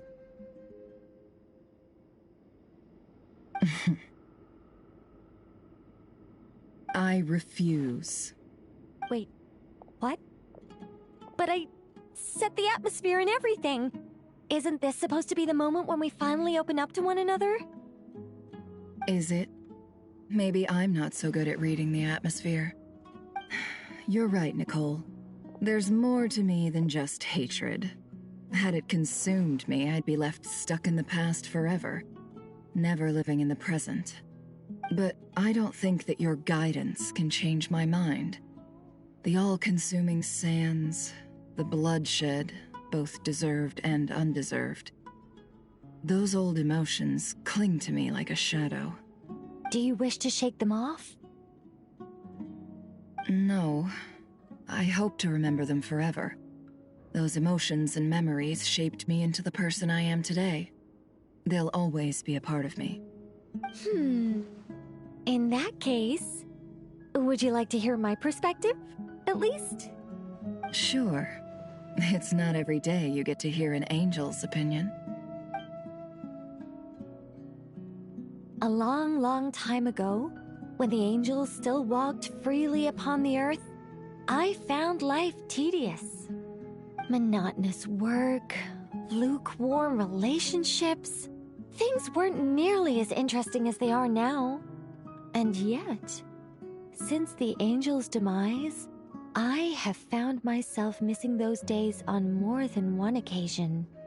Human emotions are often attached to a person, a place, or an object. When those things are gone, the memories quickly fade, and the emotions slip away along with them. If Sumeru were destroyed, both rainforest and desert would be no more. With the object of your hatred wiped from existence, it would not take long for the memories buried deep in your heart to slowly fade. Both love and hate are intense emotions, but they are nothing compared to the void left behind when they disappear. Most sophisticated, Miss Nicole. But anyone focused on the future could only ever applaud the destruction of the things they hate. Still, I'm a special case. Someone once told me that human memory is more selective than a Mora-hungry merchant choosing between customers. We all need a reality check once in a while, so we don't forget the truth. As much as I dislike Sumeru, this is no way for it to perish. All right, you win. I'll help you out a little, but I won't work for free. How much will you need? You're not gonna milk this for all it's worth, are you? What do you think? I'll be upfront with you. I don't have much more on me. If that's what you need, I could borrow some from Alice. Or perhaps I could pay in sculptures. The ones I carve are actually worth quite a lot. Just cover my travel expenses. Huh? Is that all? That's all. Given all the people I owe favors to, I can just about justify a trip to Sumeru. Yehoda! Here, boss! What do you need? I'm going back to Sumeru for a while. While I'm away, you'll be in charge of the curatorium. Me? I'm in charge? Whoa! Don't worry, boss. You can count on me! And that was how the ingenious Angel Nicole brought you the perfect person for the job in your hour of need. Hip hip hooray! That was far more detailed than necessary. Not lacking in embellishment either. I never thought I'd return. Especially not the desert. But life doesn't always go as planned, I suppose. What's Candace up to? I don't think I've seen her yet. She's still taking care of things in our village. Should be joining us before too long.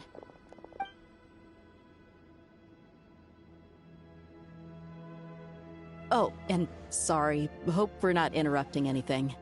We have some good news, though. We're planning to go to the mausoleum of King Deshret to look for the legendary Aru, then use it to try and restore the Akasha system. According to records in the Temple of Silence, the mausoleum houses something called Aru's Chute, which can be used to establish connection with Aru. We still have some time before we leave, so there's no rush. By the way, who are these two new faces? Just call me Nefer. I'm based in Nodcry. Did I hear you mention Aru? Correct. Well, I happen to have a connection with one of the 3 retainers imprisoned inside, the Ibis King. I'm here to get things done, so if you don't mind, I think I should come with you.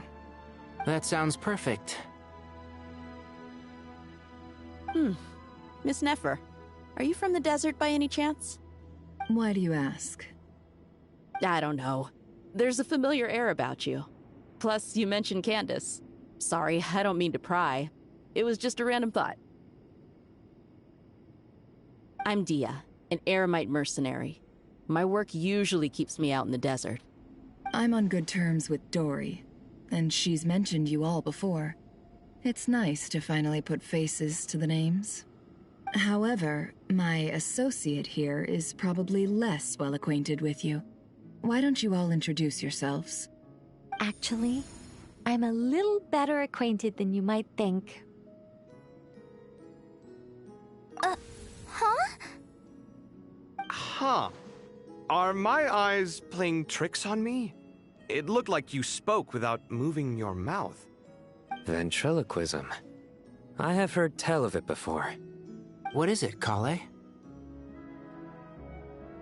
It's you!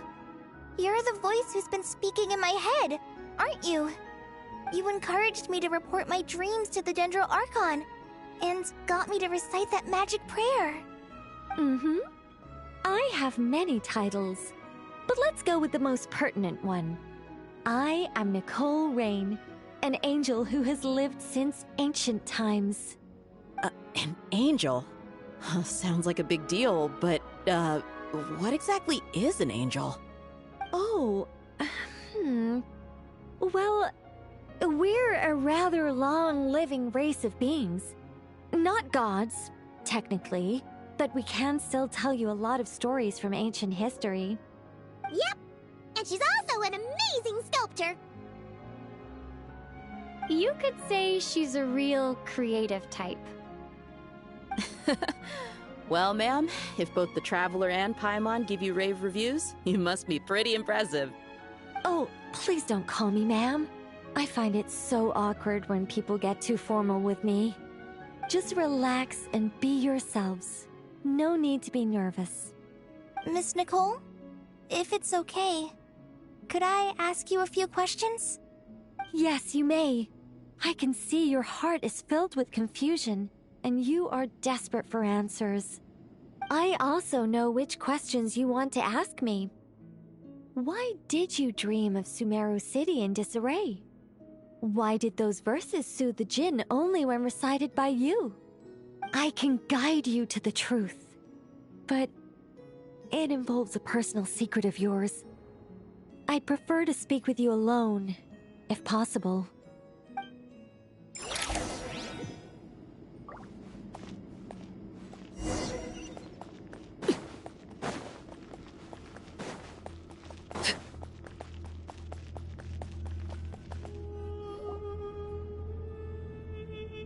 I thought we were going to speak alone. This is a lot more people than I was expecting. What's wrong with it? Even the doctors at Dar al-Shifa allow patients to be accompanied by family members. Well, If Kale doesn't mind her secret being revealed, I have no problem with it. Thanks for being so considerate, Miss Nicole. I don't know what secret you mean, but whatever it is, there's no need for me to hide it from my closest friends. Closest friends? It's so nice to hear that. All right. In that case, I'll get right to it. Kale, are you aware that there are god remains inside your body? I am. When I was young, I got sick with Elazar. Nothing could cure it. The Fatui convinced my mom and dad that they could help, and I was sent to an unfamiliar place. There were a lot of other kids just like me there. This creepy guy injected us with some strange medicine, which I heard contained god remains. I can still remember the pain like it was yesterday. But thanks to the friends who've stuck by me all this time, I've gradually been able to overcome those memories. Anyway, so you're saying that what happened to me has something to do with the god remains they injected me with? Yes. Those were the remains of Nabu Malikata, the goddess of flowers. What? Huh. Fascinating. You don't seem surprised like the rest of us. Why? The possibility crossed my mind when Kale recited the Goddess of Flowers song and calmed the Jinn. You made Paimon jump! What are you doing here, Lilupar? I was merely passing through when I heard the name of the Goddess of Flowers. Be assured that I share your surprise. You, with the hat. Are you certain? I sense no trace of the Lord of Flowers within her. Well, it is a very small fragment. Unless special methods are used to manifest its power, even her closest acquaintances would find it near impossible to detect. After the goddess passed away, her remains were scattered across the desert. King Deshret gathered all the pieces he could find and buried them in the Eternal Oasis. But some fragments remained unaccounted for. Eventually, the Fatui must have found a way to track some of them down. Presumably for use in some experiment. It's not an uncommon occurrence. You're more shaken than I thought. In one sense, you've been extraordinarily lucky.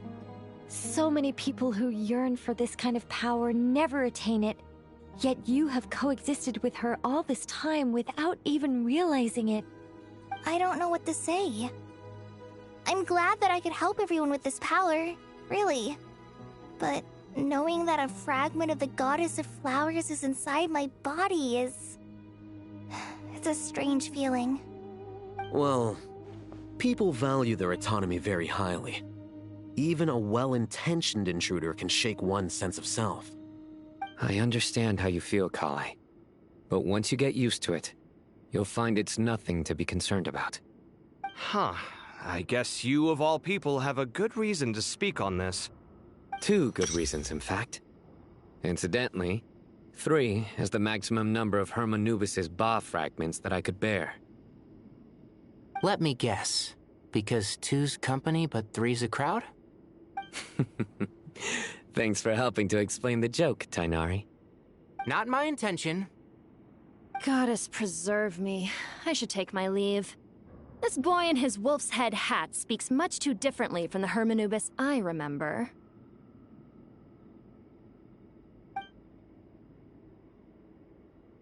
Kale, all I'm trying to say is, no matter how many Hermanubis fragments there are within me, you wouldn't think of me as Hermanubis. In the same way, you are simply you. Yeah, I know what you mean. So about that dream I had, was it a warning from the Goddess of Flowers? Yes. Just like me, she was an angel created by the primordial humans, born with the instinct to guide living beings. Though her body and soul have perished, her essence retains its natural instincts. Even her smallest remaining fragments would do their utmost to send you that warning. The Mother of Dreams? Lord of flowers and oases? She must have had a premonition. That is why she gave that dream to you. We won't let our efforts go to waste. But I still don't understand. Why me? Yes. Why indeed? You weren't the only one injected with God remains, but only in you have her fragments persisted. I suspect it may be because of the firm will you showed in the face of suffering. She was likely assimilated by that will. Of course, this doesn't mean you have to shoulder any extra responsibility. As this young man said, you are who you are, and that will not change. All right. Any further questions from the family members of the patient? If not, we should head to the mausoleum of King Deshret. Let's move out. Time to put our plan into action. We all hope it'll work. But will we really be able to open Aru? And even if all 7 pillars of King Deshret agree to let us proceed, the scale of the work to follow is daunting, to say the least. Haven't you handled other big projects before? I mean, the biggest project I've worked on to date is probably the Palace of Alcazarzaray, I guess? But this is orders of magnitude beyond that. It's a total nightmare. Look on the bright side. At least this time you're actually here when Sumeru needs you most. You won't have to come asking me for details after the fact. Mock me all you want. But now that I'm here, things will be resolved far more quickly and smoothly than last time. Kave's self-doubt disappeared in an instant. Like magic. Well, this confidence is most gladdening. Now, go and pack your things. We'll head to the mausoleum as soon as you're ready.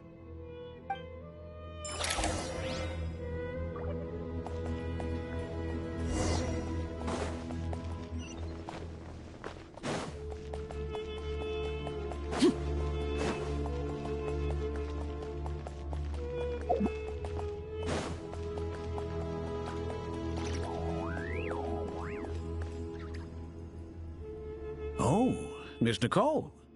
I heard you're a very talented sculptor. Is that true? Oh, I don't know. I wouldn't want to blow my own trumpet.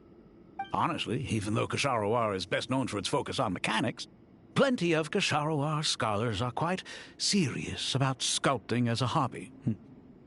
So if they rate your work, that's enough for us. We just have to take a look. Who's we? Myself and a few other scholars. Kashif, Daneshvar, come take a look.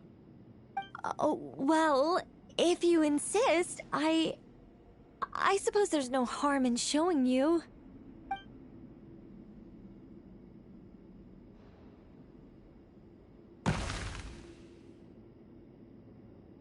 Whoa! Where did that come from? Look at the level of detail. It's so lifelike.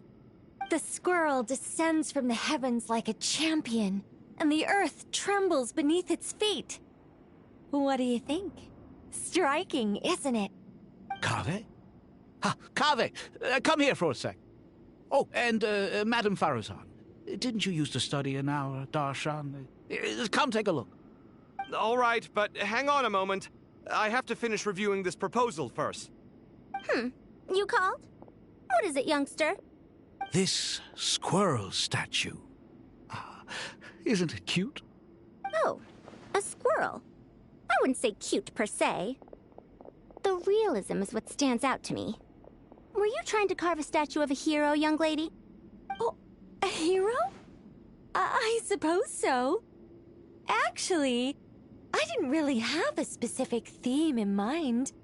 I just started working on it, and this is how it turned out. I see. Well, do you tend to read novels about heroes in your spare time? As a matter of fact, I do quite enjoy those. Everyone loves a good tale of daring do, right? Then perhaps this statue represents the heroic tale you long to see deep down inside. Also on the subject of heroism, I feel that if the subject posed with a finger raised towards the heavens, it would lend a greater gravitas to the overall image. I'm sure some would call it cliché or old-fashioned, but not me. I think it would be a perfect fit. It has a certain classical beauty about it. Kaveh! Kaveh! Sorry, Madame Faruzan, I'm a little busy right now. Don't wait up for me. What a pity. That young man has excellent aesthetic tastes. I was hoping to ask him for his opinion. What a genius idea! Why didn't I think of that? Classical beauty is a great direction to explore.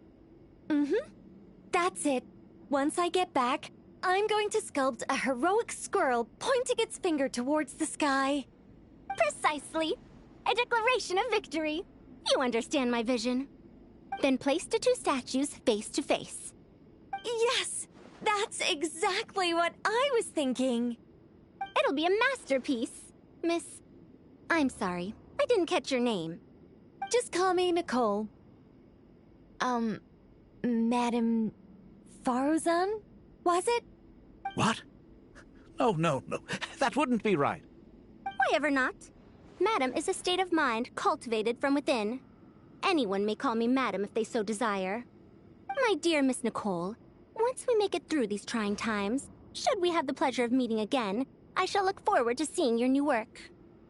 In this day of age, it's rare to find people with an appreciation for classical aesthetics. Meeting you was truly a pleasant surprise. Honestly, I feel the same way. It's been a long time since I met anyone interested in this style of statue. Clearly, they don't call you Madam for nothing. Also, I have to say, you're a very good judge of character. Because when I think about it, I really am someone who likes stories about heroes. That must be why I've quietly kept watch over generation after generation of them. Sorry, keeping watch over heroes? What exactly do you do for a living? Oh, never mind that. Let's not tell Madame Faruzan about Miss Nicole's true identity for now. Good idea. Let's limit the conversation to aesthetics.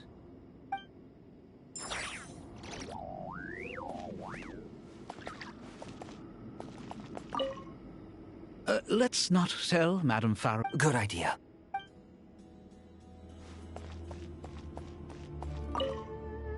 What's wrong? You look a little depressed.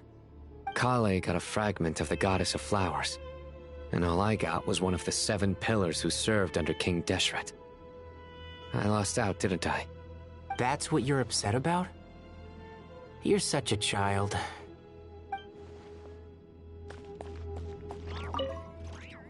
Oh, so many books. More than I could ever read in my life. But I've learned a lot that the textbooks could never teach me. I never realized that people in the distant past thought about some of the same questions we ponder today.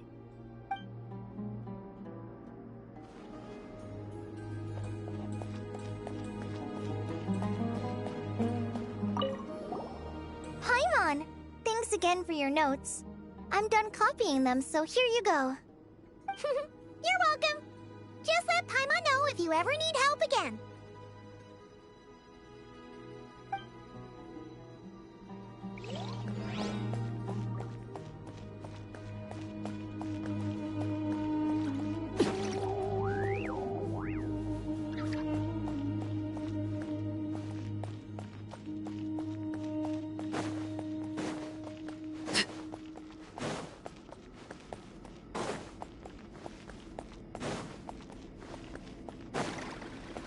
Good to finally meet you in the flesh.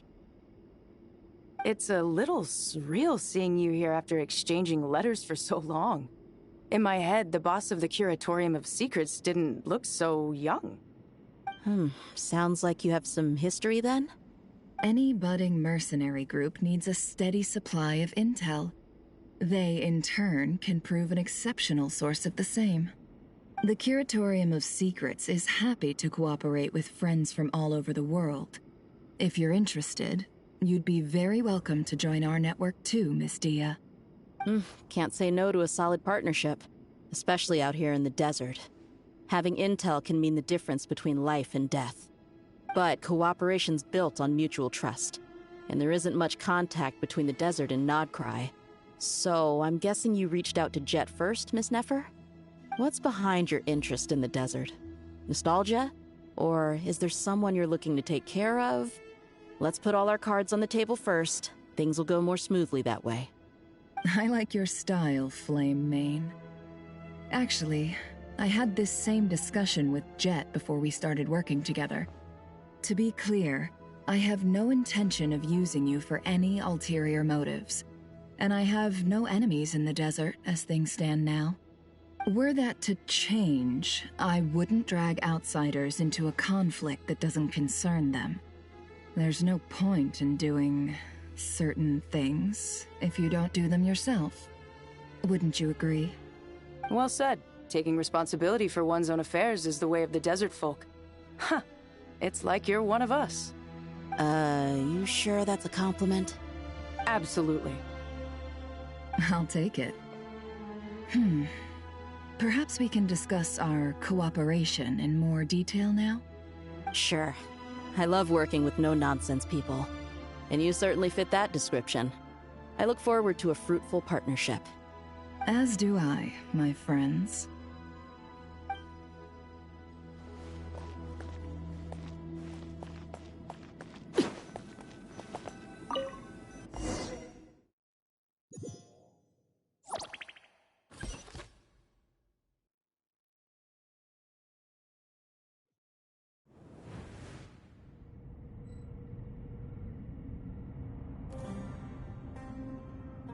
I hope everyone's ready. We'll be arriving at our destination very shortly.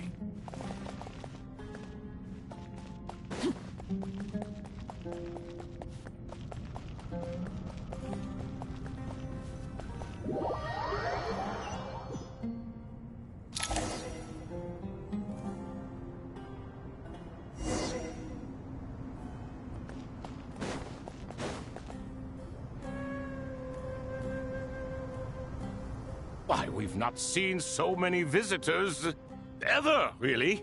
What is this place now, a tourist attraction? Ah, closer inspection reveals many familiar faces. To what do we dusty old fellows owe the honor? Surely you're not just here to chat. You surmise correctly. We are here to carry out a rather enormous project. Ho-ho! Enormous, you say? How large, then? Larger than the gaping void in our lives? Why, you've even put a smile on Goatee and Crocco's faces. All this activity is making for quite the special day.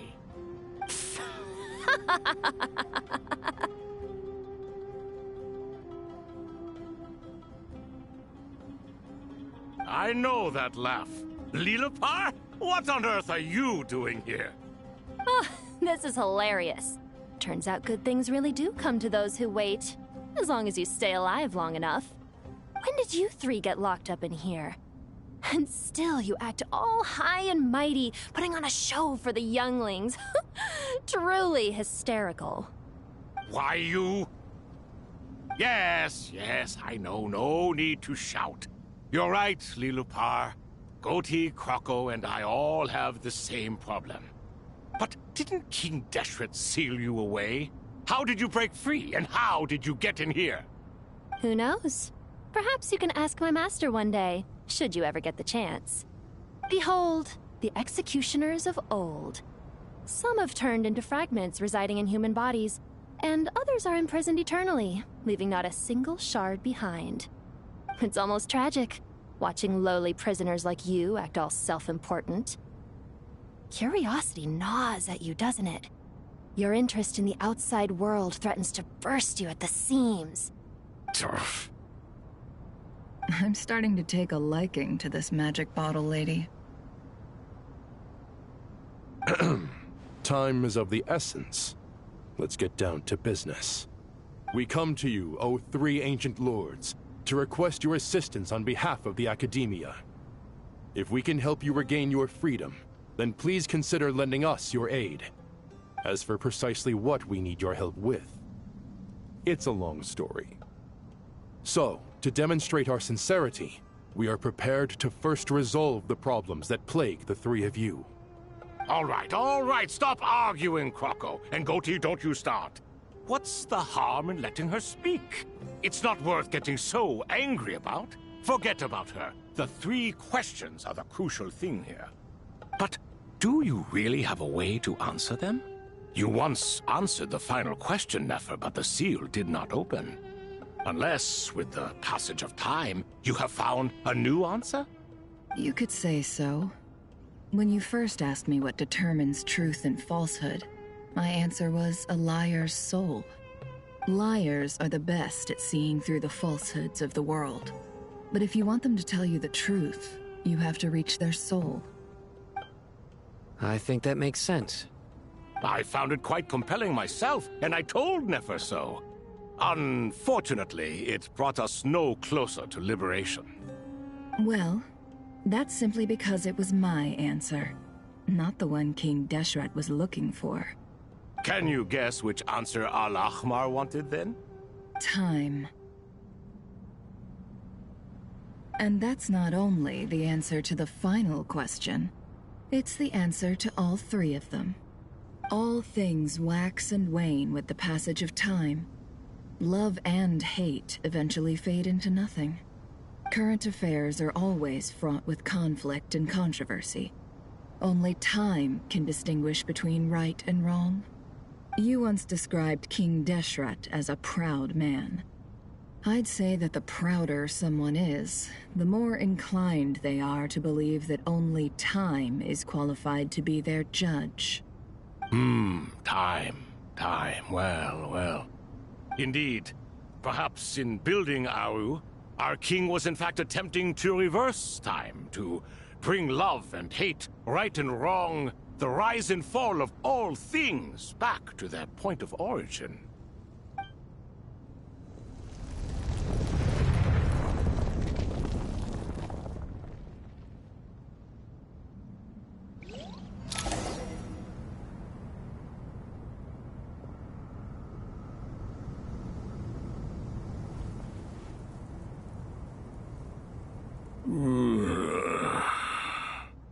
This is the most eventful day I have experienced in a long time.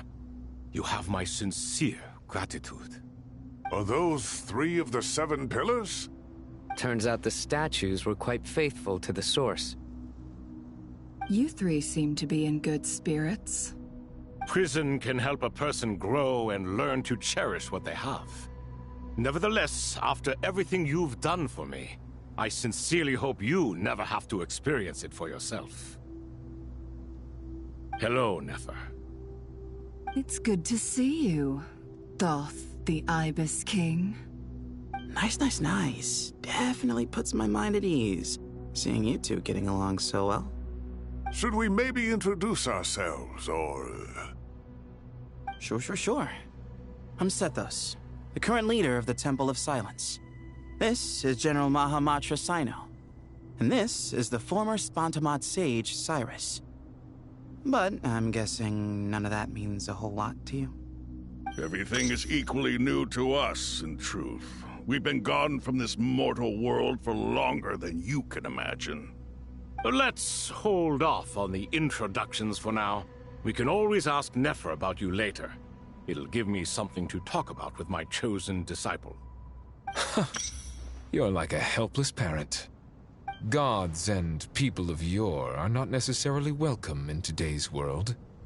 Self-awareness is one of my finest qualities. I thought I ought to share its fruits with you 2. Is that so? Well, I think we'll take it in stride, just as we did with the 3 questions. Let's not forget, it was my persistence that won you both your freedom. Fair point. I have to applaud your persistence. And I must praise you for your wisdom. Now, state your wishes, young ones. I'm sorry? Why, your tremendous accomplishments deserve a reward, do they not? You must let us do something for you in return. General Mahamatra, what do you think? I won't beat around the bush. Sumeru is facing a crisis the likes of which have never been seen before. And we need your help. Every calamity throughout the ages has been connected to us in one way or another. whether we were its cause or consequence. Whatever is wrong with Irminsul, it severely affected the Dendro Archon. She fell into a coma, and is currently receiving treatment from the Dendro Dragon. The Dendro Dragon? I'm sorry, the Dendro Dragon is helping to heal the Dendro Archon?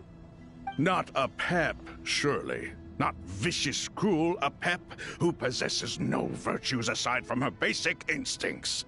Ah, good heavens. Oh, I shudder to think what could have caused Lesser Lord Kusanali to suffer such a plight. Still, why would the Dendro Dragon lend you her aid? She has always held nothing but contempt for the Archons. I suppose she and Kusanali must have some history. You can help us make history, too. A smooth talker. Well said, lad. Currently, no one can connect to Irminsul. We hope that by opening up Aru and making some modifications to it, we can use its technology to our advantage. Unfortunately, Aru is an imperfect creation. King Deshret never managed to realize his full vision before his death. Much remains to be done if it is to be pitted against Irminsul itself. Besides, I hear your reasons, but to give Aru up over such would be... The archaeological records clearly indicate that although Aru's construction took a long time, it was not beyond human means to achieve. Modern technology should solve the efficiency issues. We have no choice but to go all in on this. This is by no means a threat. But the only reason we helped you escape from Aru was to gain the necessary leverage to negotiate with you. You asked us to state our wishes, and we have. Each one of us here needs your help, as do all the thousands of people living in Sumeru. They need you, and they need Aru. What do we think, my fellow old fogies? Shall we lend our support or not? Since you ask so nicely, naturally. Naturally what? Are you for or against? I simply mean we shall do what comes naturally. You claim that you wish to open Aru. Know you then that the golden slumber created by King Deshret is preserved within? We do. We understand the risks involved. In all likelihood, the mortal world will never again be able to replicate King Deshret's work. Never will there be another chance to come so close to creating a utopia. Knowing this, are you sure of your decision? We are sure. Before people can dream, they must first live. If your minds are made up, very well. We shall summon our erstwhile colleagues to discuss this further. Saint Shezepank, Saint Bennu. Once you surrendered to silence and were buried with King Deshret. But now, we invoke the right to awaken you with our voices.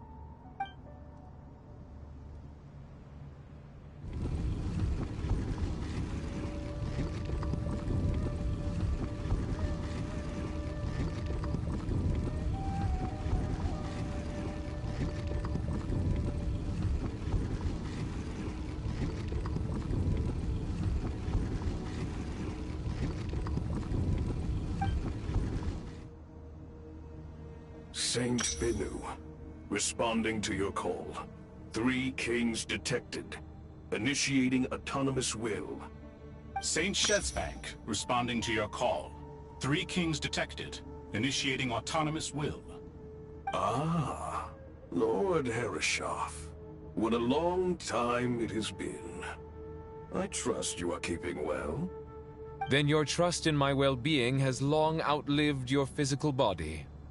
You have always opened with that same phrase, in life, death, and now even beyond. Al-Akmar is long gone. What is the reason for this meeting? You're awake? Good. We are voting on whether to give the people of present-day Sumeru access to Aru and permit them to perform technological renovations. You have the right to support or oppose the motion. Aru is the pride of Al-Ahmar. Opening Aru requires the unanimous consent of the 7 pillars. I hope you have a convincing reason to present to us. Sumeru is currently in the midst of a major calamity. Let us not forget that while Al-Ahmar was a stern ruler, he was also a teacher of wisdom. A god without his people shall cease to exist, and King Deshret's greatest wish was to provide protection for his people. Let us then honor our God King's wishes as we consider our decision. I do not mean to mock these proceedings, but what is the point of a unanimous vote when we know that the last of the 7 pillars, the Dendro Dragon Apep, will never communicate with us? This will no doubt surprise your mechanical mind, and I have no intention of trying to persuade you it is true. But Apep is, in fact, healing the Dendro Archon as we speak.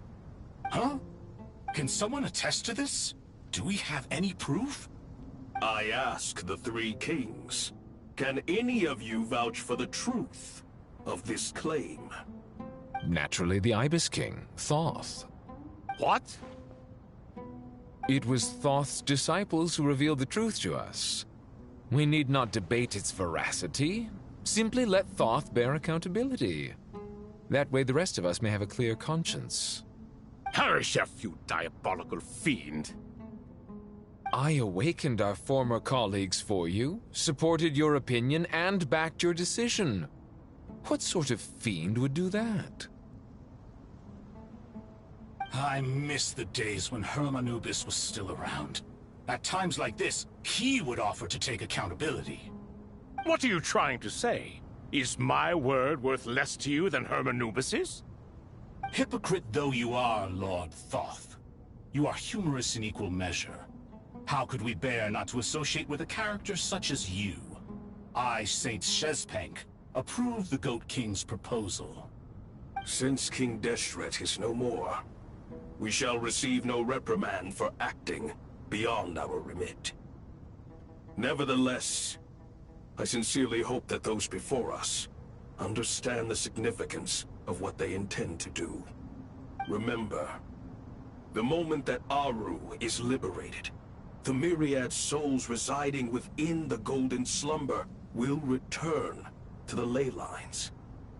And once the ley lines flow again, these souls shall in turn be received by Irminsul. To take this step is to bring the perfect afterlife created by our king to a permanent end. We understand that well, and we have decided to proceed regardless. Furthermore, the contemporary human perspective would contend that confining souls in this way is no act of benevolence. The deceased have a right to rest in peace. King Deshret's creation is clearly a place of rest and peace. It is just that many do not see it this way. But no matter. Saint Binu approves. Hermanubis' representative and the Dendro Dragon Apep made their choice ahead of time, while the Goat King, Ibis King, and Crocodile King have also granted permission to liberate Aru.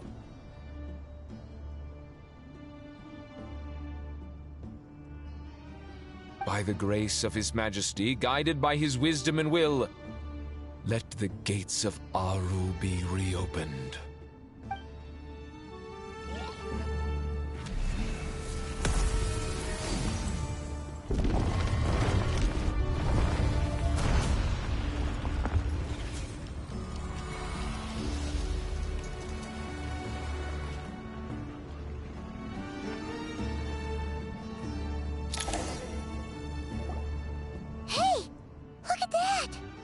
What's this? Are we under attack?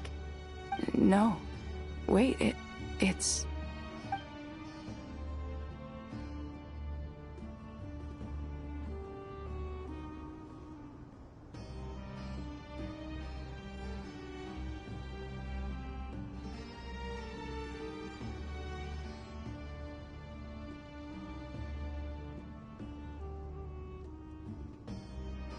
Here you are. Through the sands of time, I see you. Father, Father, is it really you? It's Jet's father, Jibril! That's right! He entered the golden slumber, didn't he? I smell blood and sand on you. You've grown, strong as a wild beast, and without shedding a tear. You have to leave, don't you? Please, just answer me this. What should I do for you? This meeting is a blessing from the gods. My soul, once imprisoned along with that of Samael, is finally free. I am truly grateful for the chance to see you again. That the dead should meet the living is itself a miracle. One brief, precious moment is enough. Enough to set my heart at ease. Do not weep for me, Jet. I know you will accomplish many great things in your life. You will go further and climb higher than I ever did. All I ask is that you take good care of yourself.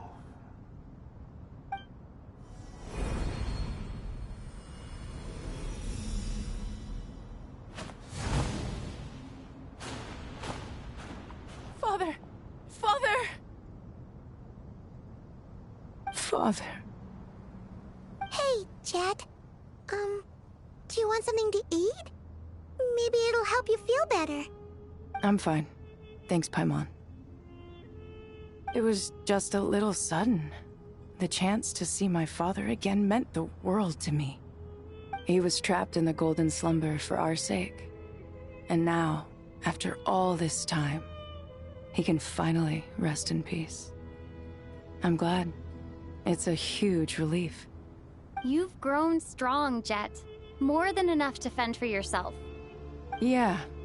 I'll leave the past in my memory where it belongs. My family, the good times and the bad. Goodbye, Father.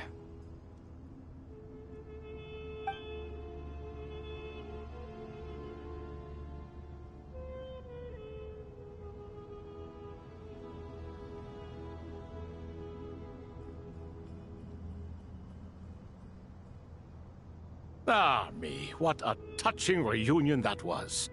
It seems we did a good deed today. We three retainers, once imprisoned for our iniquity, are surely the least qualified to judge whether this deed is good or bad. Either way, Aru is open. Now you have your opportunity, and with it, whatever trouble may ensue.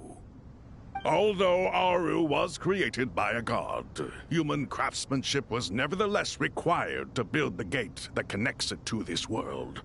Perhaps the relationship between gods and humanity follows a similar principle. As for your proposed renovations, we cannot determine which functions to keep or discard. Proceed as you see fit, but please entrust the task to your most accomplished scholars, or Bennu will be most displeased. It matters not. The Ibis King shall be accountable if any problems arise. Ibis, you chose to take on disciples, and so it follows that you must accept the risks of associating with humans. If I'd known you'd be like this, I would have locked all of you away in Aru, never to leave again for all eternity. All of us? What does this have to do with me? Vilify me no further. Scholars, since you have liberated Aru, allow me to present you with a gift. Using Aru's power, we shall install a defense mechanism at our king's mausoleum. You must be guarded even against Irminsul itself. This shall afford you some convenience. Unseen and unheard. From this moment forth, none may by sight or hearing perceive anything said or done within the mausoleum. Amazing. And all this is achieved just with the power of Aru? With technology from the heavens, the possibilities are endless. Just because King Deshret did not use it for this purpose does not mean that it cannot be done. So, marvel away. This is the reward you have earned. All right. Well, that resolves the issue of confidentiality. What about the technical side? Do we have the manpower? Why, yes. I've already contacted them. They'll be here soon.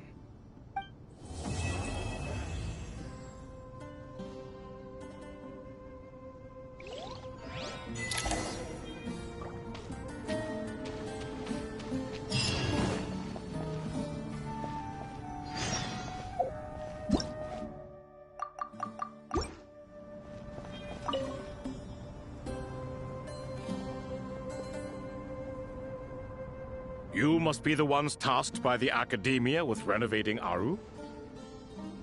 That's right. Good afternoon. I'm Kaveh, and these two are Termezi and Naisaburi. Hey, I'll hate them! Come and introduce yourself! We've met before. This is Thoth, the Ibis King, and everyone knows these two. Afternoon, gentlemen. I've only ever seen these two in murals! Ah, the paintings in the temple. They show us chatting, playing cards, playing chess. Precisely the activities we most enjoy, funnily enough. No, only you enjoy playing chess. We were just humoring you. I wouldn't go that far. Back to the matter at hand.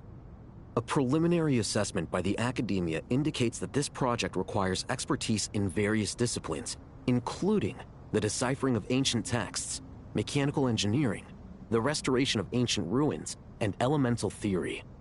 The most capable minds in their respective fields are here before you. If there are no objections, we'd like to begin our work. The artisans who built Aru for Al-Ahmar gave their very lives to create this splendid work. Follow their example by giving your utmost devotion to this project. I didn't know that. We'll do our best, of course, but we certainly won't be sacrificing our lives. Such brazen words. Humans these days are a far cry from their ancestors. What little respect you show for King Deshret. No, that's not what he meant. Please, don't mind him. He shares your sentiments, just not your, penchant for hyperbole. Assuming that's what you were going for? I just think it's important to manage expectations. Forgive my lack of courtesy, but we simply can't sacrifice our lives to the gods on completion of the project like people in the legends of old. Here's a first draft of the project proposal for your perusal. Please let us know if you have any requests. Normally, I'd have made it look a lot more visually appealing, but we were really pressed for time on this occasion. I hope you'll forgive me if it's a little rough around the edges. Naturally. If my fellow ministers deem this meager display of respect sufficient, I suppose I can consider agreeing to their proposal. Why are you so preoccupied with the ostentatious displays of respect to Al-Ahmar? We should be trying to make things easy for them. You never know. We might have to rely on these young people to look after us in our old age. Exactly. This is Aru's mainframe. Be reminded to use it with great caution. We certainly will. Thank you for your assistance. You may attempt to lay out punishment should you so desire, though I'm afraid it would be futile. You and I both know that certain components of Aru can only be operated by humans. King Deshret always believed in humanity. Still, the reason that Aru's modules are designed that way is not so much because he trusted them, but more because he was wary of you. Is that true? No wonder human artisans helped to build Aru then. He actually required human assistance to create his greatest work. Naturally. Have you noticed that the Goat King keeps giving superficial responses? It's like he's just going through the motions and leaving the real debate to his colleagues. He understands the art of perfunctory speech. That's what earned him his position as the Minister of Ministers. It seems the rumors about King Deshret being a poor judge of character are baseless after all. Excuse me for being blunt, but it sounds suspiciously like you're putting yourself on a pedestal and mocking me. You're mistaken. And while there's nothing strictly wrong with making every conversation about yourself, it's not exactly a positive tendency either. You? Whatever. I knew it'd be like this working with you. All right, let me past. I need to look at this console. It's your job to activate it after all. Let's begin. Everyone, please proceed with the external checks and preparations as per the procedures outlined in the engineering plan.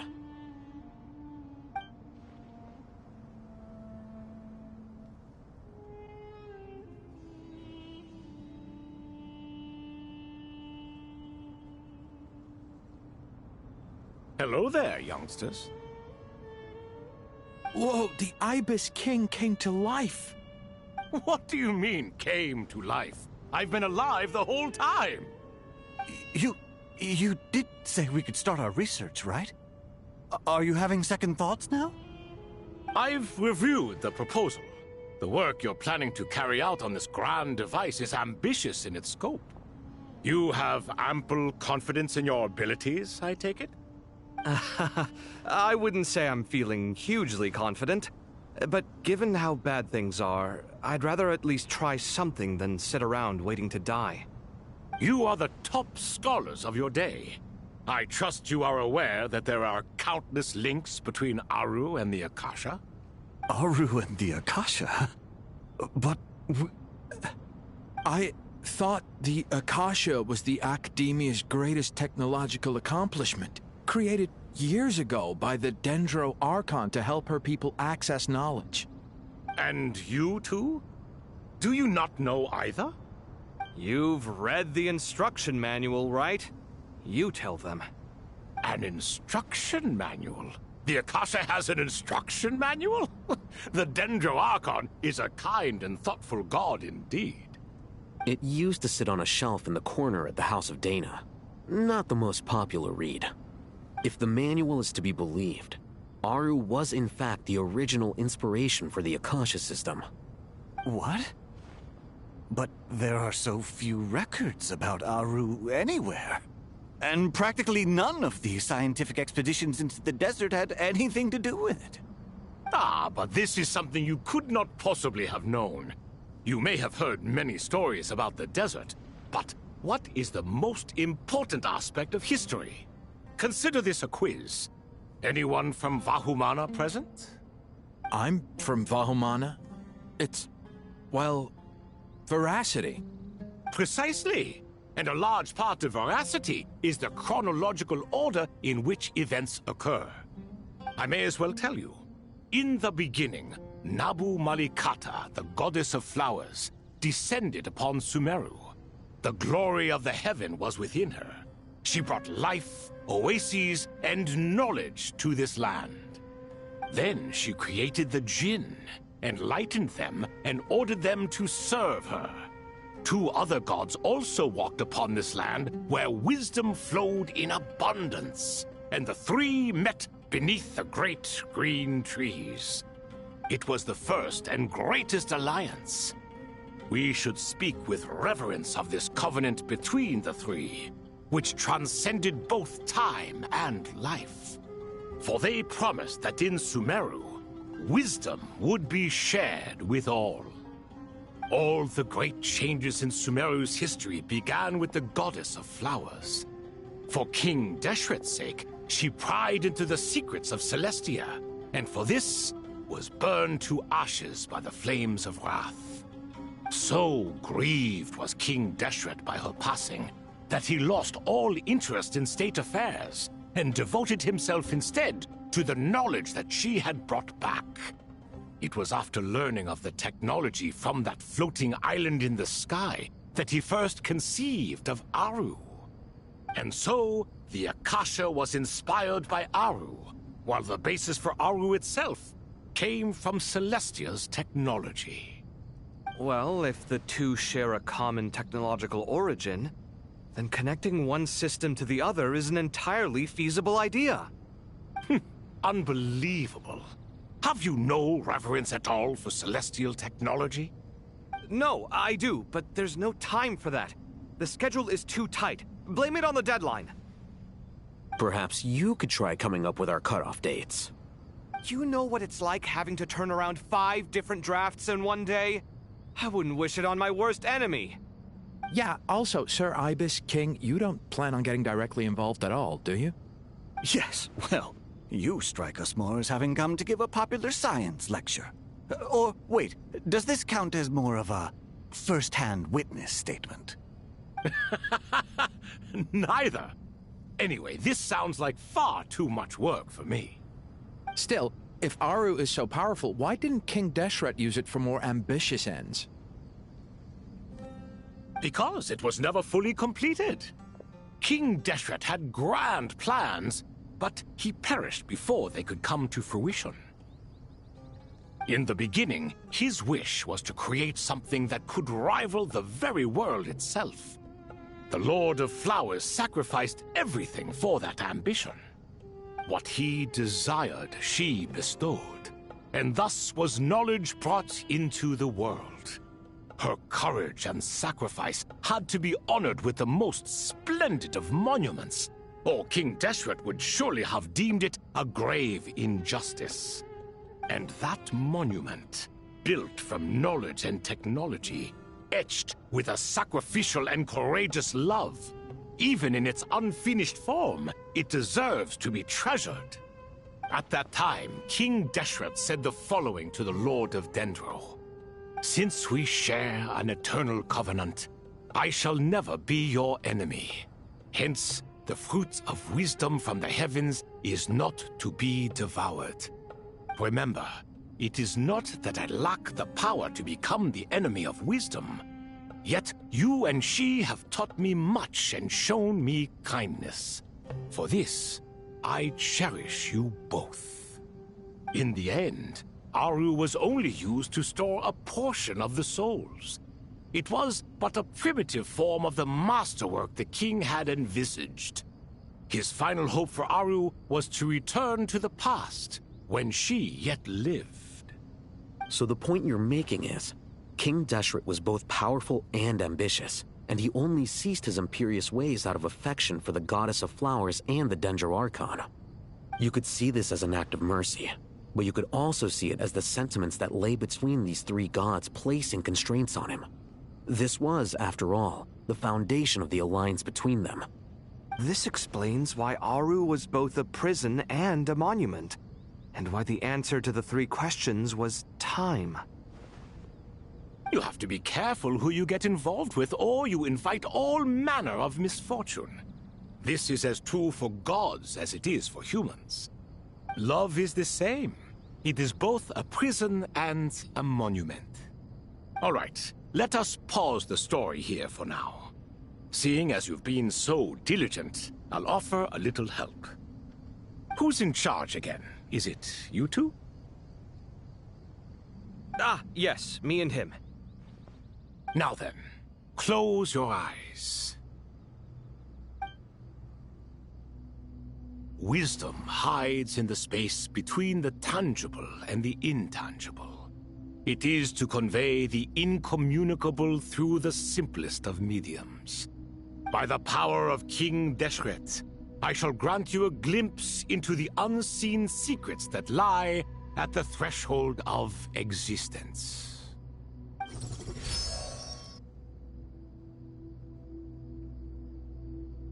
Where did this come from? Is it a new mechanism? It looks more like some form of externalized information. You've rendered it visible? Just as the Akasha allows you to access a greater range of knowledge, the power of our king permits one to perceive ingenuities that do not belong to this world. This is no ordinary mechanism. It reflects the internal structure of Aru. Whether you choose to increase or decrease, keep or discard. Come, use these to achieve the outcome you desire. Looks mechanical to me. Better let me handle it, just in case. But wait, how do I get up there? Turn around. So that's where the elevator is.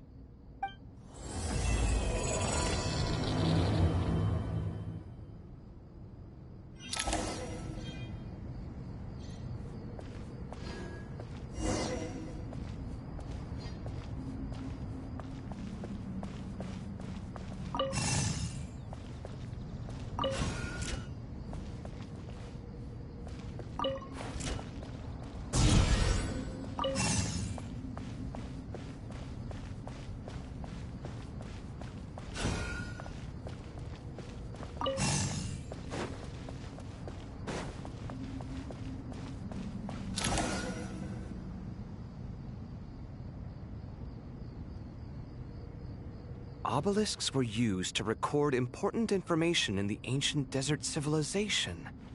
Hey, Alhaitham, there's some writing here I'll need you to decipher. I've sent it to your screen. Do you see it? Got it.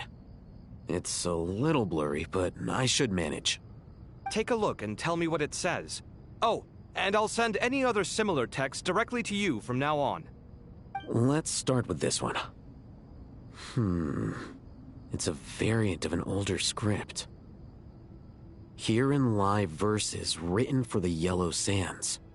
Looks like cultural information from the age of King Deshret. If so, I suggest you delete it. Words thrown together merely for fun. I had no idea Aru kept a record of this. Well, as long as you're certain that this is strictly private information, that's fine. It is unimportant. All right, well, I guess I'll start now.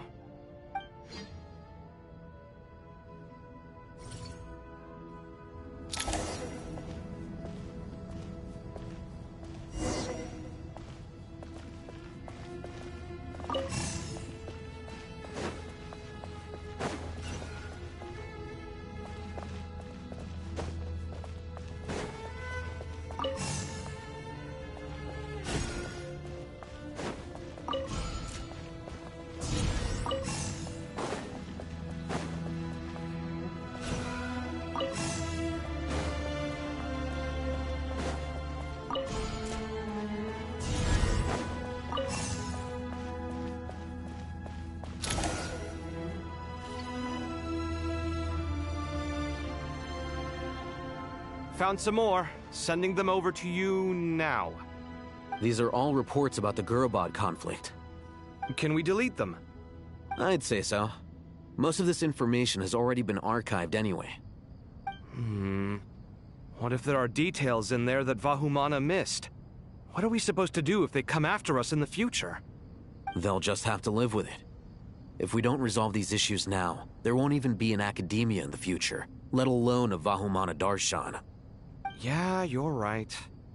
Okay, done. There's some other similar monuments nearby. I'll check them out.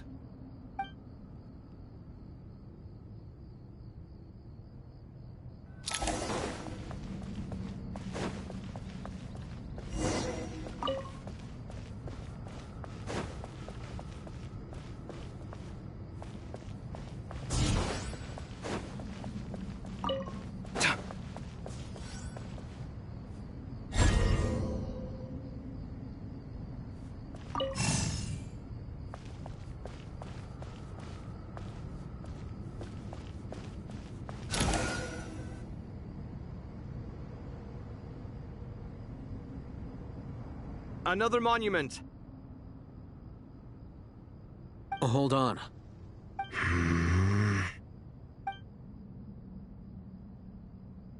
You're still reading it? How long is it? It records the development and governance of the Oasis civilization. Most of it concerns the Jinn, but it also contains records left by the artisans who built Aru. Is it important? Some of it. There was no way for me to read the whole thing in its entirety, so I had to rely on my intuition to pick the parts worth keeping. What about the artisans' records?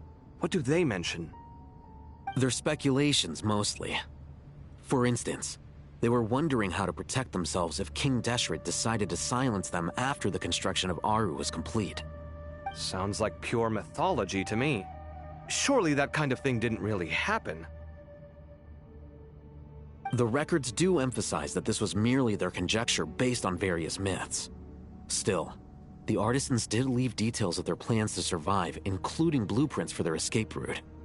Even that got recorded? Okay, well, I'll make a copy of this first before I delete it.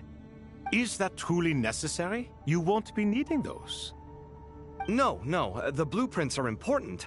I want to keep them as a memento.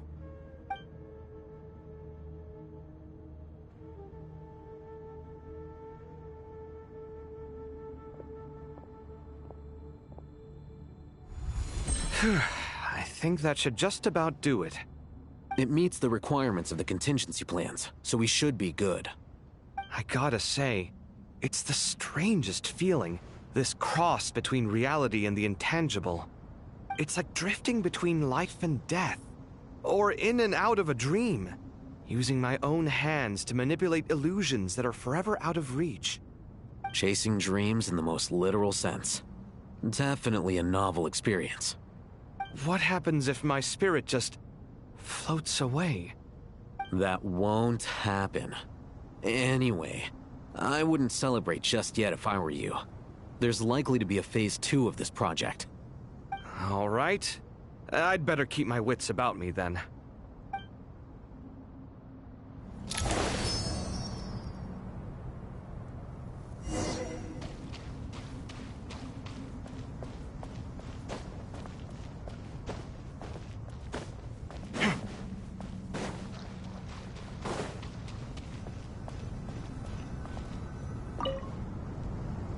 How's it going? Are things progressing smoothly? Well enough, I suppose. You know how it is. The work itself is only half the problem. The other half is having to work with Al-Haytham. I'm sure the feeling is mutual. Honestly, though, I thought you two had already worked things out. As if. Turns out working closely together is the best way to expose any tensions lurking beneath the surface. Besides, I just think that some people never change. Agreed. Case in point, you didn't make sure I was out of earshot before you started complaining about me. Old habits die hard. Actually, this is for your own good. Maybe if you spend a little more time listening to what other people have to say, you might actually realize that you're the problem. Naivete is another old habit of yours. I had assumed that you both volunteered for this project, like us forest rangers. But now I'm getting the sense that wasn't the case. Definitely not. We were assigned to it by Lesser Lord Kusanali and Nephis. As much as I'd love to be doing normal work for normal clients, these Titan projects are all that's on offer right now. Though I'm sure they wouldn't be roping us in if they had any better options. Just goes to show how short-staffed the academia really is. I'm sure you've prepared yourself mentally, but I still feel the need to advise you to lower your expectations. It might make the process of working together a little less intolerable. I know! Same to you! But if you already understood that, you should also know not to say the quiet part out loud. Why don't you come help me with my forest patrols? Might help you avoid any further disagreements. Good suggestion, but unfortunately, differences of opinion will always exist. Changing the nature of the work won't get rid of them. For once, I actually agree. There is zero chance of us ever resolving our differences. Zero! But even so, the work must be done. Care for some coffee? I'm glad to see you making progress. Don't act so smug! It'd be nice if you made some too! I feel like even I've made some progress today. In the past, I never would have dared to try and mediate a conflict between you two while you're both right there in front of me. Apologizing probably makes it sound like I'm in the wrong, but I'm sorry. I was just kidding. Truth be told, I don't have any work to do at the moment, so I'm just here to kill some time. How's Kale? She's studying with Nicole. I'm not sure how she's getting along, but she seems to be in good spirits at least. I wouldn't worry. Angelic affairs are probably above your pay grade anyway. I know what you mean, but Sino and I are still a little concerned for her. He said he'd go keep Kale company after he's finished training the mercenaries. I'm planning to join them myself shortly. Kale will be okay. Have faith in her. Even we can see how much more confident and outgoing she's become in these past few years. Thanks to you and Sino being there for her and providing guidance every step of the way, she can finally stand on her own 2 feet. On her own 2 feet. Does it feel bittersweet? Watching the younger generation grow up and move on? No, not yet, at least. I was just thinking, I wish there was more I could do for everyone. She'll be fine. Yeah, she will. Just try to relax.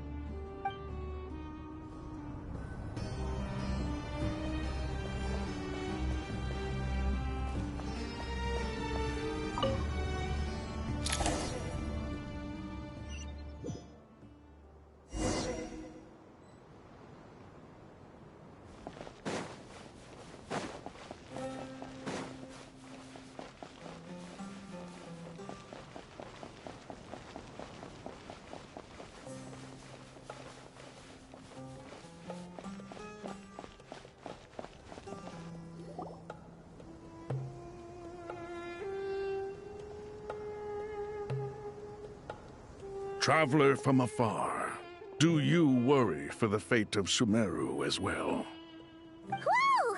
It's Sobek the Crocodile King! Greetings, Crocodile King. Please be at ease. I'm just here to chat with you about Lesser Lord Kusanali. Sounds like you really care about her. Yes, although to be exact, it is a mixture of both concern and curiosity that I feel. Speaking of Nahida, Paimon was wondering how she's doing. Wait a moment.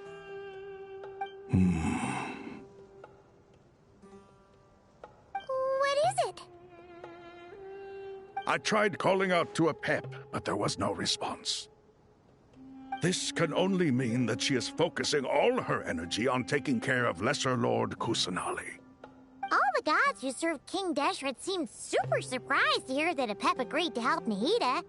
Guessing she made a bad impression on you or something. Are you aware of the history between her and our king? Then you are learned indeed. I'm glad to know that Sumeru has the support of someone like you. At the end of his life, King Deshret tricked the Dendro Dragon into swallowing him whole, leaving her to bear the torment of his sins. The Dendro Dragon despised King Deshret, yet he outwitted her. Rather than bringing disaster to the land, he chose to deceive her and thereby ensure his annihilation. An act that surely displays his love for humanity. The Dendro Dragon stands for the glory of a bygone era. She hated Al-Ahmar and what he represented. All the gods, all the power they wielded. And so, her willingness to help the Dendro Archon through this crisis comes as a great surprise indeed. It makes one wonder whether, perhaps, the Dendro Archon assisted her in the past. Yep, Nahida did her a huge favor.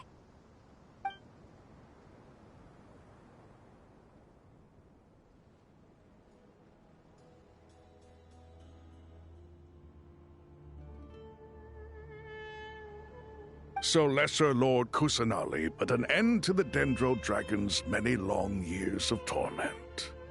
As much as she loathes the Seven, Apep knows kindness when she sees it. No wonder she was willing to make an exception.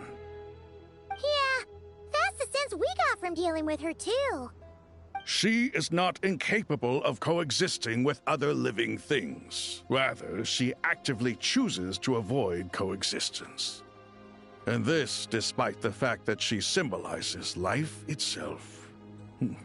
How ironic. All of this being said, I wouldn't expect too much from her if I were you. Nothing will change her hatred towards humanity and gods. We'll keep that in mind. Anyway, how much longer do you think Nahida needs to stay with Apep? For all we know, the Fatui might still be in the desert. Just to be on the safe side, why don't we grab anyone who isn't busy right now and go look for her? I'm alright, Paimon. Huh? Was that Nahida's voice? It seems the treatment was effective. Since when do my deeds require your evaluation?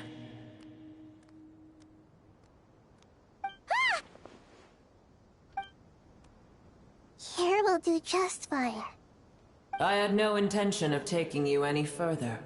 One ought not expect greater generosity than they have earned. You always hide your kindness away like an oasis within a sandstorm. Only those who make it through the swirling winds can know just how beautiful that oasis is, and how much hope it brings. You dare appraise my being? No, I'm expressing my gratitude. I want to thank you for sharing your precious life force with me.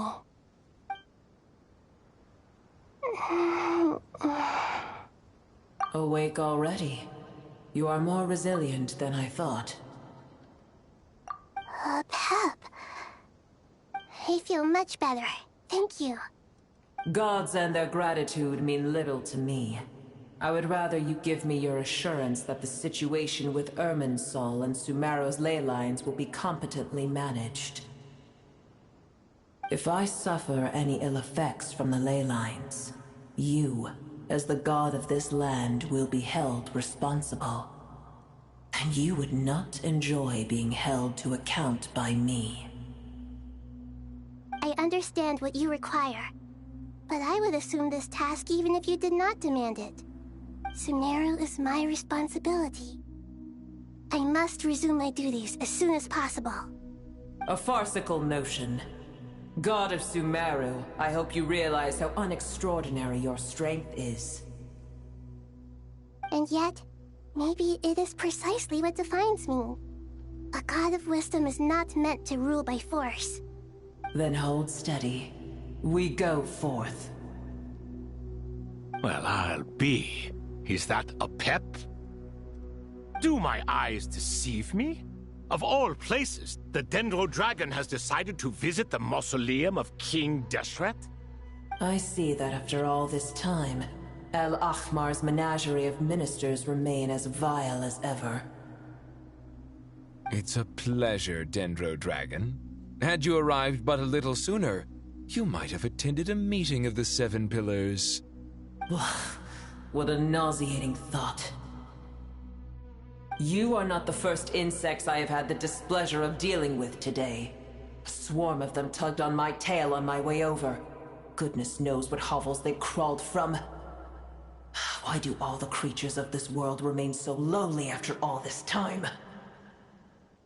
What did you do with them? I cast them away. What would you have me do? Keep them as trinkets?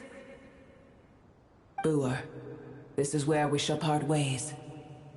To be clear, I do not wish to see you or anyone else here ever again, unless absolutely necessary. Then I wish you peace as you return to your dwelling place.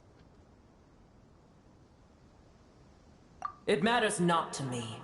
Simply refrain from bothering me again.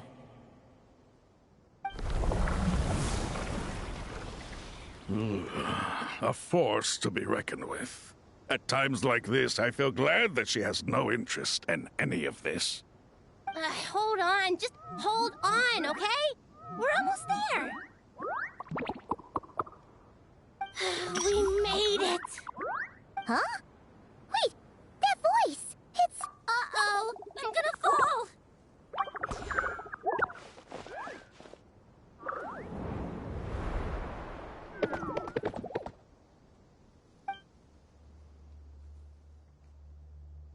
Well, that's a relief.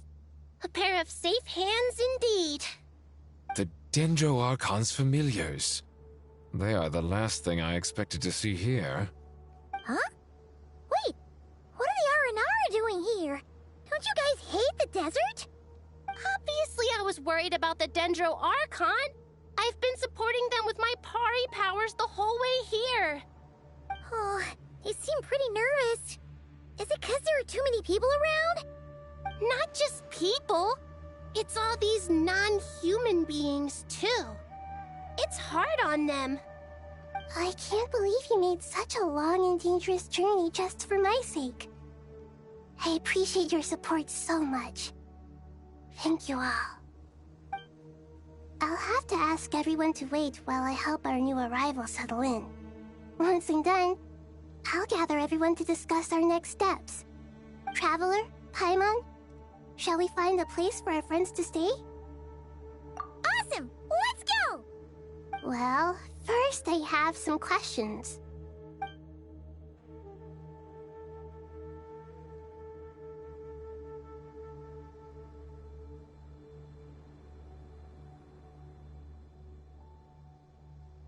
Okay, I think that covers everything. Thank you. We can get going now.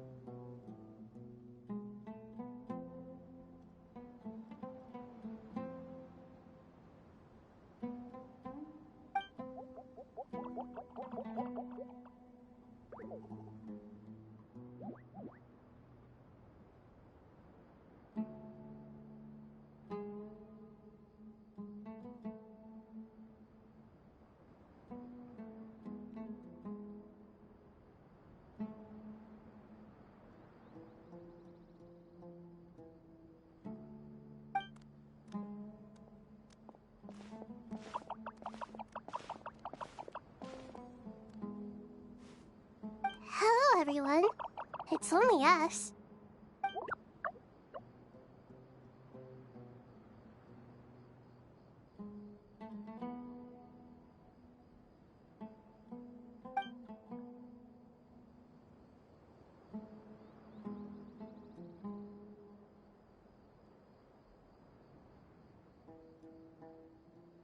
It must be very tough for you coming all the way out here, especially since you don't like the Voluka. Is everyone back in Vanarana doing well?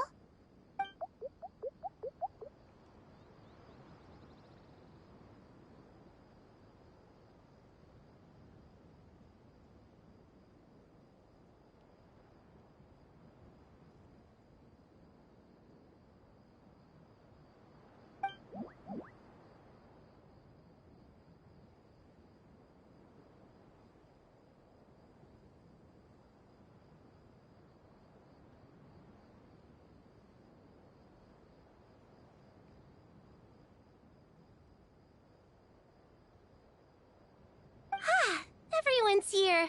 Good. Are you okay? You look like you were about to pass out back there. Then you're forgetting who I am. Don't underestimate me.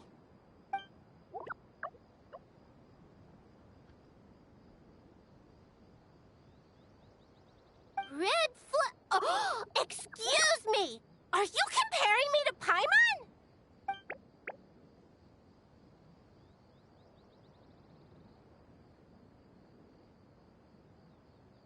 I suppose everyone is gathered here because of me.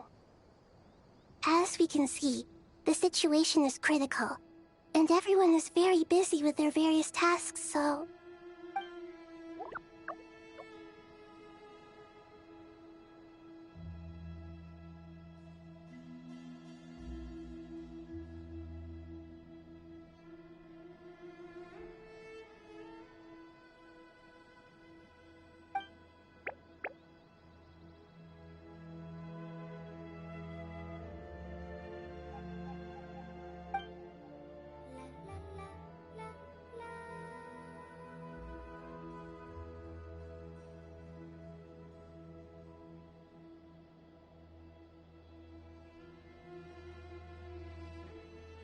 I can't thank you enough. Right now, we're focused on restructuring Aru, processing excess information, and helping restore everyone's confidence. I'm sure you'll find it all very straightforward. I can help too! Just let me know where I'm needed.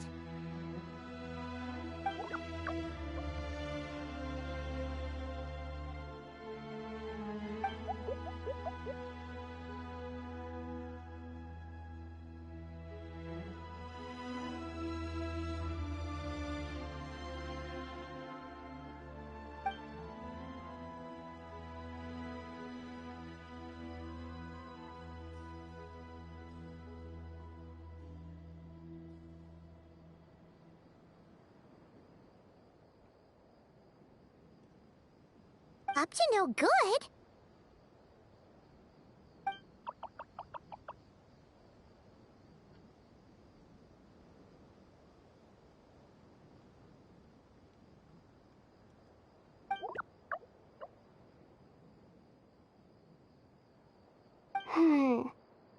That definitely sounds suspicious. Traveler, Paimon, I have other work to attend to here that needs to take priority. Could I trouble you to investigate the situation Arabalika spoke of? No problem. Leave it to us. Thank you. I'm counting on you.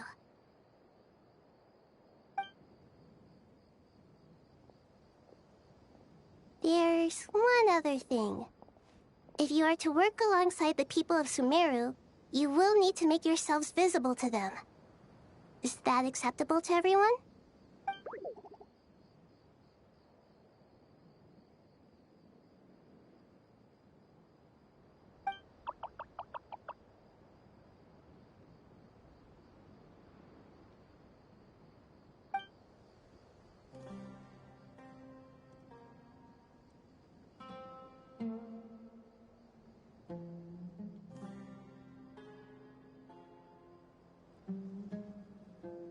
There's nothing to fear. No one here will hurt you. But if you do feel afraid, don't worry. Just call my name and I'll be there. Very well. Now, I shall bestow a small blessing upon you all.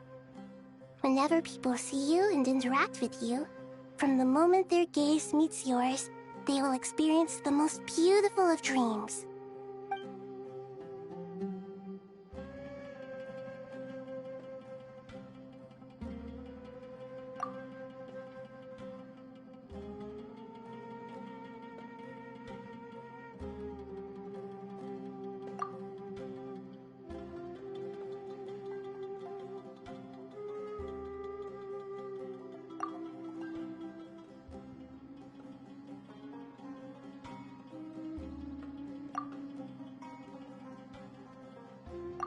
Do not fear.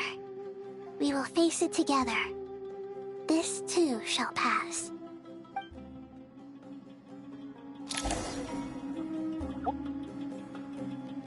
Alright, be right back.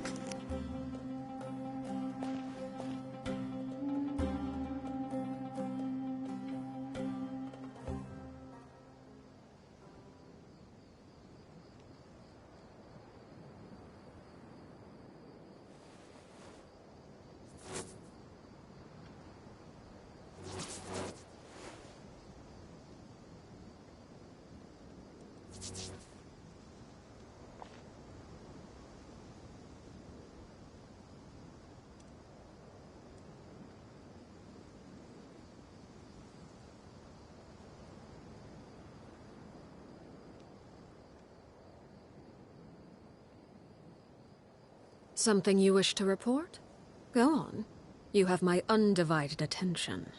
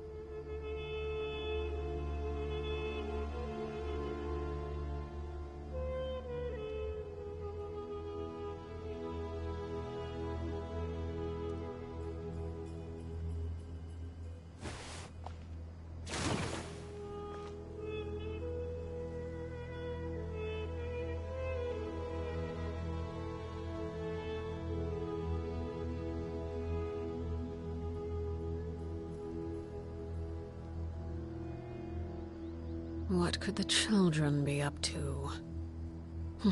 Never mind. Let them do as they please.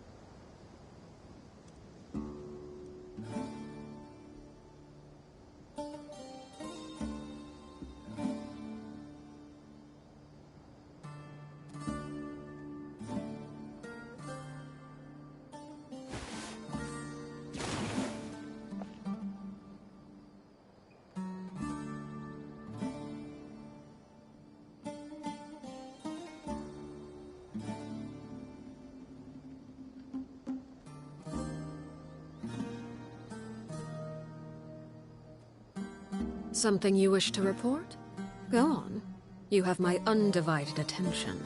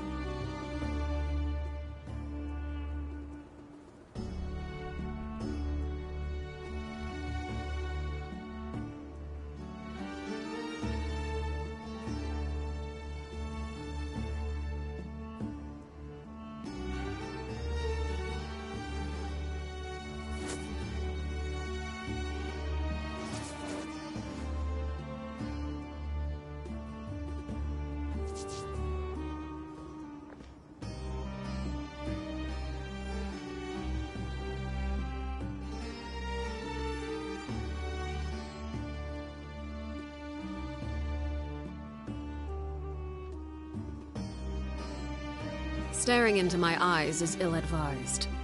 I can't promise you'll like what you see.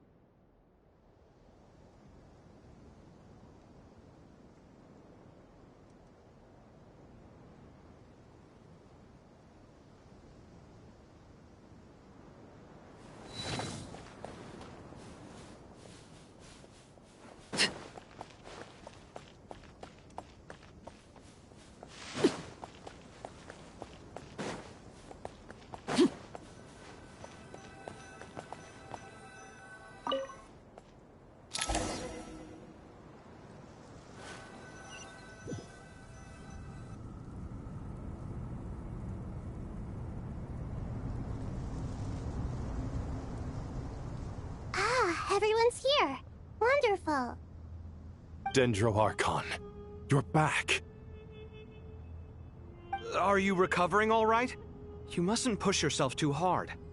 I'm doing very well. Thank you for your concern.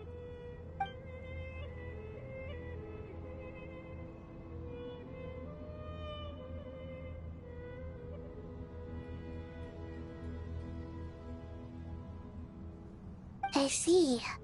Using the power of Aru to reboot the Akasha and gain access to Irminsul. It's a sound plan, although... I regret to be the bearer of bad news, but with the state that Irminsul is currently in, it's impossible to access via traditional means. Even the Akasha won't change that. Alas, we had feared this may be the case. And what about non-traditional means? Non-traditional means? Are you saying... Desperate times call for new measures.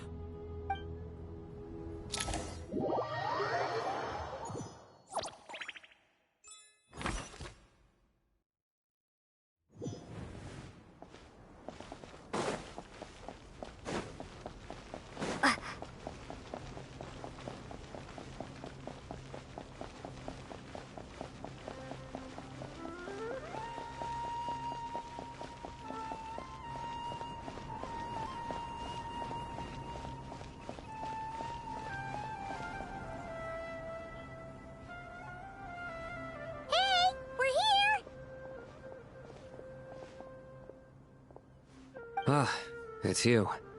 Is there a situation?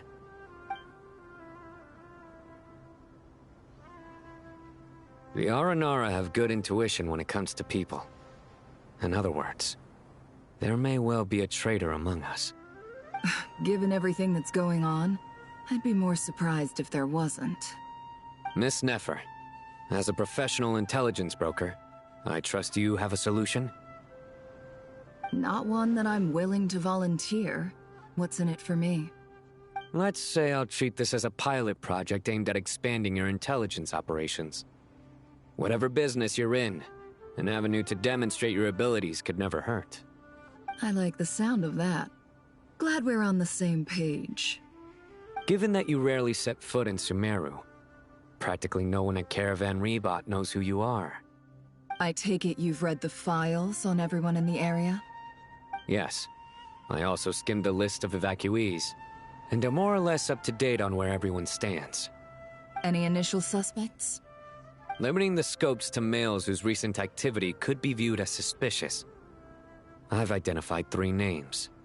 The Aranara saw 2 people talking, but currently we only have 1 suspect.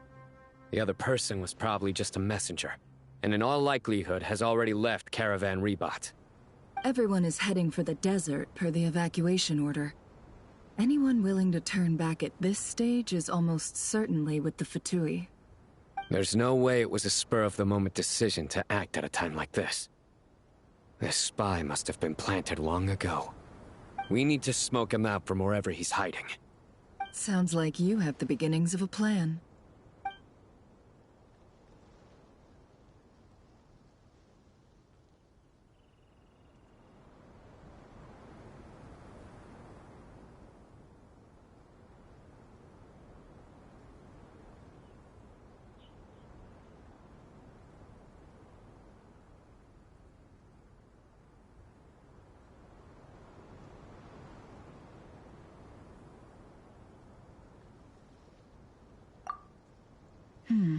I see.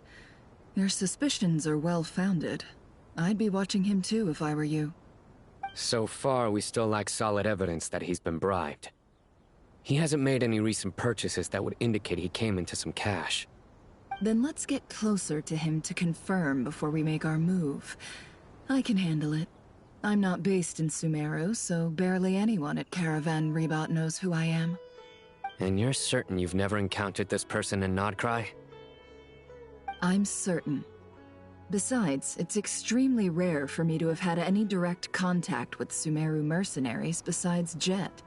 There's no way he could have seen my face before. Sino, stay out of sight and wait for my signal. If he raises any red flags, I'll bring him toward the main road.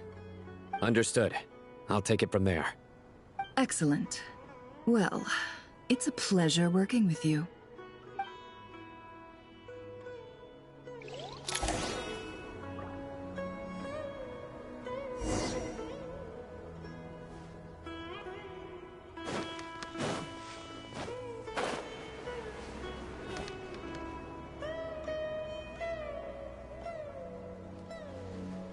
Darker skin, scars, frequents the desert and has ample combat experience. Nothing unusual about how he dresses or acts. What's that he's looking at? A coin. Interesting. Could that be how his contact paid him? Conveniently discreet for someone trying to hide any unexplained income. And yet it could be highly valuable. Sorry to bother you. Has everyone here already left? I don't suppose you happen to see a lady wearing a hat? Ma'am, what are you doing in Caravan Rebat all by yourself? The main group evacuated some time ago. Didn't you pass them on the road? My friend and I lost some of our cargo along the way. I didn't want to miss out on potential business, so I told her to go on ahead and meet the client while I retraced our steps. I didn't think it would be so late by the time I found it. And then there was a terrible sandstorm. I guess I must have taken a wrong turn, because I didn't see any large groups on my way here. Forgive me for asking, but just to be on the safe side, could you describe this friend of yours? Sure. She has blonde hair, and she was wearing a hat and a white dress. You'd definitely know if you'd seen her. Yes, I think that does ring a bell. Ah, my apologies. During this exceptional time, the Corps of 30 are under orders to be extra cautious when dealing with unknown people, whoever they might be. I understand. Well, sir, is there anything else you need to know? If not, I'd better try and catch up with them. Hey, wait! They left a good while ago now. You'll never catch up with them on your own. Why don't I give you a ride? I'm here to collect the last few people anyway. We have plenty of carts, so one more won't be a problem. That would be amazing. Traveling with a group will be much safer. I'll have to pay you for your trouble. Hey, let's not worry about the money for now. Wait here a moment. Once I'm done packing up, I'll take you to join the rest of the group. All right, thanks. Let me know if you need a hand carrying anything. No need for that. I'm strong enough for both of us. Okay. Well, I wish there was some way I could repay you. Guess it's my lucky day, running into someone who knows what they're doing here. You might have just saved my life, you know? You're not wrong there. I mean, what kind of cargo is so important that it's worth risking your life to get back? I hope for your sake that it's priceless. Actually, I suppose I can tell you, since you've been such a big help. But be sure to keep it to yourself, or we could both be in big trouble. Oh, really? Sounds mysterious. We're in the antiques business. You understand? Some of our goods aren't acquired through the most legitimate means. We have to be very discreet when we're selling them. That's why I had to go looking for the missing cargo alone. Ah, no wonder. Well, ma'am, in that case, it turns out that maybe there is something you could do for me. I'm all ears. But to be clear, our commission isn't cheap. Think carefully before you ask. We don't want to ruin our relationship before we even hit the road. I'm sure that won't be a problem. My issue is, I have something that's a little difficult to sell on as well. Take a look at this.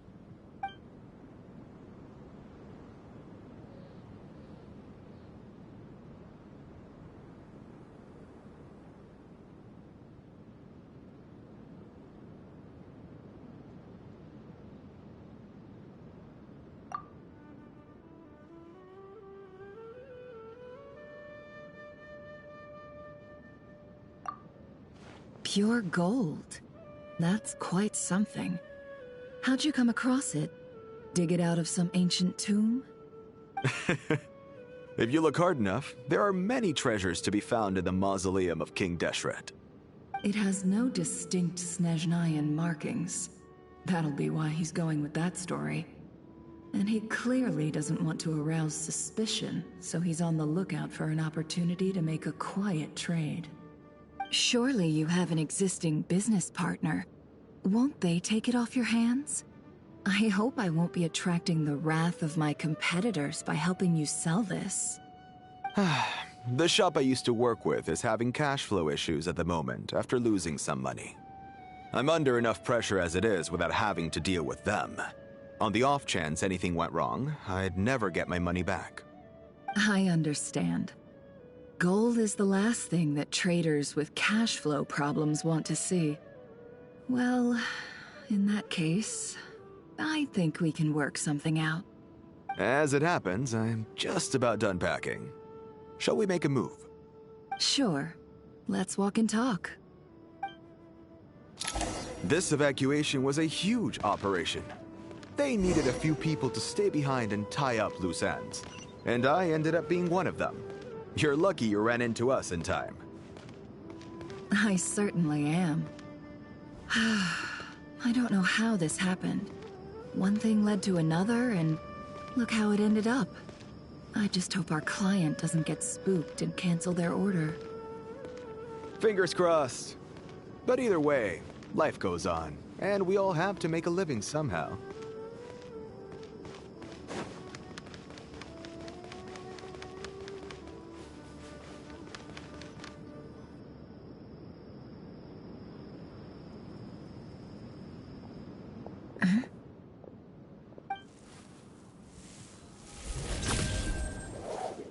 Hands where I can see them. General Mahamatra! No, wait!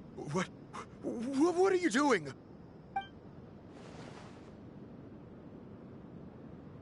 This is the coin? Good. Sadly, you won't have the chance to spend it. Nicely done. Looks like Sumeru's Matra are a well-oiled machine nowadays. Unmarked gold coins are quite difficult to trace. Thanks to you, we have secured the evidence. Here's what's gonna happen.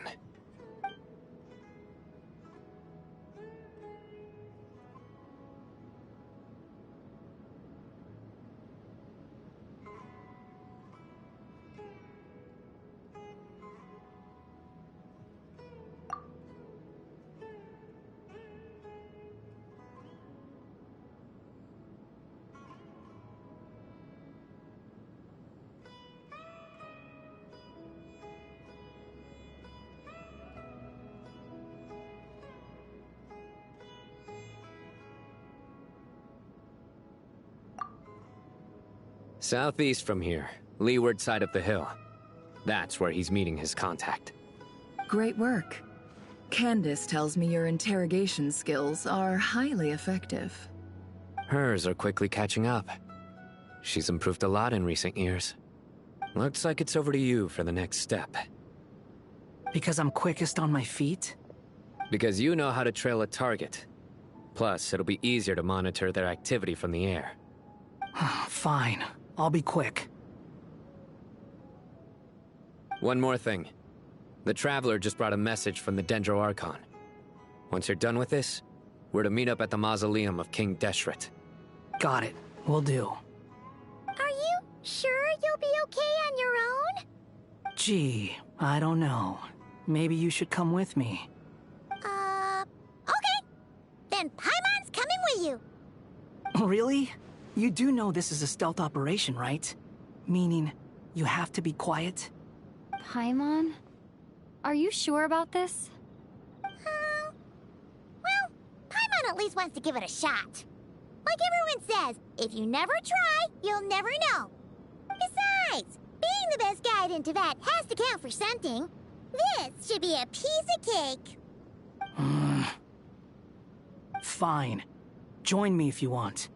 But be warned, if anything goes wrong, I'll have to gag you and shove you into a bush. super careful. Promise! Good. Then what are we waiting for? Let's go. Ah! Coming! Coming!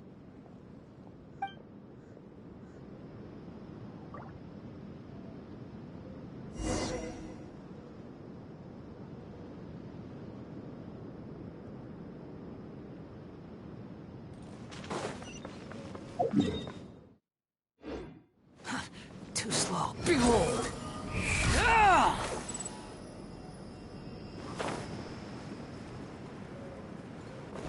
Quit following me.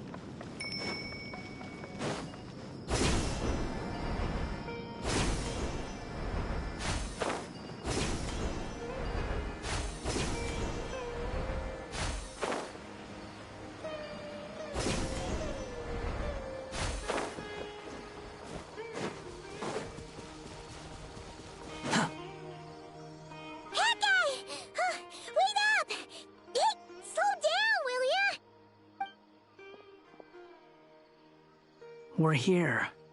Now we wait. Okay, yeah, cool. Cool. What's on your mind, Paimon? Huh? Oh, nothing? I thought all you cared about besides being a guide was food and sleep.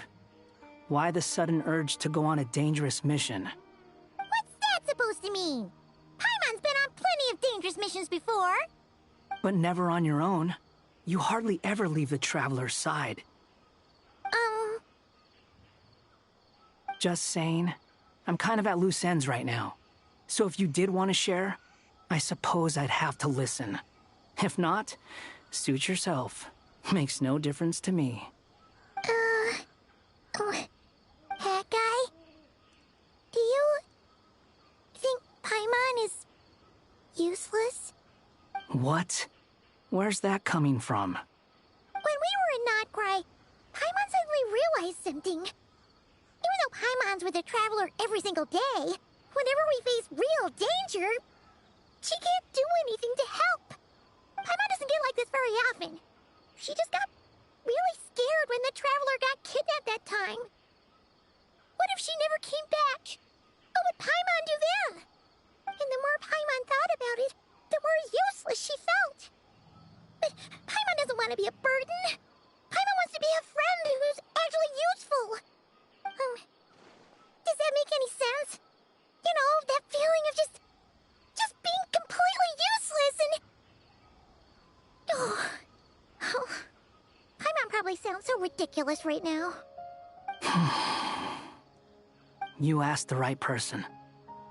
Boy, do I know that feeling.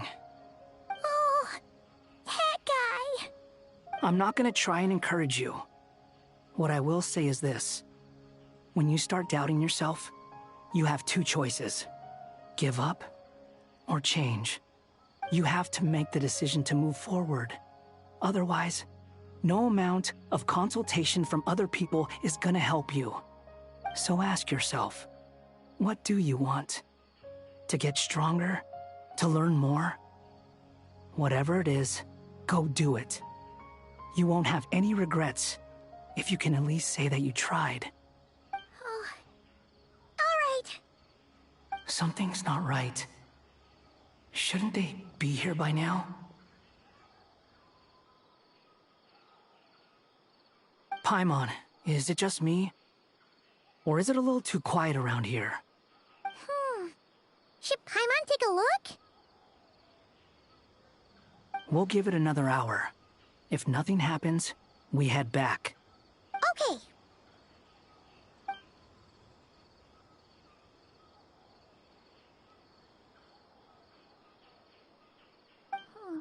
How strange. We've been here for ages. Where the heck are they? Have we been stood up? What is it? Did you think of something? Something feels off about this whole situation, but I can't quite explain why. We know for sure that the guy Sino caught had something set up, yet somehow his contact is a no-show. So, either the handler got caught, or, more likely, They decided to cut our guy loose. But how would they know to do that? Wouldn't they at least send someone here to check things out? That's the problem. They couldn't possibly know what's happening here. Unless... This feels all too familiar. Come on, let's head back.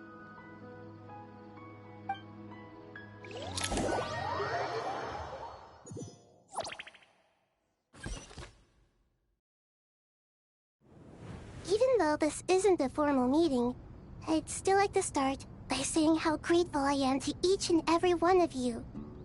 Thank you all for coming here and standing by our side. Shesipang and Bennu are currently assisting the scholars with the maintenance of Aru.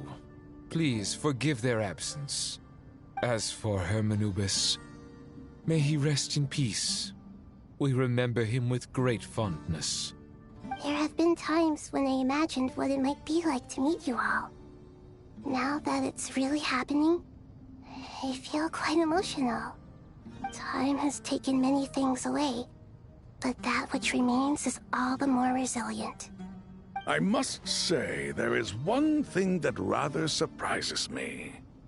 You appear to be in good spirits, Lesser Lord Kusadali. But even so, I can sense that the life force given to you by the Dendral Dragon has far from fully resolved the problem of your vitality. Oh no! So even a Pep's power didn't work? Don't worry, Paimon. It worked very well indeed. The issue is how closely I am tied to Irminsul. Until the problem with it is resolved, there is no way I can fully recover. Sumeru has undergone tremendous changes during her absence. When gods pass away, inevitably, people's faith in them grows weaker. You must have sensed it already. Your power is not what it once was. Regrettably, this is true. I too have grown weaker due to the effects of Irminsul. Right now, we're all in quite a sorry state. Then what do you suggest? We take all the help we can get. Sumeru is our shared home. You and I, gods and humans alike. We must unite all our strength in this moment. Though Al-Ahmar is no longer with us, the alliance between the three gods remains in force. Regardless, as subjects of our king, we have a responsibility to support Sumeru through this catastrophe. Not to mention that it was the people of Sumeru who released us from this prison of Aru. Times have changed, and the people of today possess greater wisdom than those of the past. You really know how to give a rousing speech, Goti. Now then, let us learn more about your plan. The brightest minds of the Sumeru Academia are busy opening and renovating Aru. They claim it has something to do with Irminsul? Correct. Irminsul has existed in Teyvat since the very beginning. But during the Age of the Dragons, it did not possess the significance it holds today. After the heavenly principles arrived, the power of the Light Realm was divided into elemental energy, and Irminsul was refashioned as a device that records and preserves all information. Since then, everything in this world has been inextricably linked to it. As the Dendro Archon, I have a duty to protect Irminsul. To Sumeru, it is both a national treasure and undeniably a major threat. Teyvat has seen many upheavals in the last few years. The most recent of these was a major crisis in Notcry, which forced Sumeru to be even more vigilant than usual. I made sure to monitor all the pathways through which an outsider could potentially transmit themselves into Irminsul. But despite my efforts, a major problem still arose within. I still believe that someone has actively invaded Irminsul. But rather than taking any of the pathways I referred to, the intruder chose instead to utilize the most direct route. And the only one that cannot be protected against. By entering Irminsul through death. I see what you mean. You cannot simply stop all deceased souls from returning to the ley lines because of a potential invasion that could occur at any time. That's right. As important as it is to guard against external threats, I couldn't allow myself to stop the souls of the departed from finding peace. Please, understand how difficult this predicament was for the Dendro Archon.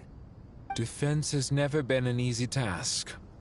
After Irminsul was invaded, my authority was quickly restricted. Soon after that, the tree began denying access to any connections. I'm sure you feel responsible, but you are not to blame. No one can predict every possible disaster. There will always be trials and tribulations for the world to endure. But the people of Sumeru should not have to endure this. We must find a way to break through the lockdown and connect to Irminsul. And this is why you need Aru. Yes.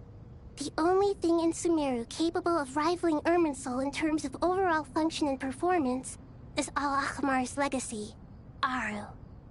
All I managed to do before falling into a coma was make some minor adjustments to Irminsul. Using Aru is a last resort, and a move that comes with enormous risks. The Scholar's initial plan was to borrow Aru's power to reboot the Akasha, then use the Akasha to connect to Irminsul and investigate. Unfortunately, Irminsul has suffered far greater damage than they first thought, rendering that plan futile. To rise to the challenge, we had to resort to more extreme and far costlier means. This has led to a number of new contingency plans. To reclaim Irminsul, her brightest scholars have made further modifications to Aru with multiple goals in mind. I thank you all for giving them your blessing in this endeavor. Human wisdom has clearly improved over the millennia. You have not only our support, but that of the Jinn, the Aranara, and the Pari. Together, we will do everything in our power to save Irminsul. By the way, when you spoke earlier of an intruder, it almost sounded as if you knew who you were dealing with and what they were capable of. Well, since you ask.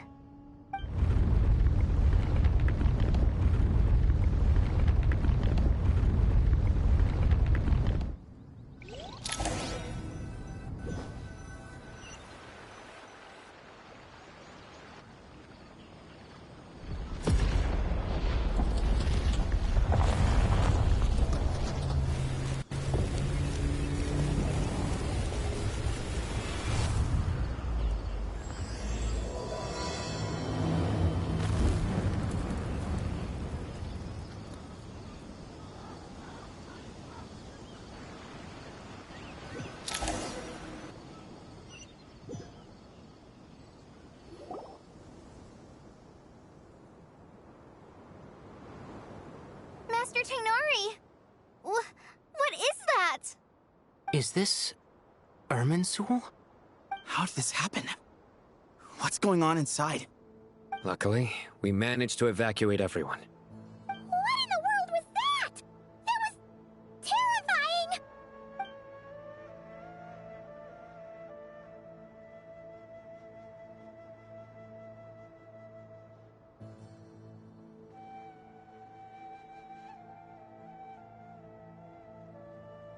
Oh my.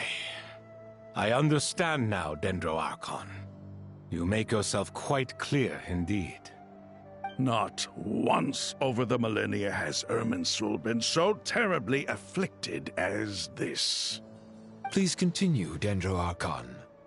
Irminsul's root system is what comprises the ley lines. In the past, it has always been hidden away, going unseen by the general populace. But now, an evil intruder is making it reveal itself. It has become a tree of unbridled greed. A clear sign that a deranged experiment has advanced to a new stage. Blasphemy. From where I stand, an experiment in the name of blasphemy sounds rather improper. But, if we are to honor Dottores' will, this is what we must do. The birth of this tree proves to me beyond doubt that this incident is connected to him. But to explain the situation in full, there is someone I need to tell you about.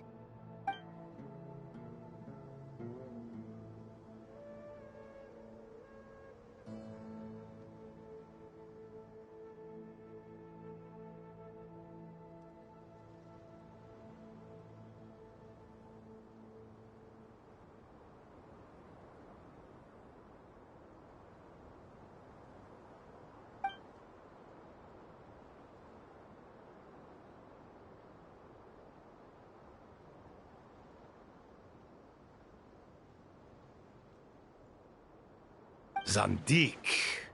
So it was him. I saw him in the desert once. A man of supreme arrogance. So this is where it has taken him. But didn't Dottore die and not cry? How is he still able to do all this? He must still have loyal followers amongst the Fatui. Even so, I'm still unclear as to how he has been able to wield such a profound influence over Irminsul. I can confirm that Fatui forces have arrived in Sumeru City. Furthermore, Irminsul seems to be undergoing some kind of mutation. Evil branches are beginning to grow. Things that do not belong to this world are slowly but surely materializing. Sorry. I couldn't think of any other word to describe it. They don't seem to be fully formed physical entities yet, after all. But they are gradually becoming real. A baleful tree climbing up into the heavens. Speaking of Dottore, I have some information on that front as well.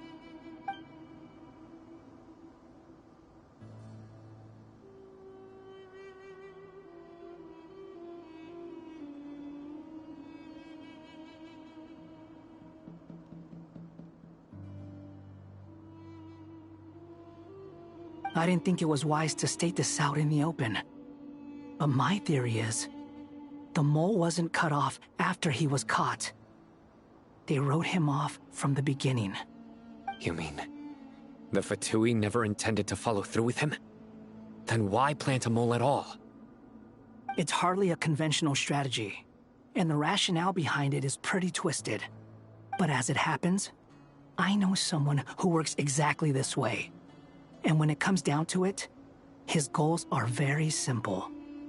He just wants to confuse people, so they can't figure out what he's up to. He's been a collaborator of Dottore's from the outset. That fact alone confirms that Dottore is involved with this somehow.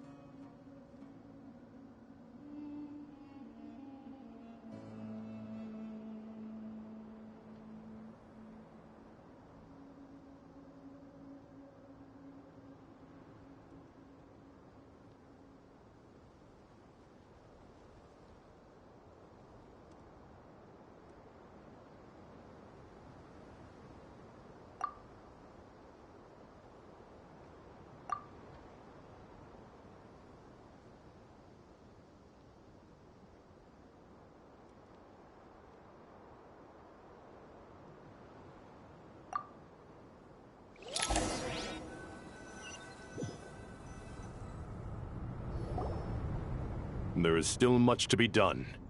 Everyone, please remember our core strategy. As per the discussions, the following groups must act immediately. Mr. Alhaitham and Mr. Kave, the next phase of the Aru renovation project must begin right away. Godspeed to you both. We'll give it everything we've got. The plan looks feasible, but the implementation will require certain resources. General Mahamatra Sino and his team will help to procure the materials required for modifying the terminal. No problem. I've already spoken with Sethos and Hat Guy, and they've agreed to assist me. This kind of thing is best left to the fleet-footed, right? Hat Guy? If it's efficiency you're after, we're the right people for the job. Following up on the elemental energy amplifier we discussed, Ms. Dory, I assume you're the one most familiar with the status of this project. Aside from the Dendro Archon, of course. Yep, that's right. Leave it to Lord Sangama Bay. Got it. Well, I'd like Madame Farazan, Kale, and Nicole to support Dory on the technical side. You can count on us. Will do. Rest assured, I'll take good care of Kale. Dia, Candace, and Nefer, you'll be in charge of negotiating between the various parties. I trust you remember our goal. You bet. We can handle it. Good. I believe that covers everything. Tainari will provide ad hoc support as needed, if that's okay. Poor Tainari. Must be tough being Nephis' student. Getting bossed around all day, every day. Hey, don't try and drive a wedge between us, you old rascal. All it says to me is that Master Nephis has faith in everyone's abilities. While I'm nominally here as backup, I doubt there will be many situations where my help is needed. Exactly.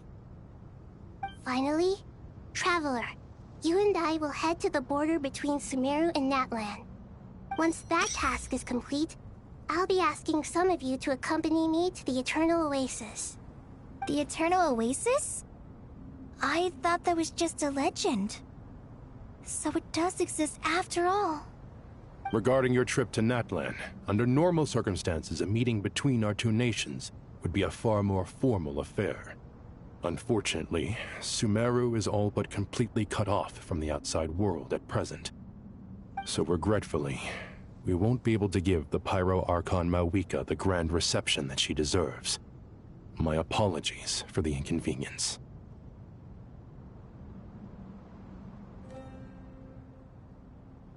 No point putting too much pressure on yourselves. That goes for everyone. Right. Especially you, Dendro Archon. I'm sure you're still feeling quite weak. Don't worry about me. The Dendro Dragon's life force will sustain me. Plus, we'll be there every step of the way. Nahida will be just fine. Yes, I believe in myself.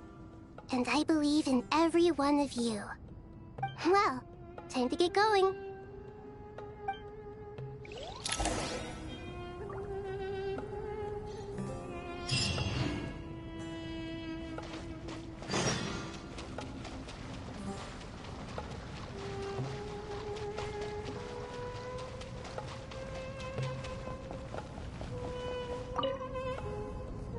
To what extent we can implement the final plan depends on how successfully the Akasha can be modified and configured. And to make sure the configuration works, Aru will also need some further optimization. Yeah, no surprises there. Once we roll this out, any Sumeru citizens who already have Akasha terminals can simply continue to use their existing devices. This still leaves us with a significant equipment shortage, though. Many groups of people were never issued Akasha terminals, including mercenaries, the desert folk, and many others. We'll need a supply of rare materials for the renovation of Aru and the production of new terminals. Right now, the best place to source these locally is from the primal constructs within King Deshret's mausoleum. Time is not on our side here. It's gonna be a race against the clock. The Aru merge and renovation project will have to be carried out by you two. Everything's riding on this, so failure is not an option. Best of luck to you both. As discussed, General Mahamatra Sino and Mr. Hat Guy will source the required materials. Mr. Sethos is quite familiar with the layout of King Deshret's mausoleum. With him accompanying them, things should go quite smoothly. I have every confidence. In the meantime, we may as well take a breather. Makes sense. There's not much we can do until the materials arrive. Get in formation and stay close. What is this, boot camp? Knock it off. It's just Sino being Sino. You know what he's like. Everyone clear on our mission objective. Look at the excess primal constructs, dismantle them, and extract the required materials. And King Deshret's 7 pillars agreed to this? If they're just sitting there doing nothing, we might as well put them to use. Thoth's words, not mine.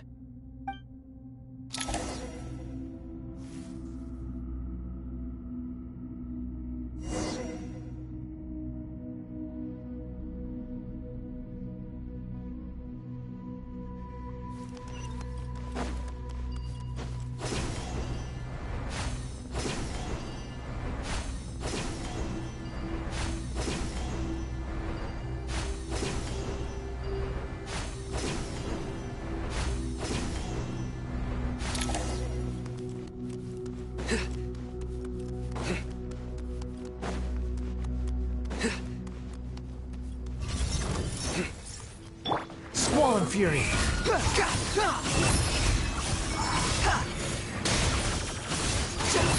Upon the gale.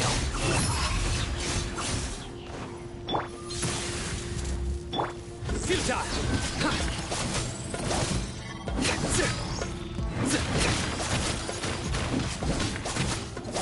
Nowhere to run. The wind rises.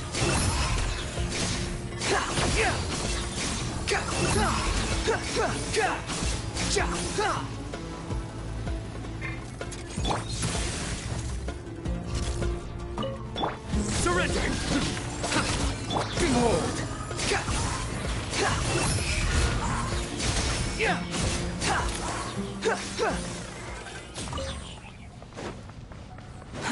Too slow.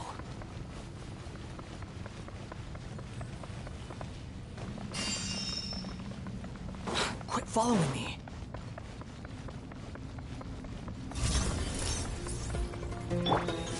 Way ahead of you!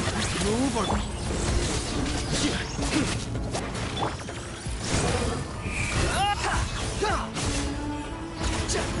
Unsightly insects! Futile! Excuse me?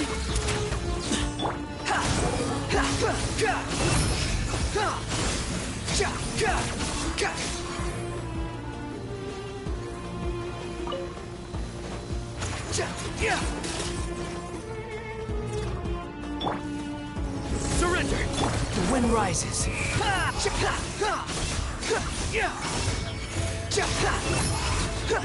Upon the gale.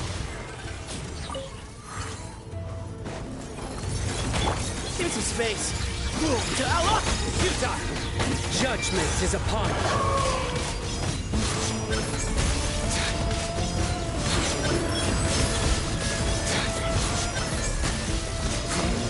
Guilty! He's been condemned! These devices should still be usable even though they're broken down. Let's take them back for the others to review.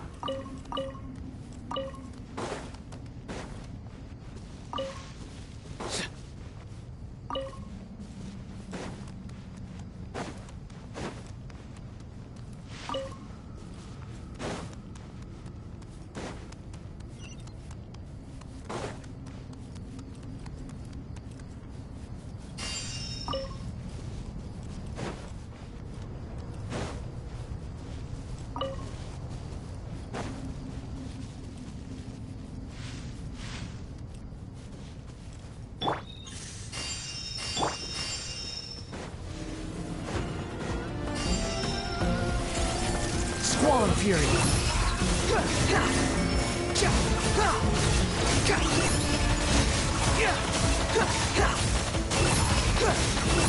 Wretched vermin! Excuse me? Move or fit! Surrender! Through me, justice is served!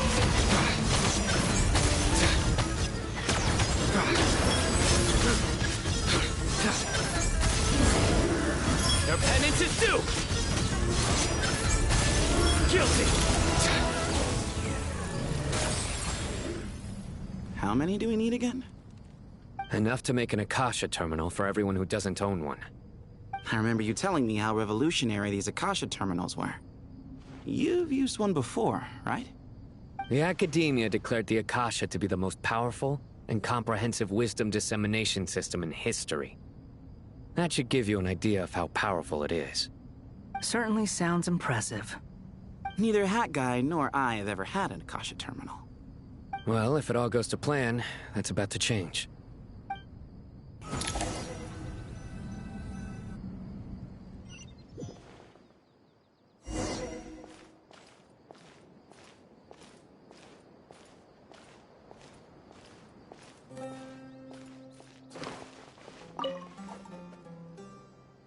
Hey, thank you so much for handling the delivery. What a long way it was. You've really outdone yourselves. I'm well aware what a bumpy, dangerous journey it must have been. Now, I would have loved to oversee the process myself, but of course, those of us who know the plan can't leave the mausoleum. Oh, trust me, I'm patting myself on the back for my assembly work here. Simply flawless work. But will you really be needing all of this? According to our plan, yes, this is the quantity required. I have no complaints about the quality either. Only the price. So expensive. I heard you covered a lot of the funding out of your own pocket. Oh, that's an exaggeration. The academia provided most of the funds. I just offered a small token of my goodwill. Of course, the real tragedy is how little profit I'm making on this. You know, it's a serious crisis when you can't even make money out of it. It's really quite a beautiful design. And I'm intrigued by how such a diminutive device is able to output the power of the Light Realm. Did you attend the lecture on Light Realm energy, Madame Farzan? I don't believe I saw you there. Of course I attended. I was just a little late, so I had to listen to the whole thing from outside the back door. Anyway, I have a perfectly good understanding of Light Realm, elemental and abyssal energy, as well as the relationship between the three. Good to know. Master told me in private that the conversion process between Light Realm energy and elemental energy involves highly classified knowledge that shouldn't be disseminated too widely.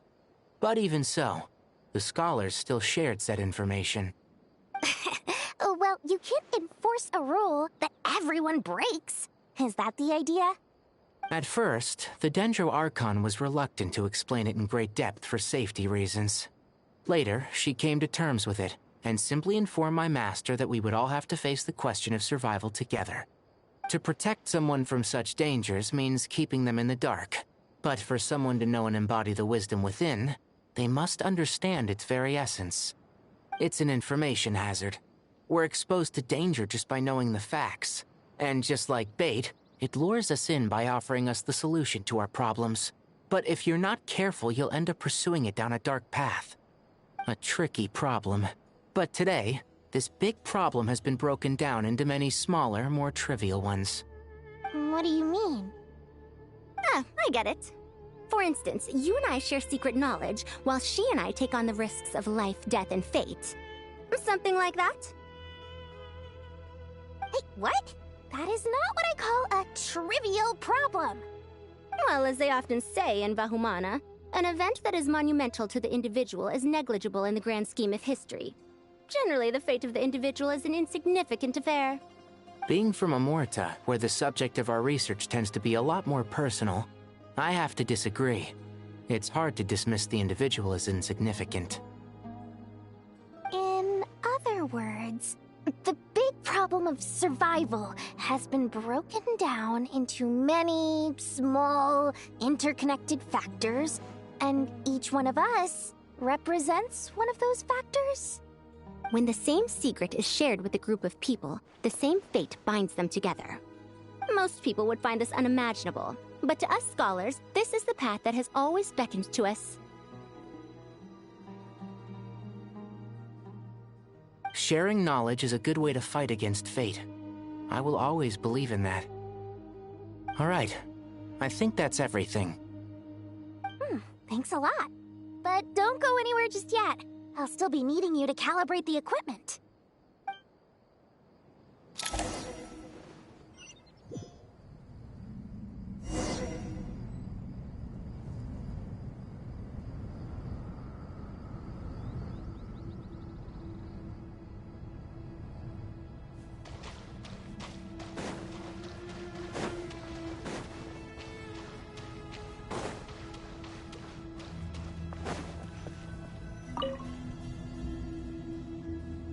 Okay, the materials are ready. We can proceed with the next phase. Al-Haytham, how are you getting along? Most of the information in Aru is written in ancient desert scripts. Some of this is written in a tribal language, while other parts seem to be a variant of an Oasis script based on the glyph forms. Oh.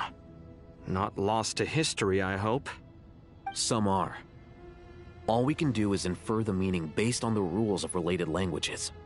Although, this section actually fills in some of the missing historical record. I'm transcribing it so we can bring it back to the Academia. After Aru started up, 2 more lines of text appeared here. Can you read them? Humans may not read what is written by the gods, except by not reading. Victory should not be easy to attain, for it symbolizes divine wisdom. Knowledge must not waver, for it has external borders. Is this a clue to solving a puzzle? Or is it being symbolic? You can't read it unless you don't read it. Victory is wisdom. Knowledge is confined by borders. Wait, I think I've got it. It's a metaphor, isn't it? It's talking about... a chessboard.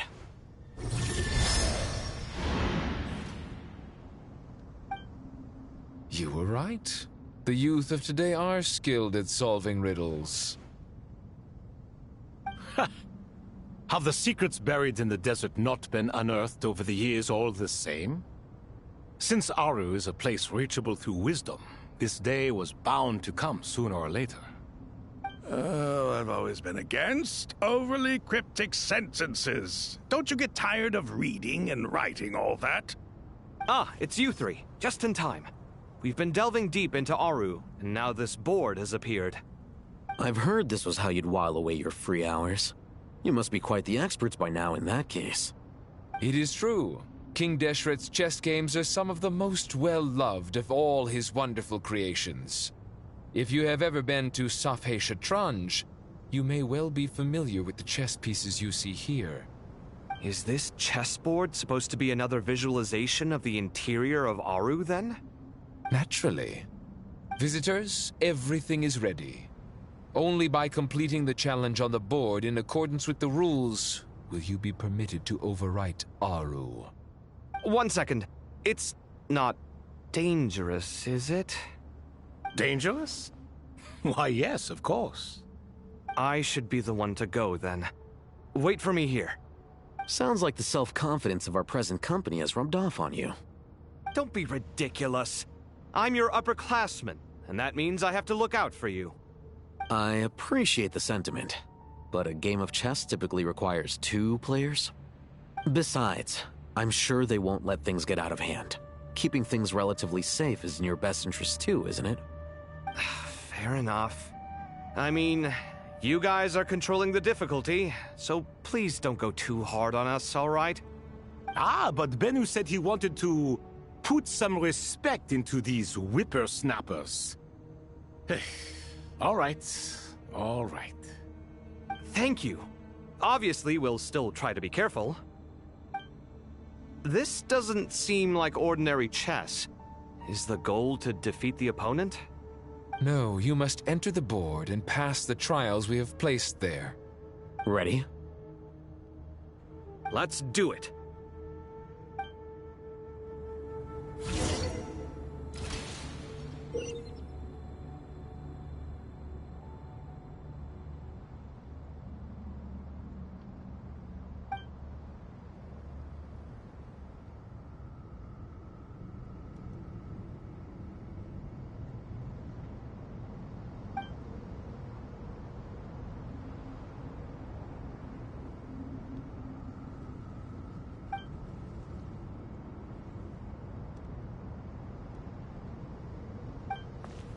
The first trial is posed by me.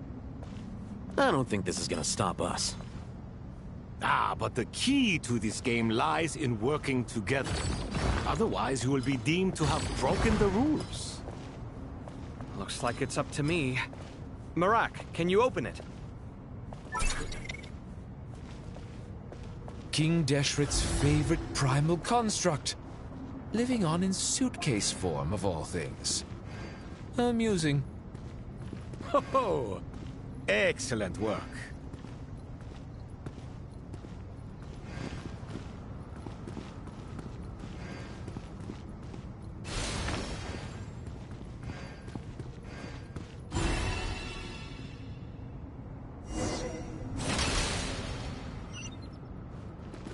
Now is the time for my trial. Now, don't be nervous. I'll make it nice and easy for you. Really? Thanks in advance.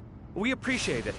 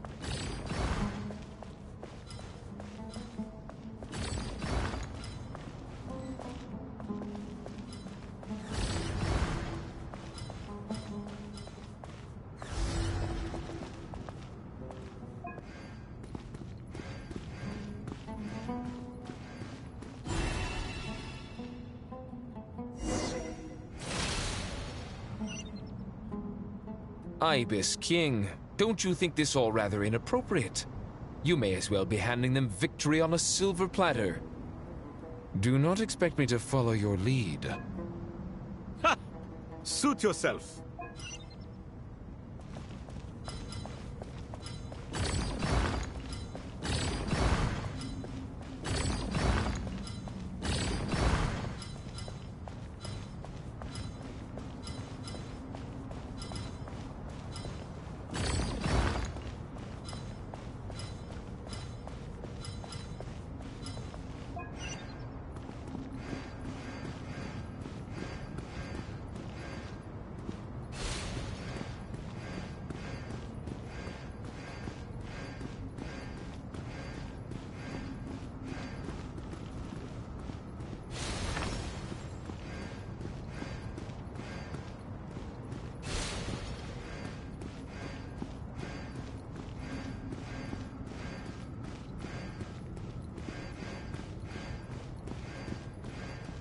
Alhaitham, what are you thinking? If you don't want to wait, you're free to leave. I never wanted to wait in the first place! Chessboard gave me no choice. If you say so.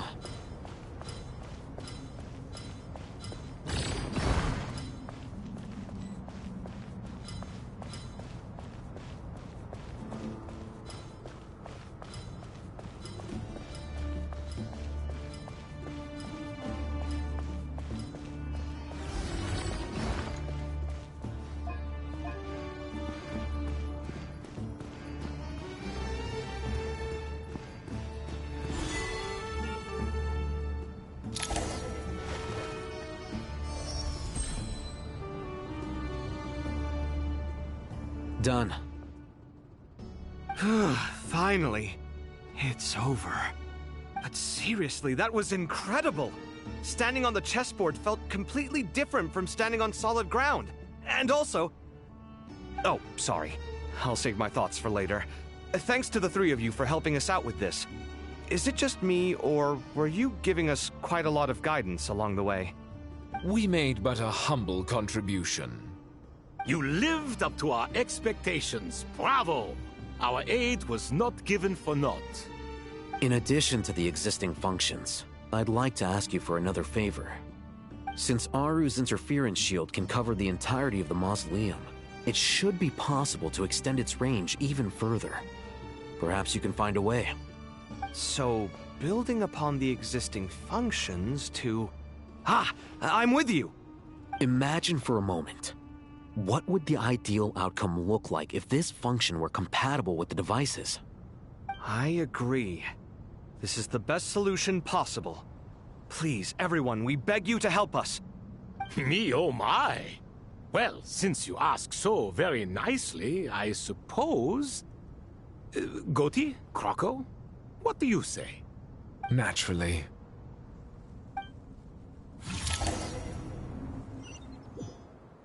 Time to go!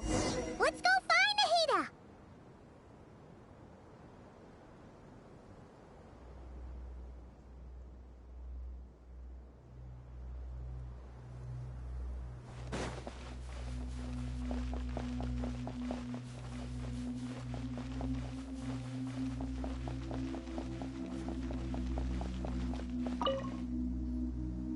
There you are.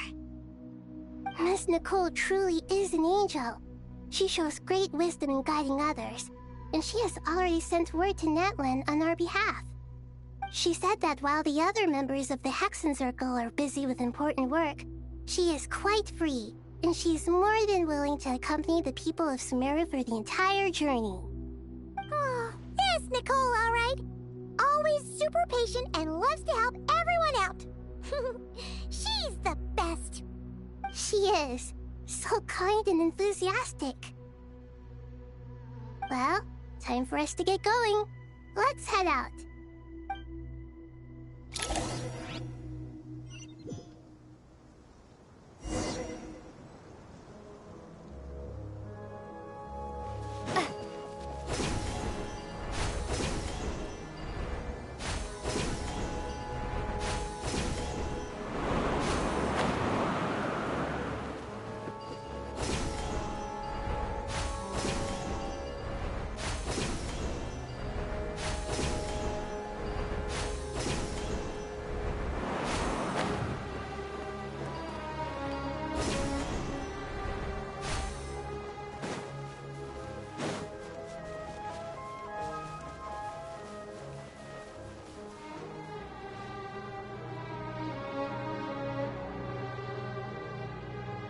This should be one of the closest places to Natlan in all of Sumeru. There's the barrier Nicole and Nefer mentioned. It completely cuts this nation off from the others. But why? Why separate you from the rest of the world now, specifically? And if I'm not mistaken, Irminsul was polluted once before, wasn't it?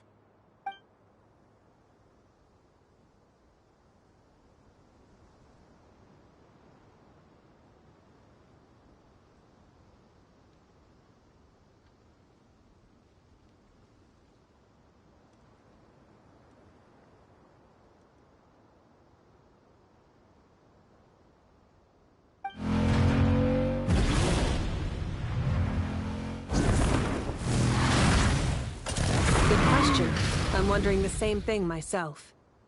That voice. Malika, you got here pretty quickly. Hello, Traveler. It's been a while. Hello there. Hello, Dendro Archon. Malika, I apologize for asking you to meet at the border on such short notice. I also apologize for not being able to greet you in person. The form in which you see me now is one carried by the Traveler. The real me is inside the mausoleum of King Deshret, and I am reaching out to you with my mind from here. Irminsul has been infiltrated by the Doctor. We must be on our guard, as he can spy on information in the world from within the tree. Fortunately, there is no record of the Traveler in Irminsul, and you are still within Natlan's borders. My records will be preserved in the Night Kingdom, rather than the ley lines. As long as the Night Kingdom remains disconnected from the ley line cycle, the Doctor has no way of knowing my movements. Exactly. So by meeting each other in this way, the meeting essentially never happened. No wonder Paimon didn't come. You were concerned that her activity would be recorded by Irminsul. The Natlanese have heard about the situation in Sumeru. With the borders sealed off, merchants have been forced to stop their shipments. It's pretty serious, and you're the ones bearing the brunt of it. I'd like to address the question you raised at the beginning. I can offer a brief explanation, although it will sound rather cruel. I don't reach this conclusion gladly, but Irminsul predates the heavenly principles. It existed long ago, when the dragons of Natlan were at the height of their power. So even when the people of Sumeru became ill because of pollution, it was not a critical issue from the perspective of Irminsul itself. As long as it continues to function normally, the barrier will not be activated. But this time, the Doctor's invasion has directly affected the tree.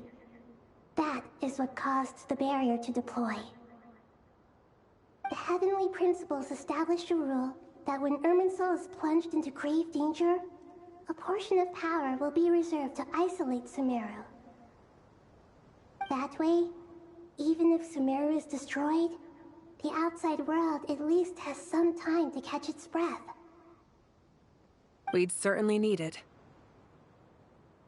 The Heavenly Principles created almost everything that exists in Teyvat today. To them, preserving the existence of the world and its inhabitants takes priority over protecting Sumeru. Meaning, protecting Sumeru now falls to you. Yes. My own power may be limited, especially compared to yours. But that doesn't mean that we're just gonna sit around and wait for the end. If necessary, I will utilize any and every means at my disposal. Nicole of the Hexen Circle didn't say exactly what this meeting was about. But after hearing everything you've said so far, I think I can guess where this is going. That's right. Nahida and I discussed it at length. We both know how presumptuous this is, but... You need the Pyronosis, don't you? Yes, you guessed correctly. Originally, I only intended to borrow it, but the situation is far graver than I foresaw. So instead, what I ask of you is to please give the Pyronosis to Sumeru. Why do you sound so nervous? There's no need to be shy. Surely a gnosis is pretty important to a god. I guess, but it's not as if losing it would suddenly render us powerless. But I'm sure you don't need me to tell you that. With all the nations you've traveled to, and all the gods you've met, you must have realized that by now. As far as I'm concerned, a gnosis is basically an elemental energy enhancer. But I don't usually use it. You know me. I like to think I'm pretty strong without it. Yeah. Not about to dispute that. So you see, you don't need to sweat it. Here, take the Pyronosis. Uh-huh? Just like that? Uh-huh, just like that. To tell the truth, I've always toyed with the idea of giving it to someone who needs it more than I do.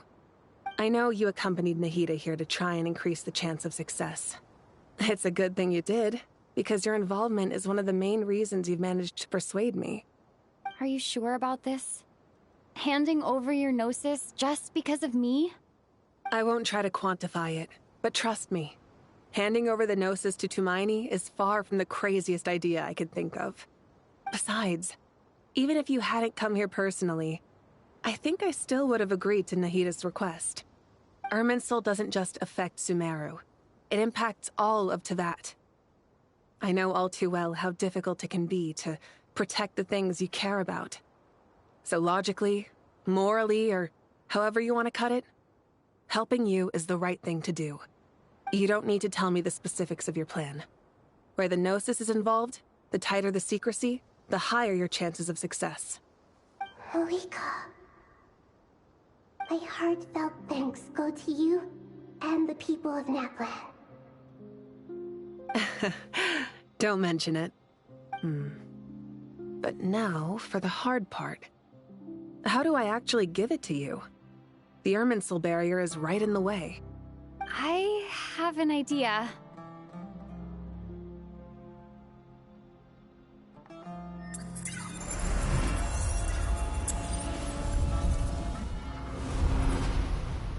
Just as I thought. Incredible. What did you do? Just made a lucky guess. This seems to happen quite a lot. Things that apply to everyone else don't seem to apply to me. I figured the same might be true here. Irminsul usually produces effects based on the records it holds. Since the Traveler is a descender, Irminsul contains no records of her, and thus has no way to impede her. Is that right? You really are full of surprises. Catch. Whoa! Thank you, Moika. Thank you for trusting us with something so important. All right. No need to get so formal. It's not like we're strangers. Besides, there's still one problem. You might be able to pass through the barrier, but I don't know about the Gnosis. Any other surprises for us, Traveler? Let me try something. I have the Pyrognosis in my hand. It feels strangely ordinary. Not particularly heavy. And yet, this tiny thing symbolizes the mighty authority of a god. I need to think hard about my memories of Pyro. My memories of journeying through Natlan. All those important experiences I've had.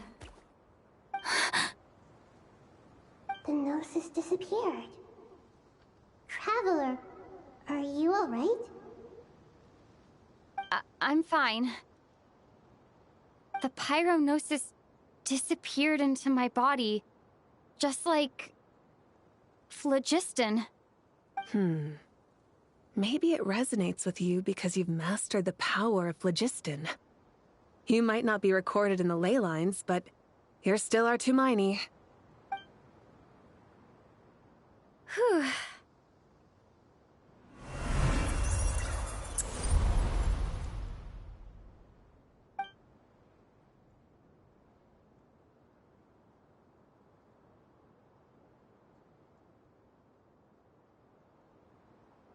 Please allow me to express my gratitude once again, Moika. Pleasure. Well, I've given you all the help I can. The rest is up to you. Good luck.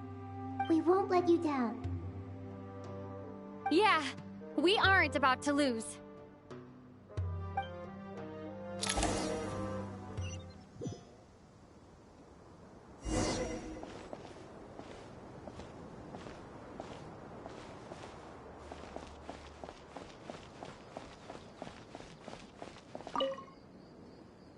Traveler, Paimon, how are you feeling? Paimon's a teensy bit nervous, but only a teeny tiny bit. Seems like she's gotten way braver over the last few years, huh? Of course. After all the adventures you've had with the Traveler, I'm sure you've gained a lot of experience and grown as a person. I'm doing all right. What about you, Nahida? How are you holding up? With the negative effects of Irminsul, I am a bit like a piece of fruit that's been burrowed into by hungry insects and left to rot. I'd be lying if I said it was nothing. But please don't worry. We all know what we're getting into, and we've prepared as well as we can. I believe in everyone. I believe in you. And I believe in myself.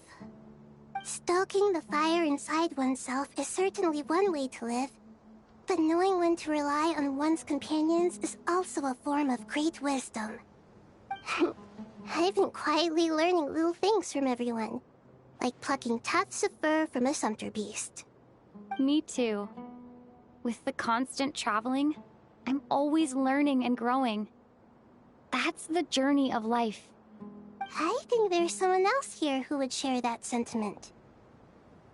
Don't worry about what I think. I was just passing by and happened to overhear your conversation. What are you talking about, hat guy? This is the top floor. No one passes by the top floor. Says who? You can fly just like I can. I would have thought it makes sense to you of all people. I don't know why, but I feel a little more relaxed now. It shows that you feel comfortable laying down your burdens in our presence. It means that Sumeru is a place you can trust, where you know we have your back. And we feel exactly the same way around you. That's what it means to be friends.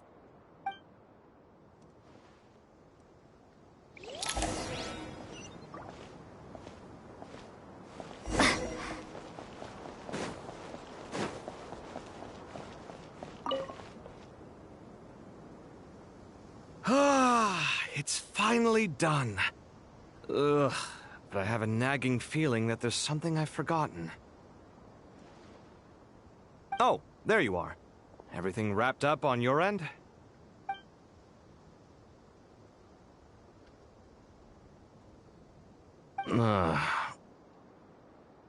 Okay, fair enough. That was a pointless question. We were working in tandem, after all. You must really be exhausted.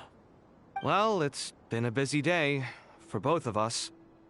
When work ends, you clock out. No looking back. Yeah, we're definitely due a break. Probably a little late to start drinking now, though. I'll stick with water. Here, this one's for you. Thanks. You want a bite to eat? I can grab us something. Or wait, I think there's a stove nearby. Let me take a look. Are you nervous? A little, yeah. Unlike you, it seems. How are you not feeling at all nervous?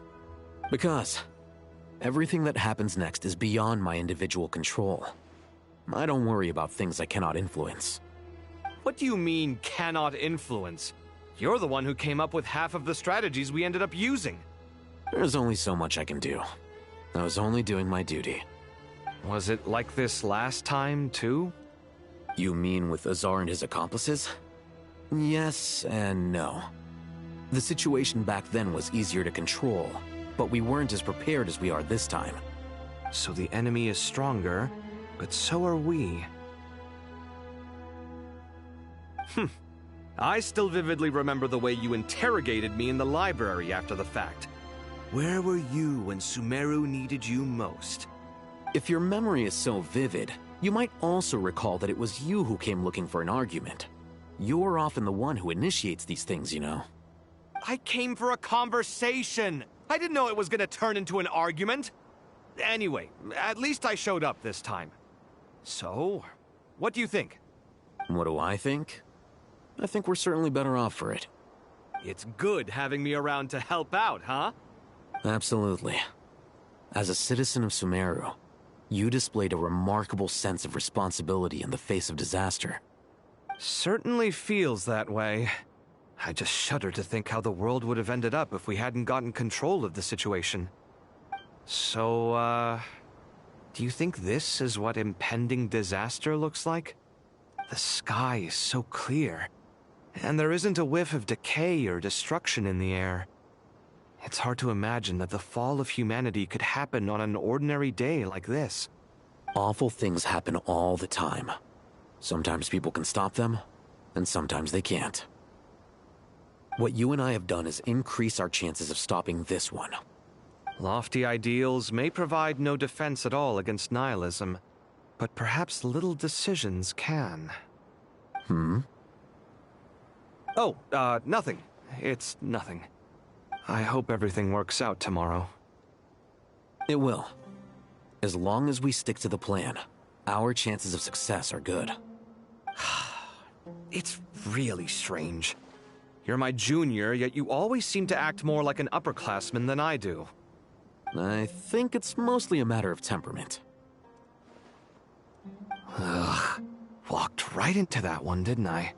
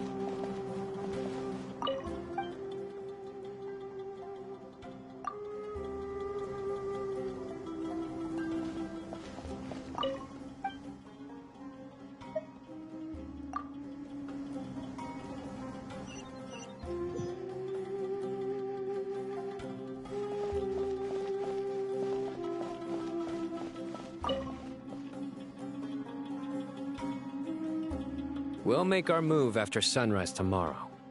Good. Is everything ready?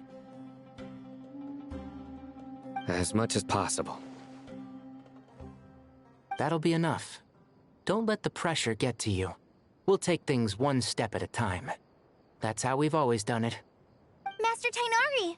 Mr. Sino! So this is where you were. I brought some juice and some water. Would you like some? I know how easily you get dehydrated in the desert, so you should definitely have some water. In which case, I'll have the juice. I gotta ask, though. Who's on juice-making duty at a time like this? Madame Farazan said she was feeling a little nervous, so I told her about the automatic juicer my friend invented. She took it right off me and started making carton after carton of juice. A juicer? Did Sucrose send that to you? Yeah. I hadn't had the chance to try it out before this incident occurred, but I couldn't bear to leave it behind in Gandharvaville. The juice is very sweet. I think so too.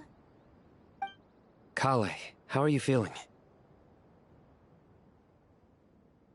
Physically, I'm okay, but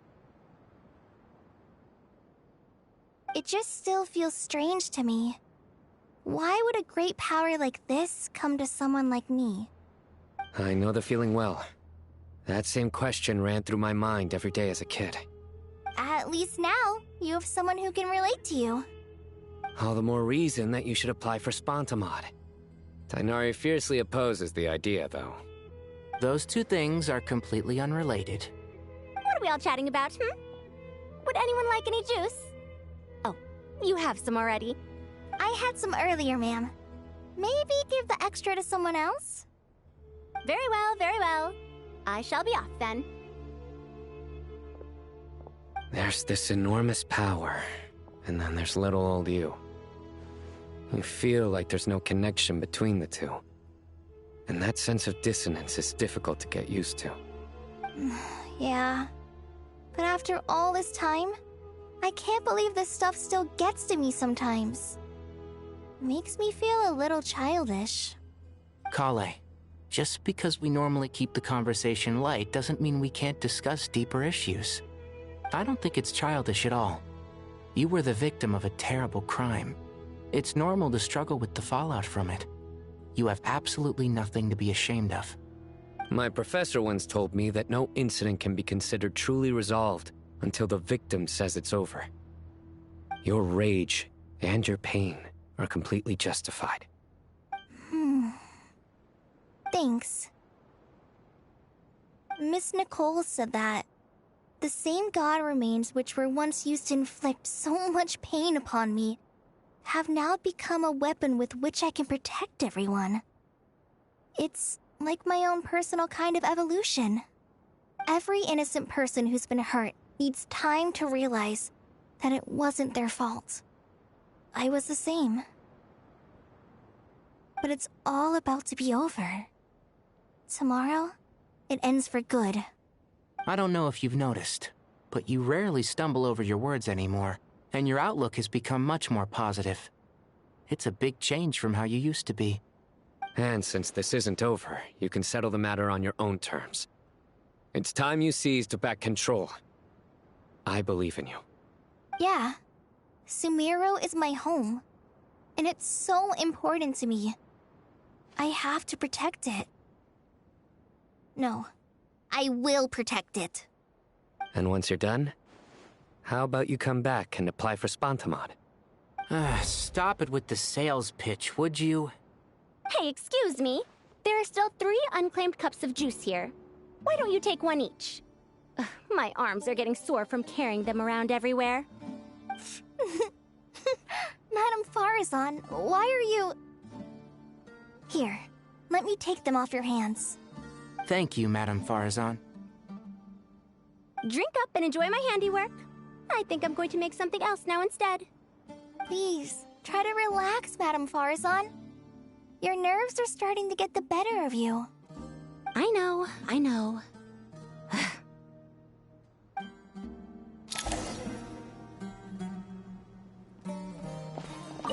Drink up and enjoy my handiwork. Please. I know,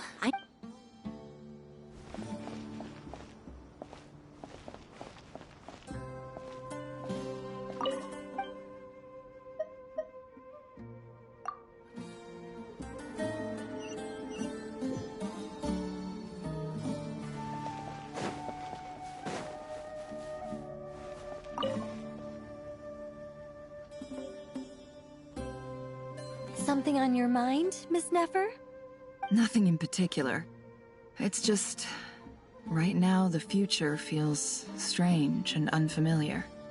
But the future has not yet arrived. How can you say how it feels? Some people know that there's an impending disaster. Others remain blissfully unaware. Each group is imagining an entirely different future while walking towards the same one. But when they get there, they'll still find they feel differently about it. People are shaped by their circumstances. Different circumstances create people with different perspectives. I've always found the perspective of the Vahumana Darshan to be a particularly incisive one. Even at the height of the crisis in Nodcry, people held diverging opinions. But things are different this time. Indeed. Regardless of faith, gender, wealth, skin color, or eye color, everyone in Sumeru knows what will happen tomorrow. The world has never been an especially fair place. Yet now, against all odds, a moment of unprecedented unity and equality is about to take place. It's fascinating. If only my father could have lived to see this era. Era. To me, that term represents a much greater span of time. It can be an unsettling word. I would even say I'm afraid of it. Do angels even feel fear? Yes, at least I do. I fear the gap that grows wider with each passing day, and the never-ending flow of time. Time renders all memories insignificant, and reduces all splendor to nothing. But those memories are the one thing I do not want to lose. You're very human in that regard. If angels draw too close to humanity, our wings burn away in the bright flame of awareness, and we fall to the earth. After spending so long among humans, I have lost much of my former glory. Maybe that's a good thing. You're more human than some humans are. I've been talking to Kale a lot in recent days. We seem to be in completely opposite situations. I suppose that makes us good case studies for comparison. Case studies for who? Myself, I suppose. After comparing the two of us, I suddenly discovered that I desired more than before. It was a gentle, pleasant sensation. Just as most people pursue glory and miracles, I too am pursuing miracles of my own. Guiding humans to make the miracles in their hearts a reality. That is my miracle. It doesn't sound so bad, does it?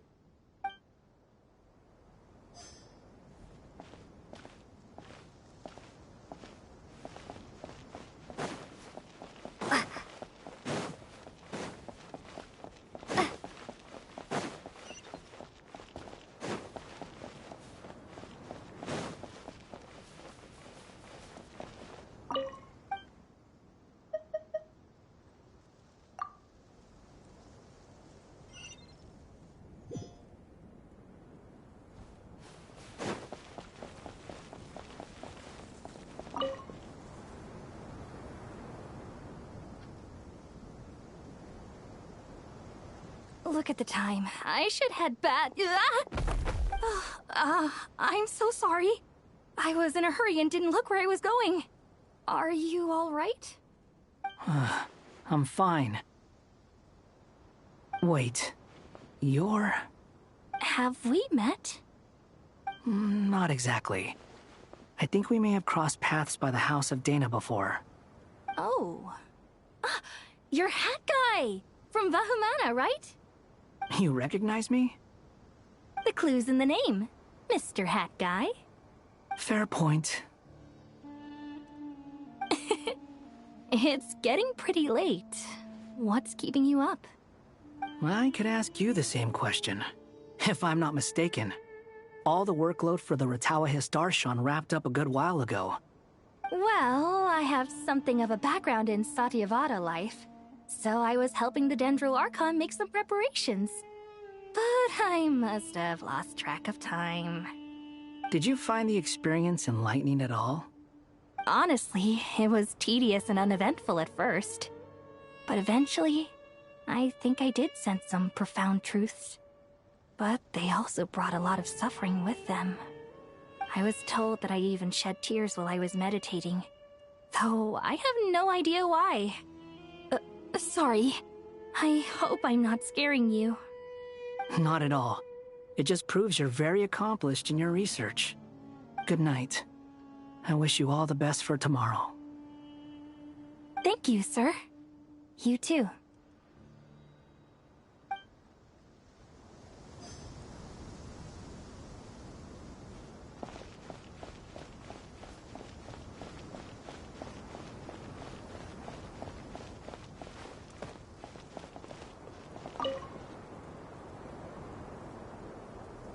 Too bad we've got a fight tomorrow. I could really do with a stiff drink. Let us pray instead. Prayer. How nostalgic. Lord Sangama Bay. Came to get some fresh air too, did ya? That's right. Actually, I was hoping I might run into you, Dia. I wanted to let you know that I've stocked up on that perfume you said you were so fond of. No, really? I'll take 2. Any chance of a friends and family discount? I knew you'd ask that. And I'm afraid to say that... Surprise! It's free of charge. That's very generous of you, Lord Sangama Bay. Does this mean you've made a fortune in Nodcry? Nope. Turns out, it's not that easy to turn a profit there. I even ran some assorted losses. But anyway, that has nothing to do with why I wanted to give you and Dia a small gift. Remember that merchant caravan you two rescued in the desert last month? That was transporting my goods! No way! I had no idea that was your shipment. Explains the, eclectic mix of goods, though. Lord Sangama Bay's investment in the desert and generous stockpiling of goods has helped many people over the years. The shelters you funded especially have made life a little easier for the children and the elderly. Wait, how did you know about that? Oh, I see. Nefer told you, didn't she? That pesky lady. Aren't intel brokers at least supposed to charge for divulging people's secrets? She and Candace go way back. It's normal for close friends to share things you wouldn't tell to everyone else. Sure, but why did they have to be things about me? That's how Nefer shows that she cares. She wishes for all of us to know what a generous person you truly are. It must be hard trying to make a living far away from home. Just because we can tell what kind of person you are doesn't mean everyone else can. Well, maybe her intentions were partly good, but I don't think that's the full story. I'm sure she enjoyed knowing how much it would annoy me. I'm telling you, Nefer's got a mean streak. Definitely with you on that. Does praying help you stay calm? Defending one's home is a just cause. My heart is filled with a mix of anger and hope. Anger. You know, being able to get angry is a good thing. It shows that you're in touch with the real world, and that you have the passion to pursue something you believe in. Oh, my lady? What are you doing out here? Just taking a walk to clear my head, and look where I ended up. Were you praying just now? Yes, Miss Dunyarzad. Would you like to join us?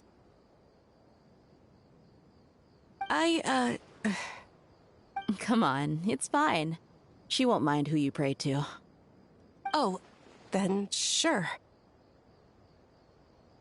I remember you, Miss Dunyarzad. You visited my shop before. If I recall correctly, the god you worship is the Dendro Archon, correct? That's right. She is such a gentle and kind god. But to me, she is more than just a god I worship. I see her more as a friend. and so do many others. She's not some almighty god who reigns on high, but a genuine friend. Agreed. She's a wise teacher and a good friend. I spoke with several people during the evacuation. Everyone's aware that tomorrow's battle is one that ordinary people can join too. A battle to fight for our friends and our homeland. Oh, it makes me glad. I can finally do something for those who protected me. You've grown so much since we first met. Oh, a compliment? Ooh, more please. Thank you. My lady, you've always been a remarkably strong and ambitious person. It's indisputable. And that's not just a compliment. It's a statement of fact. What are you praying for? Our beliefs may not be entirely the same, but we both wish for the same thing. I pray that everyone will rise to the challenges ahead and return safe and sound. I pray for the safe return of all my companions.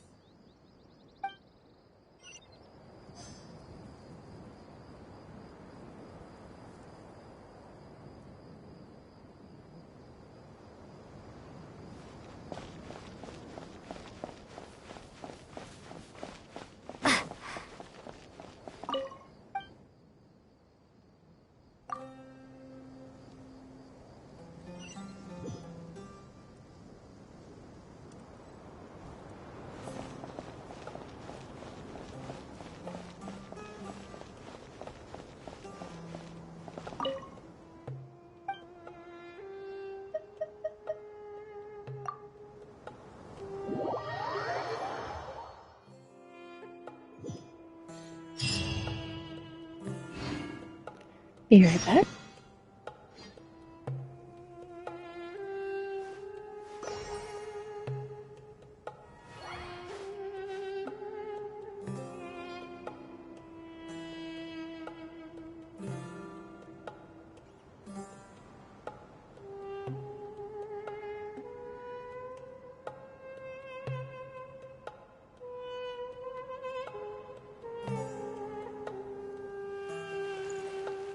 Cloud.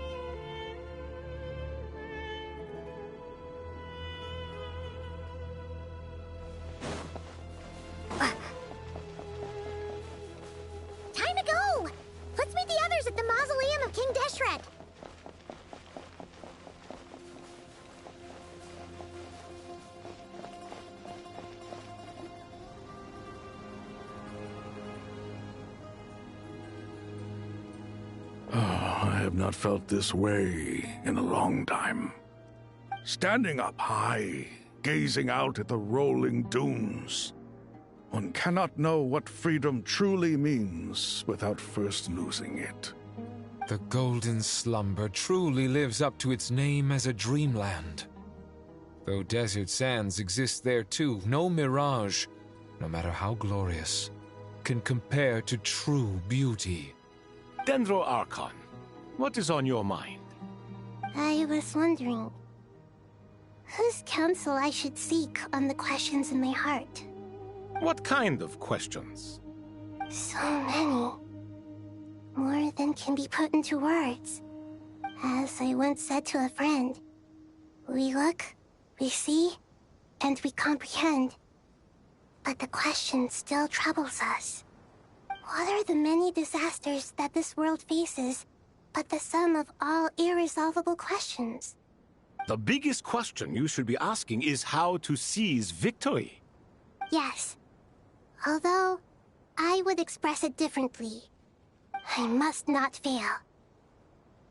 And so the question I am most curious about now is whether the path to victory will be an arduous one.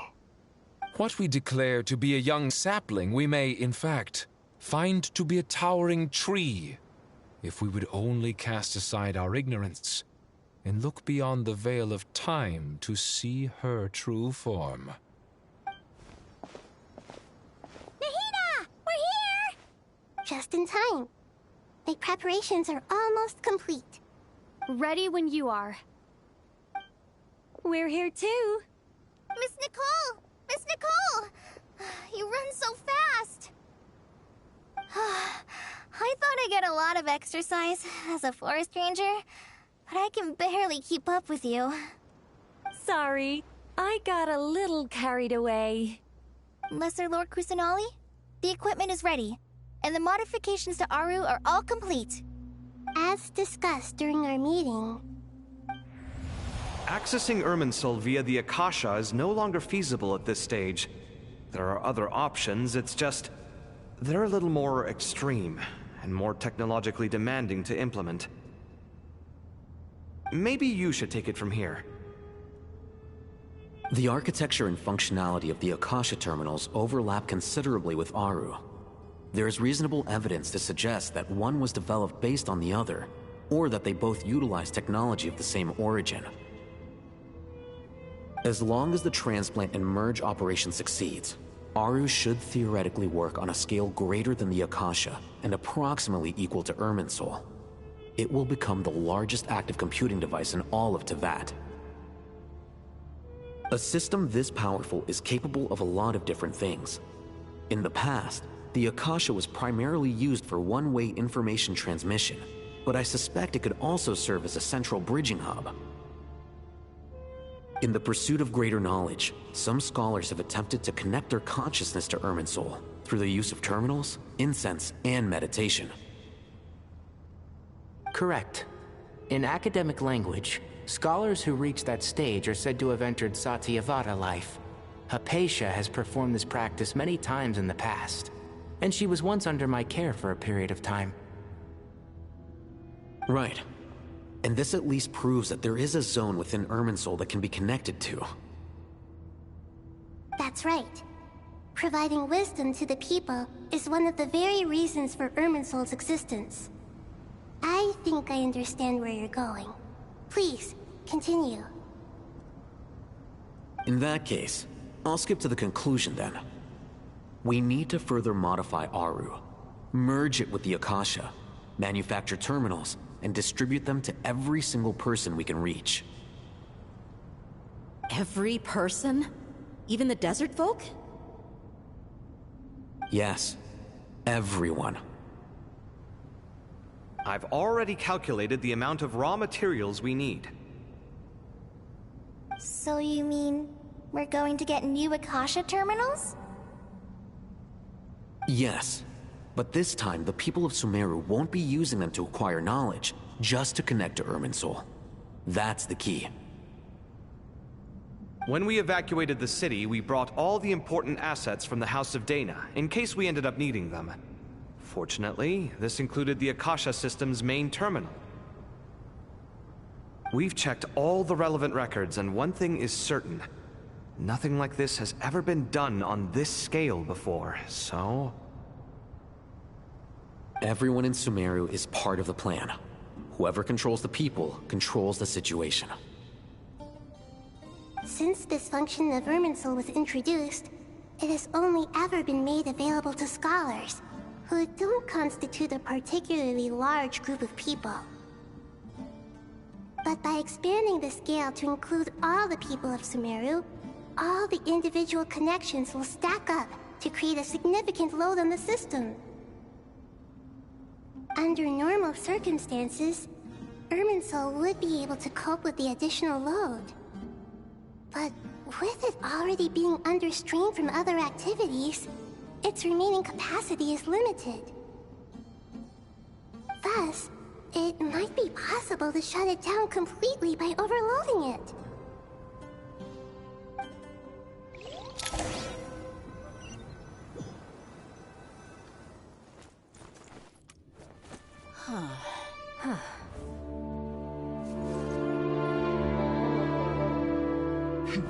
Counting down. 3, 2, 1. Are you ready? Ready!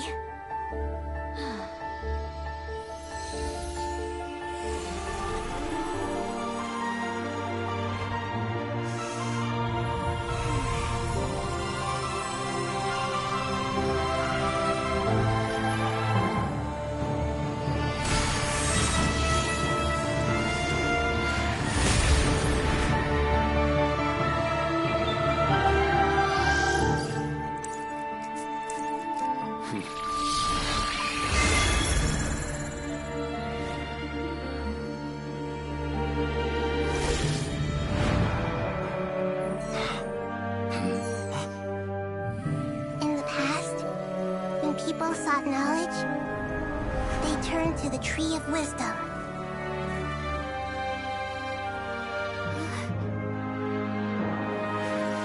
Today, we use it to save Sumeru and the whole world. These boughs that nurtured learning must not become tools for destroying the world.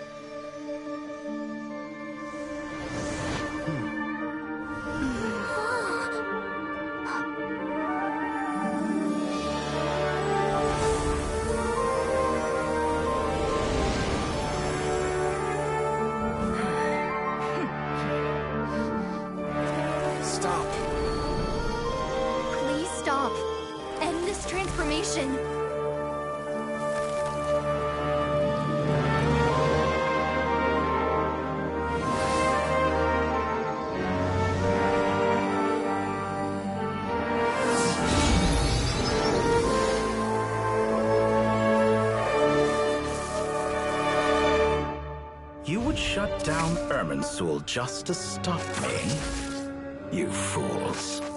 I have all the time in the world.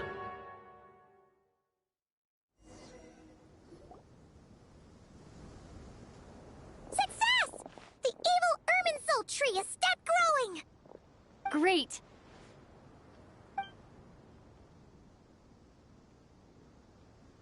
What a display of true courage! The courage to think and the courage to act! I never thought I would witness the shutdown of Irminsul with my own eyes. Perhaps this is human wisdom in action? Indeed, only humans could do such a thing. Gods are few and far between. What was once created for spreading knowledge is now used for another purpose. A rather ingenious plan. I am grateful to you three for your help. Only thanks to you were we able to extend Aru's interference capabilities to cover all terminals. Now, nobody who wears a terminal will have their activity accurately tracked by Irminsul. No matter how many eyes Dotori possesses, he will not be able to see us clearly. Now for the next step. I will need the help of your supreme powers once again. How might we be of service, Lord of Dendro? need to reach the Eternal Oasis immediately. Right now?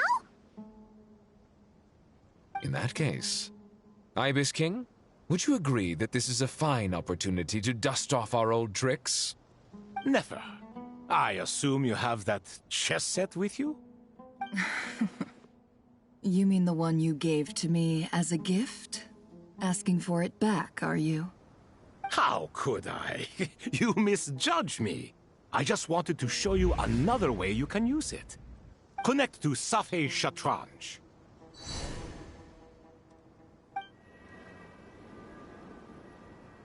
Safei Shatranj? You mean that place in the desert? Thoth's chess set gains its power from the chessboard laid out in the desert by King Deshret and ourselves. All ceremonies conducted using the chess set must be activated via Safei Shatranj. In other words, the chess set is an extension of the chessboard. In the past, moving a chess piece was a sacred and momentous act. Transfer initiated. Entering live combat mode.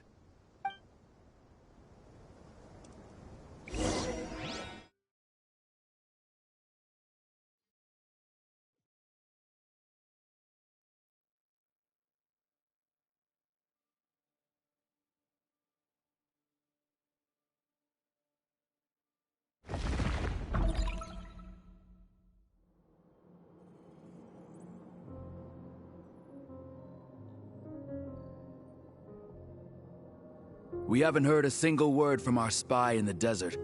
I'm afraid he might have been captured. Never mind. But we spent years turning him. And a lot of Mora. Nothing comes for free in this world, but the loss is not without its purpose. For a small price, we have wasted a precious amount of the limited time they have. Quite a bargain, if you ask me.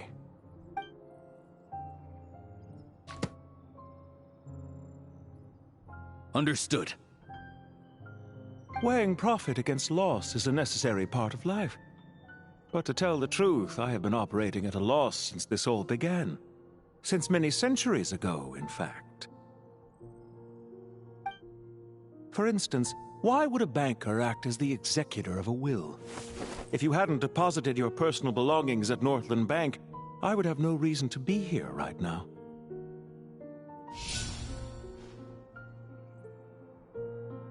Dottore, I've placed your final data backup into the ley lines as per our contract.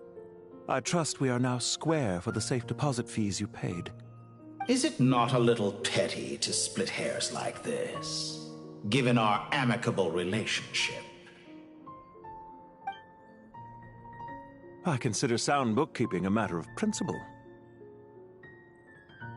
Do not forget that you only live to see this day thanks to me. In fact, every day of your life since you met me, you've been living on borrowed time. Why, that's hardly a fair assessment. I will concede that my survival was perhaps at your whim, but I became a harbinger on my own merits. Managing money is not like other professions. Mine is not a role I could have acquired based on your recommendation alone, and certainly not one I could have lasted so long in without genuine ability. The information stored in the ley lines is quite comprehensive. Rest assured, I have not forgotten how strong your pride is. Well, I presume you have no sense of fragmentation while talking with me. How could anything possibly go wrong with such strict measures in place? The remainder of your soul was split in two, with one half sent to Nodcry and the other stored in the most secure vault of the Northland Bank. Though I must say, your disdain for the other segments is quite amusing. Zandik is you, and you are Zandik. Zandik created the segments, yet you, a segment yourself, reject him. That is, Zandik, created segments of various ages in his later years. To achieve this, he had to freeze time and part with a portion of his soul. But as constructive as it sounds, it erases my uniqueness. If each segment is equally me, then by the same token, none of them are truly me. a soul living forever in the past, inevitably holds different views than he did in his later years.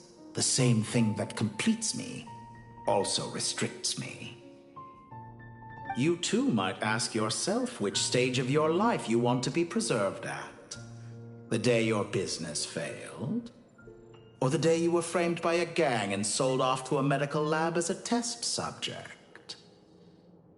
We needn't dredge up the past.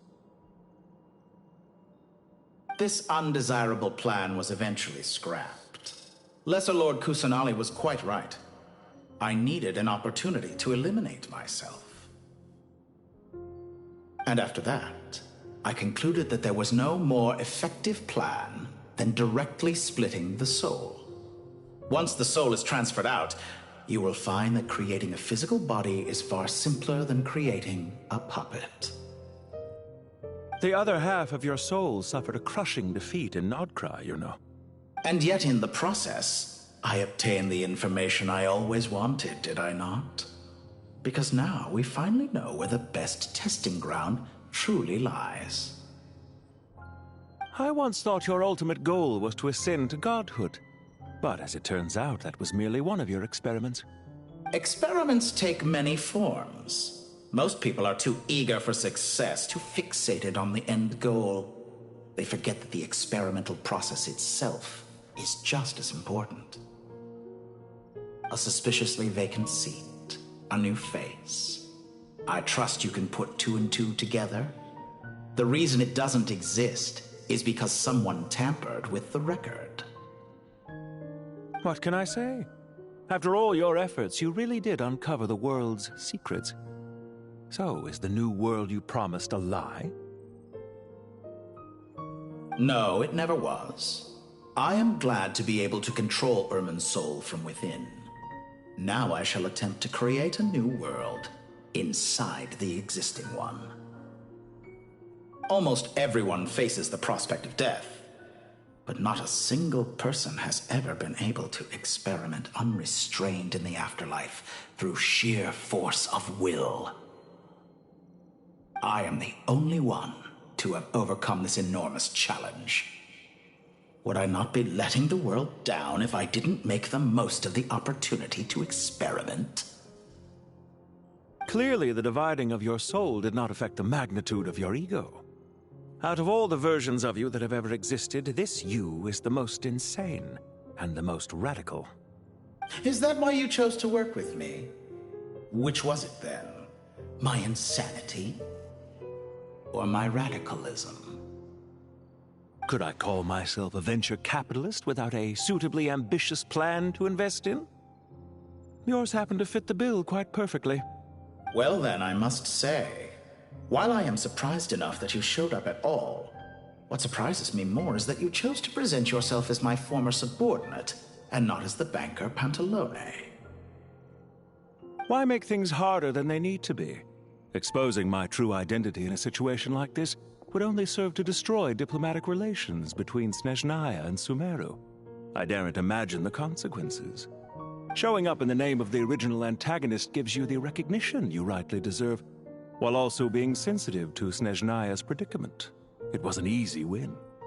As for why I'm here, if you're suggesting that your credit is in the negative, I won't argue with that. Many people say that about you. I'd argue that a significant factor in your willingness to cooperate is the fact that you have but a few years of life left after my death. Living and dying together has a way of binding two parties together rather closely. Is it not true that a relationship should be judged by both the positive and negative returns it yields? So some of what I said actually made it into your head after all. It's true that I hope you don't die too soon, but don't you find that a strange thing for me to say? After all, you've already had quite a long life, especially for a human being. Let's not pretend that you're any more innocent than I am. Are we not the same in this regard? We both despise the existing laws of this world, and neither of us enjoy being under anyone else's control. Is it really so greedy to want the world to operate by a new set of rules? Of course not, my dear friend.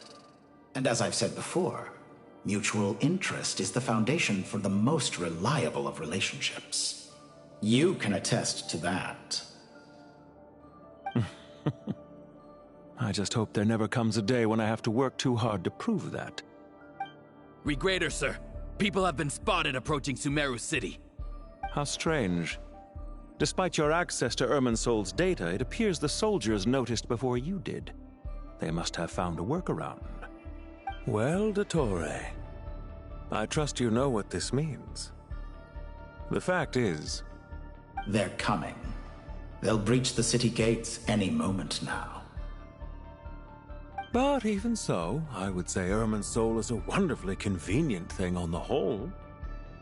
If you do manage to create a new world, perhaps you could plant one outside my office, too. I'll consider it.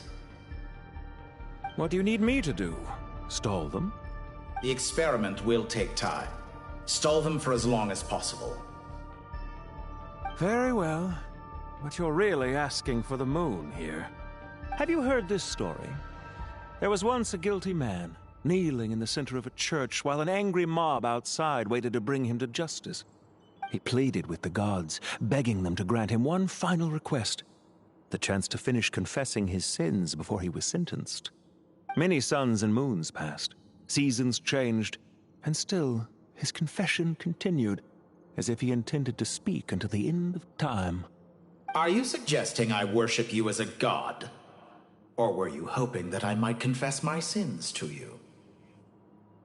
Certainly not the latter. That would make my life miserable indeed.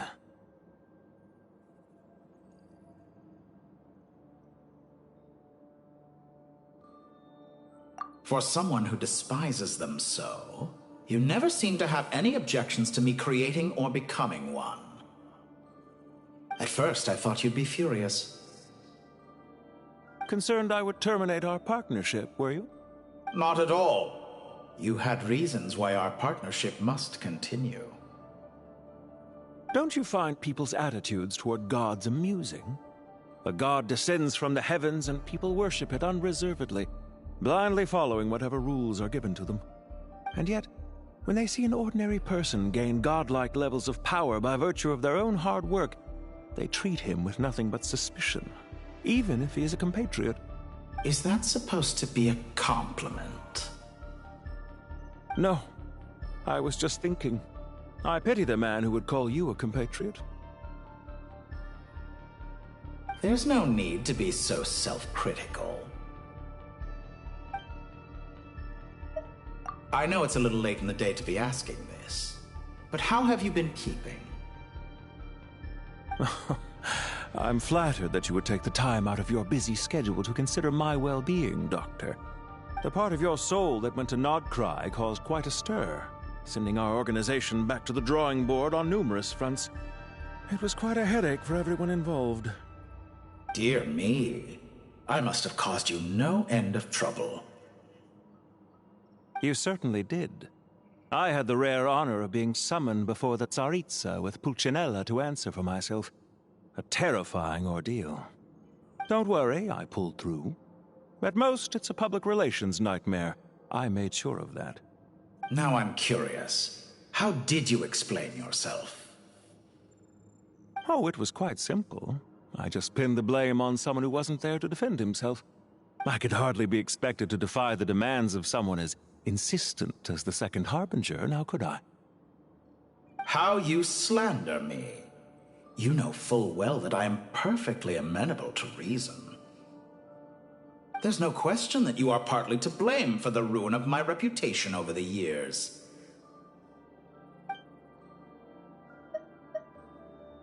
Do you have anything lined up for when this is all over? Hard to say. Field work always takes quite a toll on me, as you know. Once I'm back at Snezhnaya, I'll start with a well-earned cigarette. Why are you so eager to ruin your lungs after I went to the trouble of replacing them for you? If you have an issue with it, feel free to try to stop me.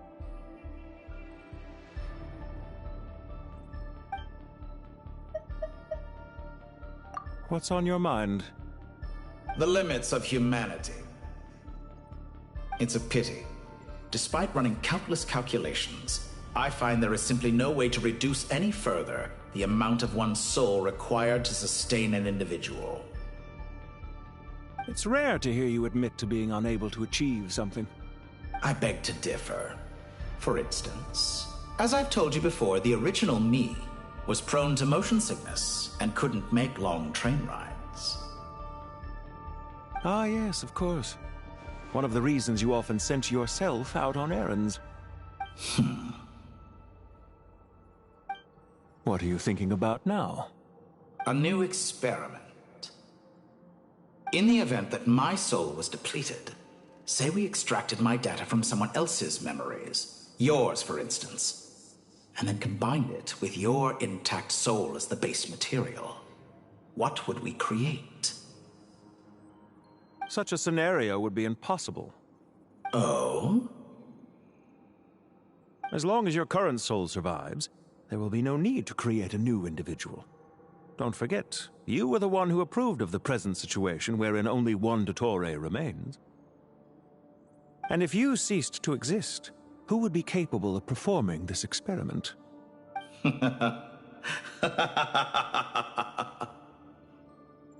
Since the day I met you, you've always excelled at talking your way out of a quandary.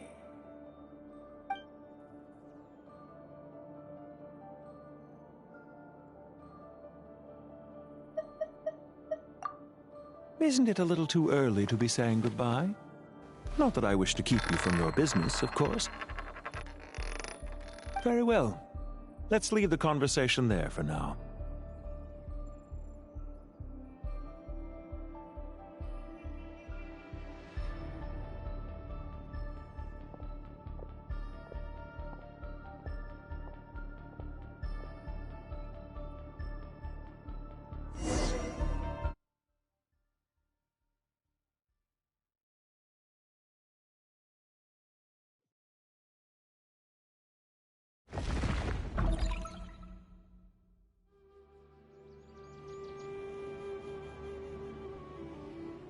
The power of King Deshret's 7 pillars is truly remarkable. With just a chessboard, you can move an entire unit across the material plane. Yeah, sets us up for a much easier fight. Really makes my day. The last time we stormed the city, it involved a lot more running around. I wonder how many people can say they stormed a city twice in their lifetime. I was just thinking that. I've definitely had more than my fair share of unusual experiences in my life. This is my first time here, actually. We never usually leave Gandharvaville. I hope this will be my last time. Does everyone have to chime in? Can't we just fight? What an amusing comment, my dear lady. Yet humans often alleviate tension via small talk, do they not? Well, why is Candace's shield talking? Because the image on her shield is one of me. And I, of course, can appear wherever I wish to. Huh. Well, la-dee-da. Isn't that fancy? Could I get in on this? You wish for your gauntlet to speak? Why, certainly. Ahem. I think you'll find that it is I whose image is carved hereupon. Thanks. Definitely feel stronger now. You're welcome, my lady. I am glad to lend you my power. Sino, what's the situation? There are troops stationed at every entrance. As we expected.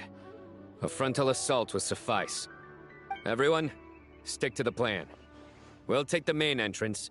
You head for the House of Dana's side door. Move out.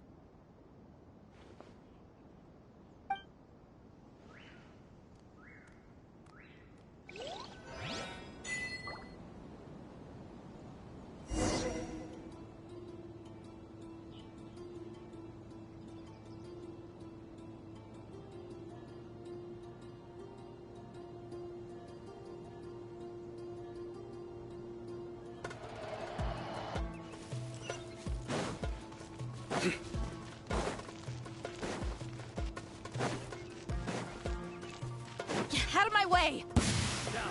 Take this! Watch out! Get lost! Whew. Thank you, Jet. You gotta be more careful.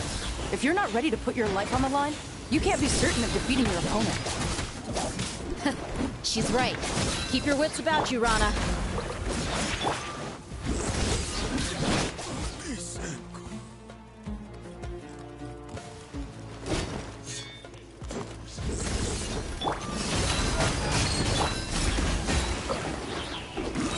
Hear my prayer. No escape.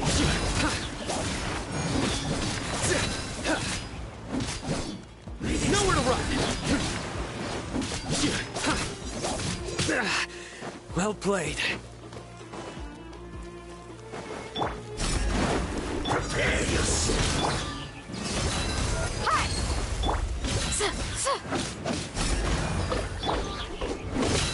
Futile! Can't run from death. Take them out and secure the harbor. Reinforcements will arrive by water. Consider it done. Show no mercy! Buckle up! Do your work! Surrender! Your sins weigh upon your soul! Their penance is due!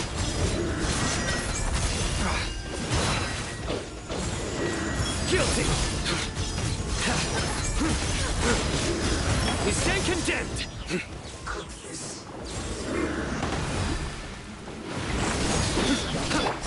This body belongs to ice and snow. Your dues. Let's get it on! Ha! Hear my prayer. Nowhere to run! Through me, justice is served! Their penance is due! Guilty! You stand condemned! Use your Penance is due! Please! Grant us your buckle up! Hi! Futile! Resistance is futile. Save yourself. Surrender! Futile!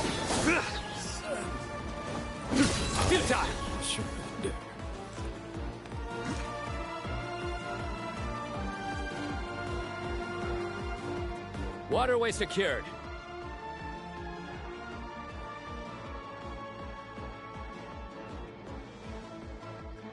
Brothers! Sisters! Perfect. Just in time.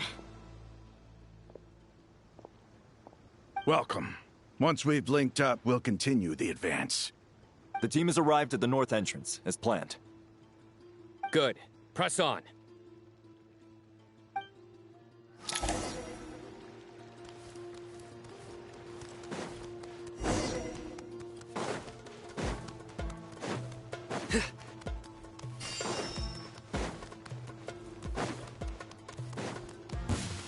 There you are, eavesdropper. Look alive! Gloves off!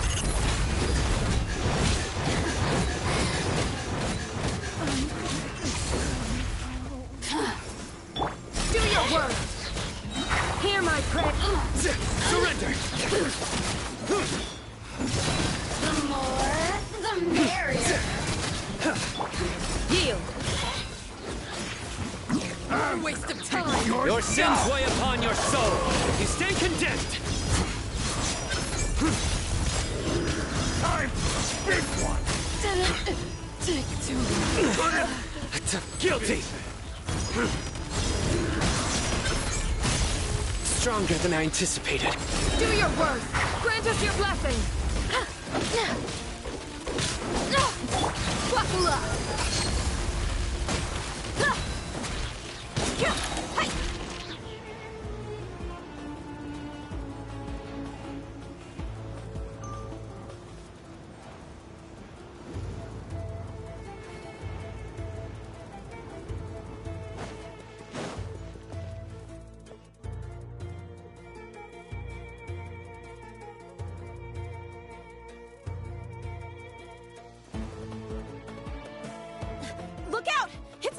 push! Finally. We need to hurry. Take the middle road now. Mahamatra Sino, area clear. Don't relax just yet. More Fatui approaching from the right.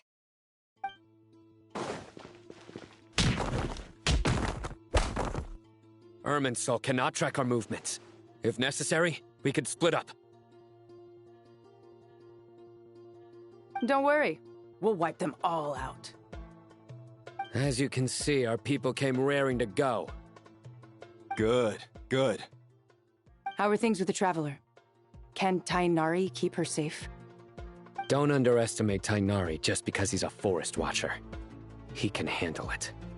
All right. You know that's not what I meant.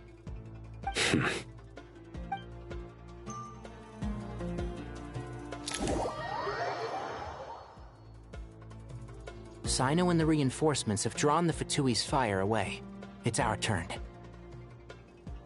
By using a cluster leaf of cultivation, we can pass through certain terrain silently.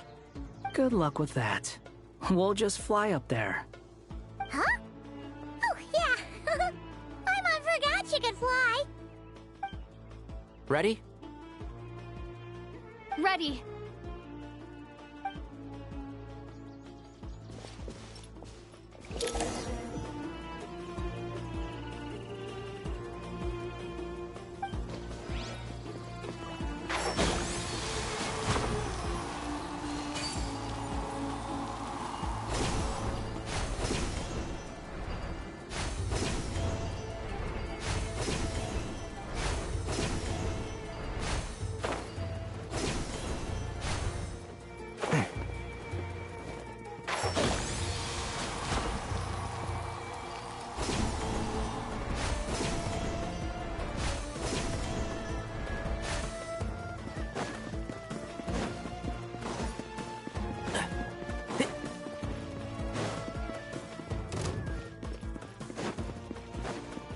Behold!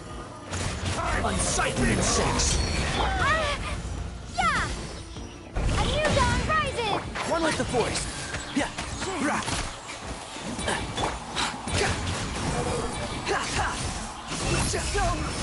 Upon the gale! Couldn't! Search for it!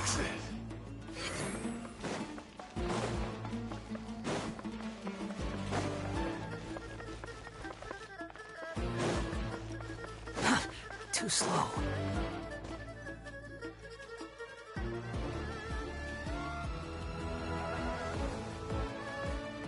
Fatui soldiers up ahead.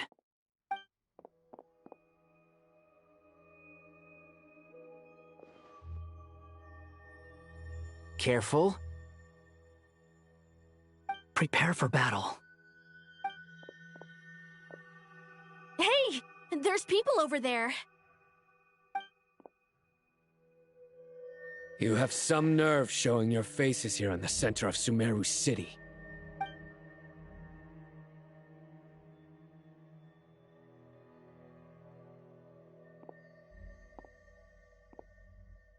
You're right on schedule. Well, this guy sure as heck isn't your average Fatui sergeant. They've stationed quite a few people nearby. It definitely looks like they were waiting for us. But something feels off. Everything about this guy feels too deliberate. I highly doubt he's just a subordinate of Dottores. And he's no mere sergeant. Whatever his rank is, it's high. Much higher than we thought. So you've been waiting for us. But it looks like you're geared up for a conversation, rather than a battle. Very clever, General Mahamatra Sino. I know you're the one in charge of this siege, and I look forward to making a deal with you. A siege? Sumeru City belongs to us! Historically, yes. But things can always change. We have quite a sizable force with us, you know. For instance... There's a Fatui ambush at the north gate. Can you handle him? We can for now. Yes, I'm quite sure both sides can hold their ground for the time being. The battle has not yet reached its climax. But what happens next? Do you enjoy watching bloodshed? Surely some of those here are people you count as friends. Once a war begins, some people must die. I doubt you wish that fate upon anyone you know. Wait a second. It's a trick. He's not even there. Silence! He disappeared. What was that? A ghost? Curses. He was never there to begin with. That was just a shadow projected there to lure us in. Enough talk! Attack! I apologize for being unable to accompany you at this crucial moment, but I am compelled to leave for reasons beyond my control. Please excuse me. Sumeru's General Mahamatra is quite ruthless. It's a good thing I wasn't there in person. Your illusion held them up for a time just fine. But now that they have seen through it, they will realize you were just a decoy. Decoy or not, what matters now is that they will be heading your way imminently. Not imminently. They are already here.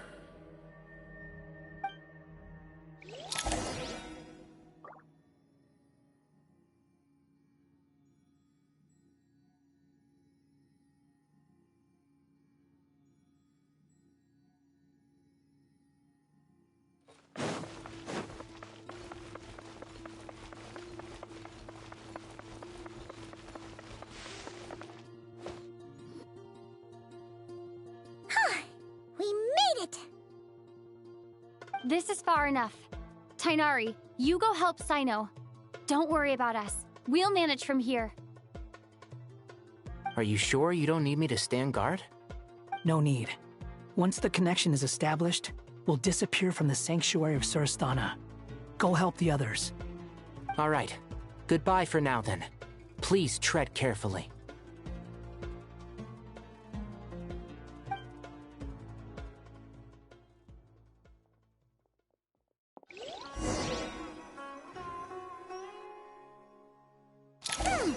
Now where's the interface Nahida mentioned? Come on, where's it hiding? Found it. It's over here.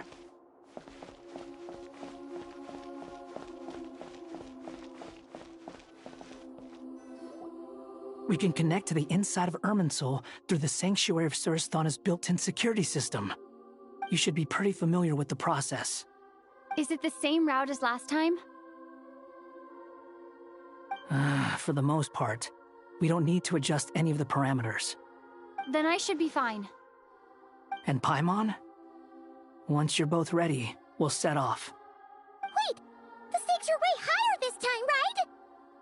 Maybe Paimon should stay outside and help the others. Then, you can focus on the fight without having to worry about Paimon. Huh? Why are you staring at me like that? It's nothing. I just suddenly realized how much you've grown. Hey, you've grown quite a lot yourself. Don't you two start getting into it again. Well, anyway, Paimon thinks she's pretty knowledgeable. Who's the best guide into Vatican? And don't forget, Paimon's a college student now. If we say Alhatham's not a weirdo, it's hard to explain how he came up with the idea of you applying to the academia. But for all that he counts, you're doing surprisingly well in your studies. She just goes to show how important it is to have someone supporting you. And Paimon's not the only one. Let's not forget that you only became a student because of Nahida's personal recommendation. That's fair. I have learned a lot in Sumeru. Oh yeah. Did you ever come up with that ugly nickname you promised me? What? No way! We're friends now! Paimon gave up on giving you one ages ago. Anyway, isn't Hat Guy enough of a nickname for you? Fine. Suit yourself. We need to go. Paimon, if you're staying, look after yourself. Will do. Paimon's gonna link up with Tainari and Sino. You guys are the ones who need to be careful. We will be. Bye for now.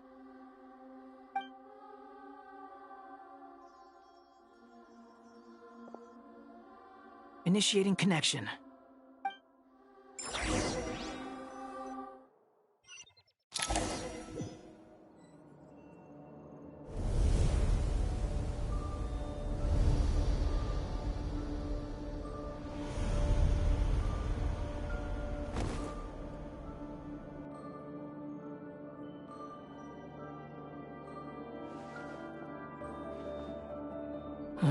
Well, here we are again. Come to think of it, I still don't even know where we're going. Thanks to our terminals, it should be impossible for Irminsul to read. I can... Don't tell me. Only you need to know. That way, whatever happens to me next, it won't affect your progress. Listen to me. Your safety is just as important as mine. Don't even think about sacrificing yourself for the greater good.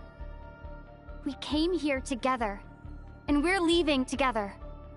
All right, if you insist. I won't argue with you.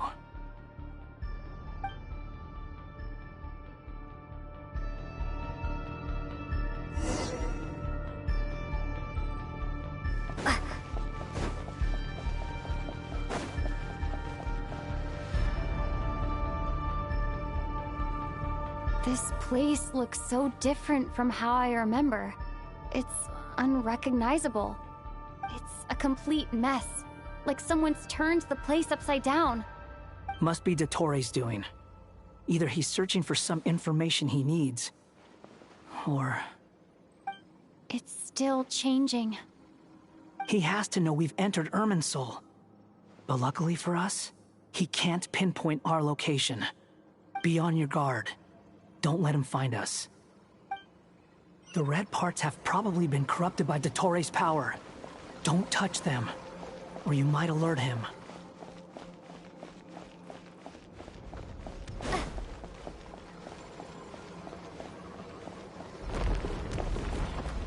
He's looking for us. Tread carefully. That wall could be a problem. Fortunately, it looks breakable. Give it a shot.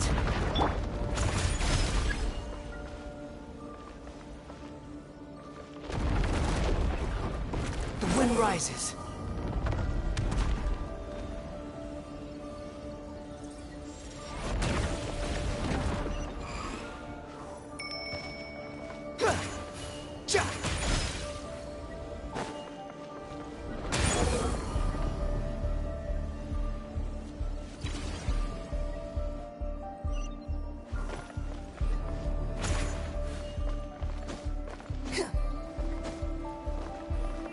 Swollen Fury.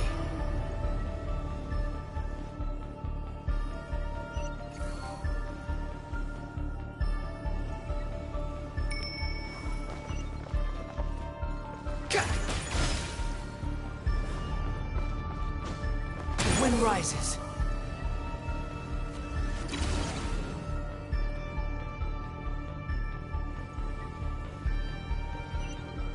The same old trick again? Are you kidding me? Let's handle it just like we did before. This cheap trick isn't gonna stop us. Quit following me. Ha! Oh no! It's... A trap! Is that why he was using the same trick over and over again? To get us to lower our guard?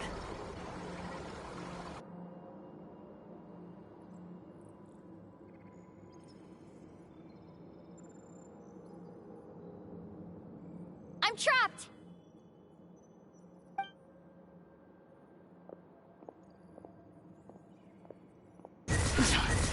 Why won't this thing budge? Hello? Hello? Can you hear me? Nicole? Is that you? Yes, it's me. I'm monitoring your progress from inside the Eternal Oasis, and I have to say, this terminal is simply marvelous. It makes tracking you so much easier. I couldn't see anything at first, but now that you two are inside, I can use your location with support from the terminals to get a partial view of the situation inside Irminsul. It's not the clearest image, but it's better than not being able to help at all. So, here I am. I can't intervene directly, but I can help to guide you out of the jam you're currently in. So please, just follow my lead. Dottore in his current form is a blight upon both Irminsul and the ley lines. Pay attention to your surroundings. There must be sources of his contamination nearby. The corrupted information... Is that one of them? Precisely. Take it out. Good work. But we're not done yet. Stay close, and let's see if we can find any others like it nearby.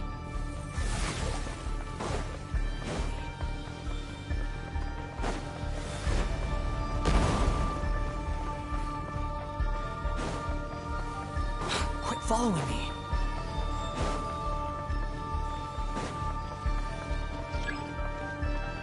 Behold! This must be another one. Agreed. Now... Wait! Watch out! It's Torre. I think he's found us.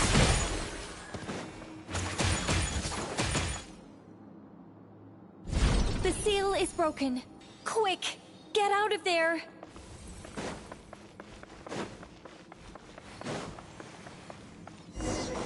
And where exactly do you think you can run to? Wait, what is that? Pursuers. That's gotta be it. Run! Don't let that thing touch you. Dodge that attack!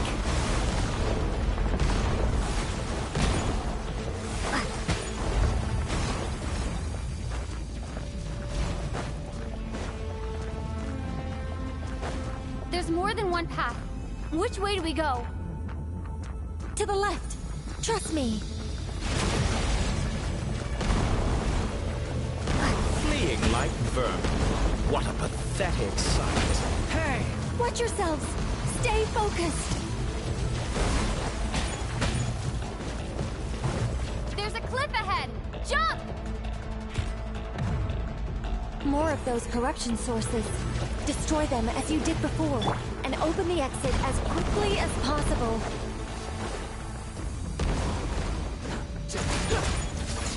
They're relentless. Is he trying to wear us down? You'll just have to destroy these two.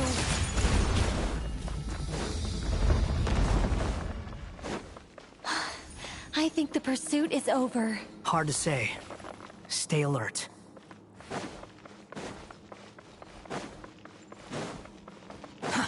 Too slow.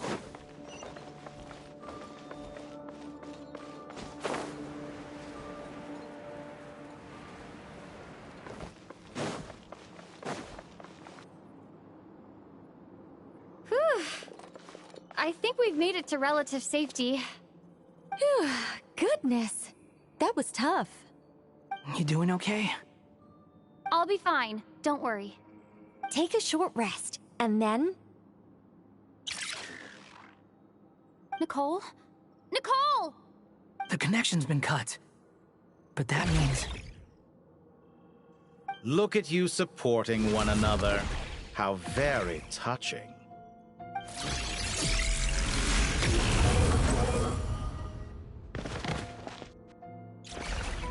Dottore!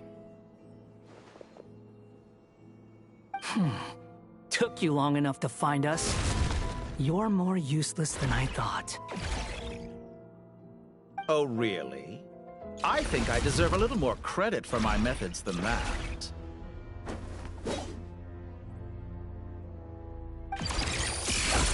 Rather than hunting you down, I chose to let you roam free. I indulged your presumption that I was unable to track your movements, played along with your clever little plan. Fleeing is for animals, but I rather enjoy watching you flee. Some things lose the will to run altogether as soon as you put them in a cage. If that's true, then why did you come looking for us? Because I wanted to observe you up close, of course.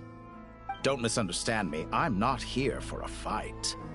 Is it so unusual that I wish to greet my old acquaintances in person?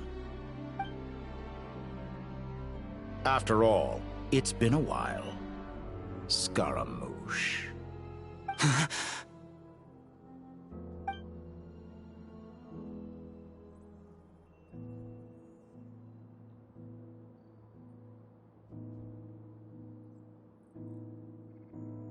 Why are you so afraid? I have done nothing unprecedented in discovering the truth. Nor did I go to any great lengths to uncover your story. You made a bold series of moves in deciding to erase yourself. And with the power of this great chronicling device called Irmin's Soul, you were able to achieve something quite remarkable. Once most people form an opinion about someone, it tends to imprison their mind. Yet you manage to erase every trace of your existence. A novel take on death indeed. However, this meant that you stood out to me all the more when I saw you in Nodcry. I didn't even have to go looking for you. Just the sight of you was enough for me to intuit the truth. For someone in my position, connecting the dots was a trivial affair. It would have been more surprising if I hadn't managed to piece it together. You seem very pleased with yourself for figuring it out. I'm sure you'd even be more delighted to learn the full extent of your crimes. That would hardly be necessary. Besides, isn't there something that concerns you more right now? Something that fills you with dread? Let me put your mind at ease. I have no intention whatsoever of restoring any of the records you deleted. For one thing, it would be exceptionally difficult. But more to the point, I doubt that the prospect of losing your current life is all that frightening to you. Because in your case... the cruelest twist of fate is that you'll never again have the chance to make up for any of your mistakes. Isn't it? Dottore?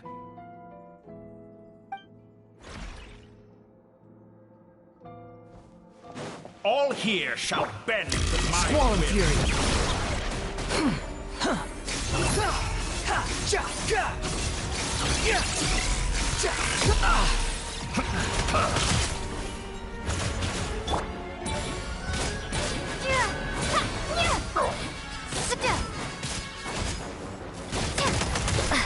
The wind rises. I'm afraid you'll need to do better than that to take me down. I expected you to have grown stronger. Ah, how foolish of me. I forgot that you lack any means to increase your power. You will pay for everything you've done. Oh, will I now? The price! A power worthy of my ambition.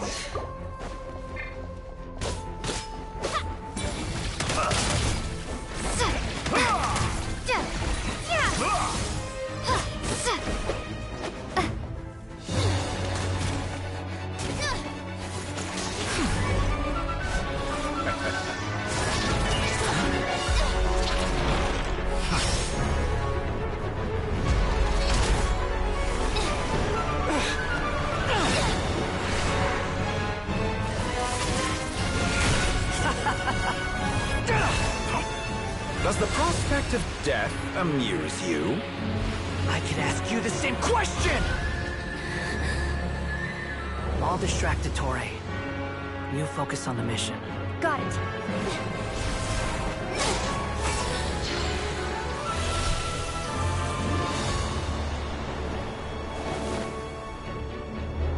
For the hopes and dreams of the masses. Open the secret door on this enchanting night. May wisdom's light eradicate ignorance and darkness, and hereby fulfill our ancient vow. Commence data extraction.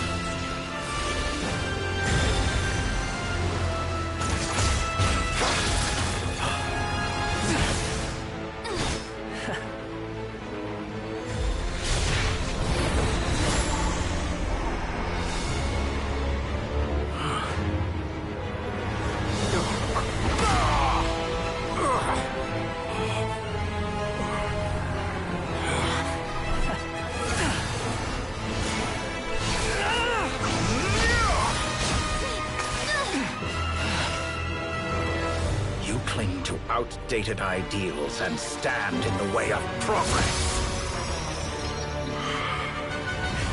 You will pay for interfering with the grandest experiment of all time.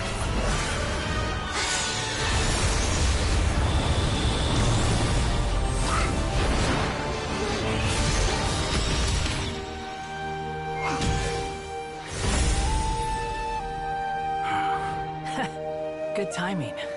Dottore, as clever as you are, you failed to understand wisdom. Wisdom takes many forms, but the path you have chosen eschews them all. Huh.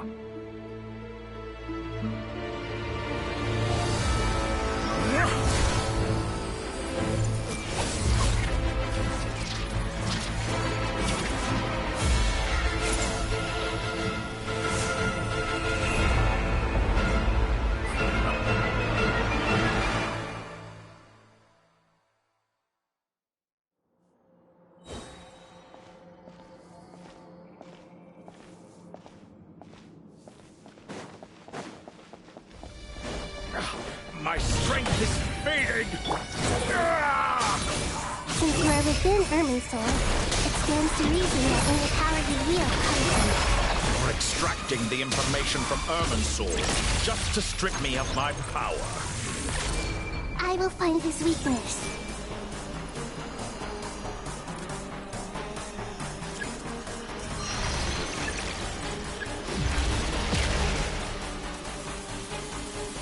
This may hurt a little. Yeah. I see everything.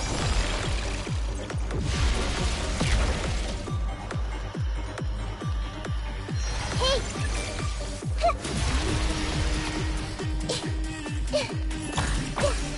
Now! I admire your attempt to introduce a new variant, but it's nowhere near enough.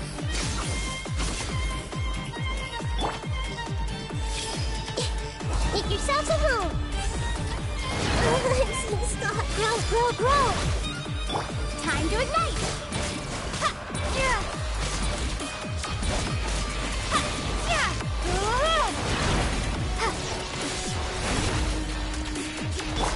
Behold, a petty trick! Wretched vermin! Commit it to memory! The wind rises.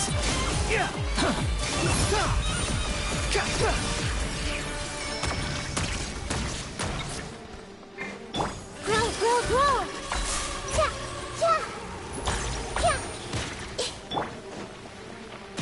Burn all before you! Squall and fury. Blade of the primal flame! Search for it. That's far enough. You won't distract. You're so close. Just hold on a little longer. I'll hold him up. Traveler, Hat Guy, the rest is up to you. We certainly have a knack for surprising each other, don't we? I'm just getting started.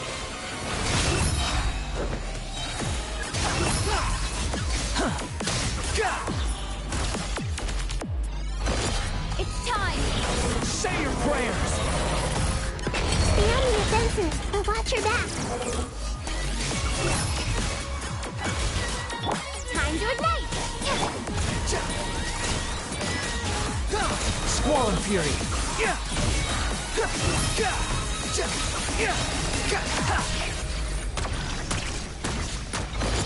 It's time! Say your prayers!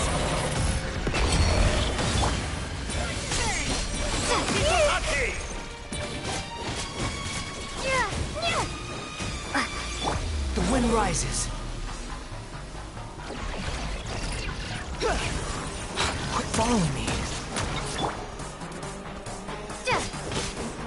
Time to ignite! Burn all before you! Behold! Blade of the primal flame!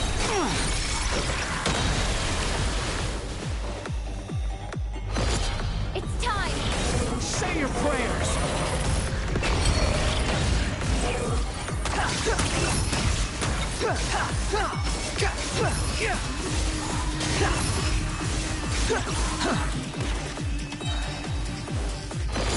It's time! Say your prayers!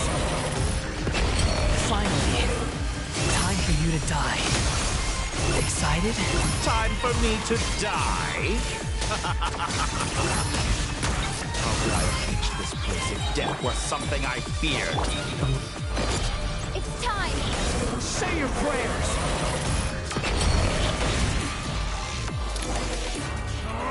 That's enough!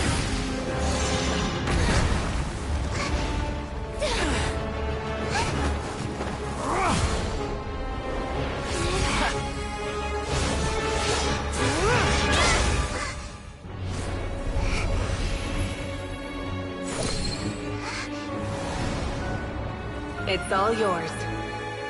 Do with it as you see fit.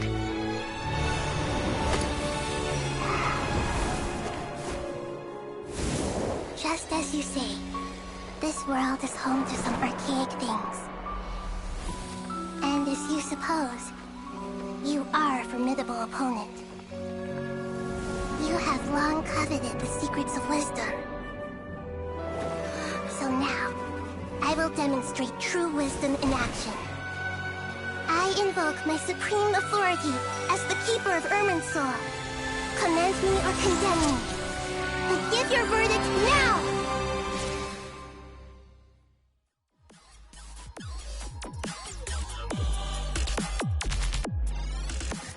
Blessed One of Wisdom, Mahakosaladhama, are you certain that you wish to exercise your authority to destroy Irminsul? It represents both your roots and your finest accomplishments. You truly intend to abandon the very thing you have always fought for? This is my decision. Irminsul has been corrupted beyond redemption. Irminsul is the original tree of Tevat. It is the means by which the heavenly principles maintains fate itself. The 7 Archons should honor and revere it, for their authority was bestowed upon them by the heavenly principles. It is precisely because I honor and revere it that I fight for the humanity it exists to protect. Wisdom is knowing how to weigh the options and make the right decision. If you truly care about the fortunes of this world, then it is me you should seek to preserve. Planting a seed begins the chain of cause and effect. Since you have become a great tree yourself, why should the loss of another tree be anything to fear? Till we meet again, Lord of Dendro.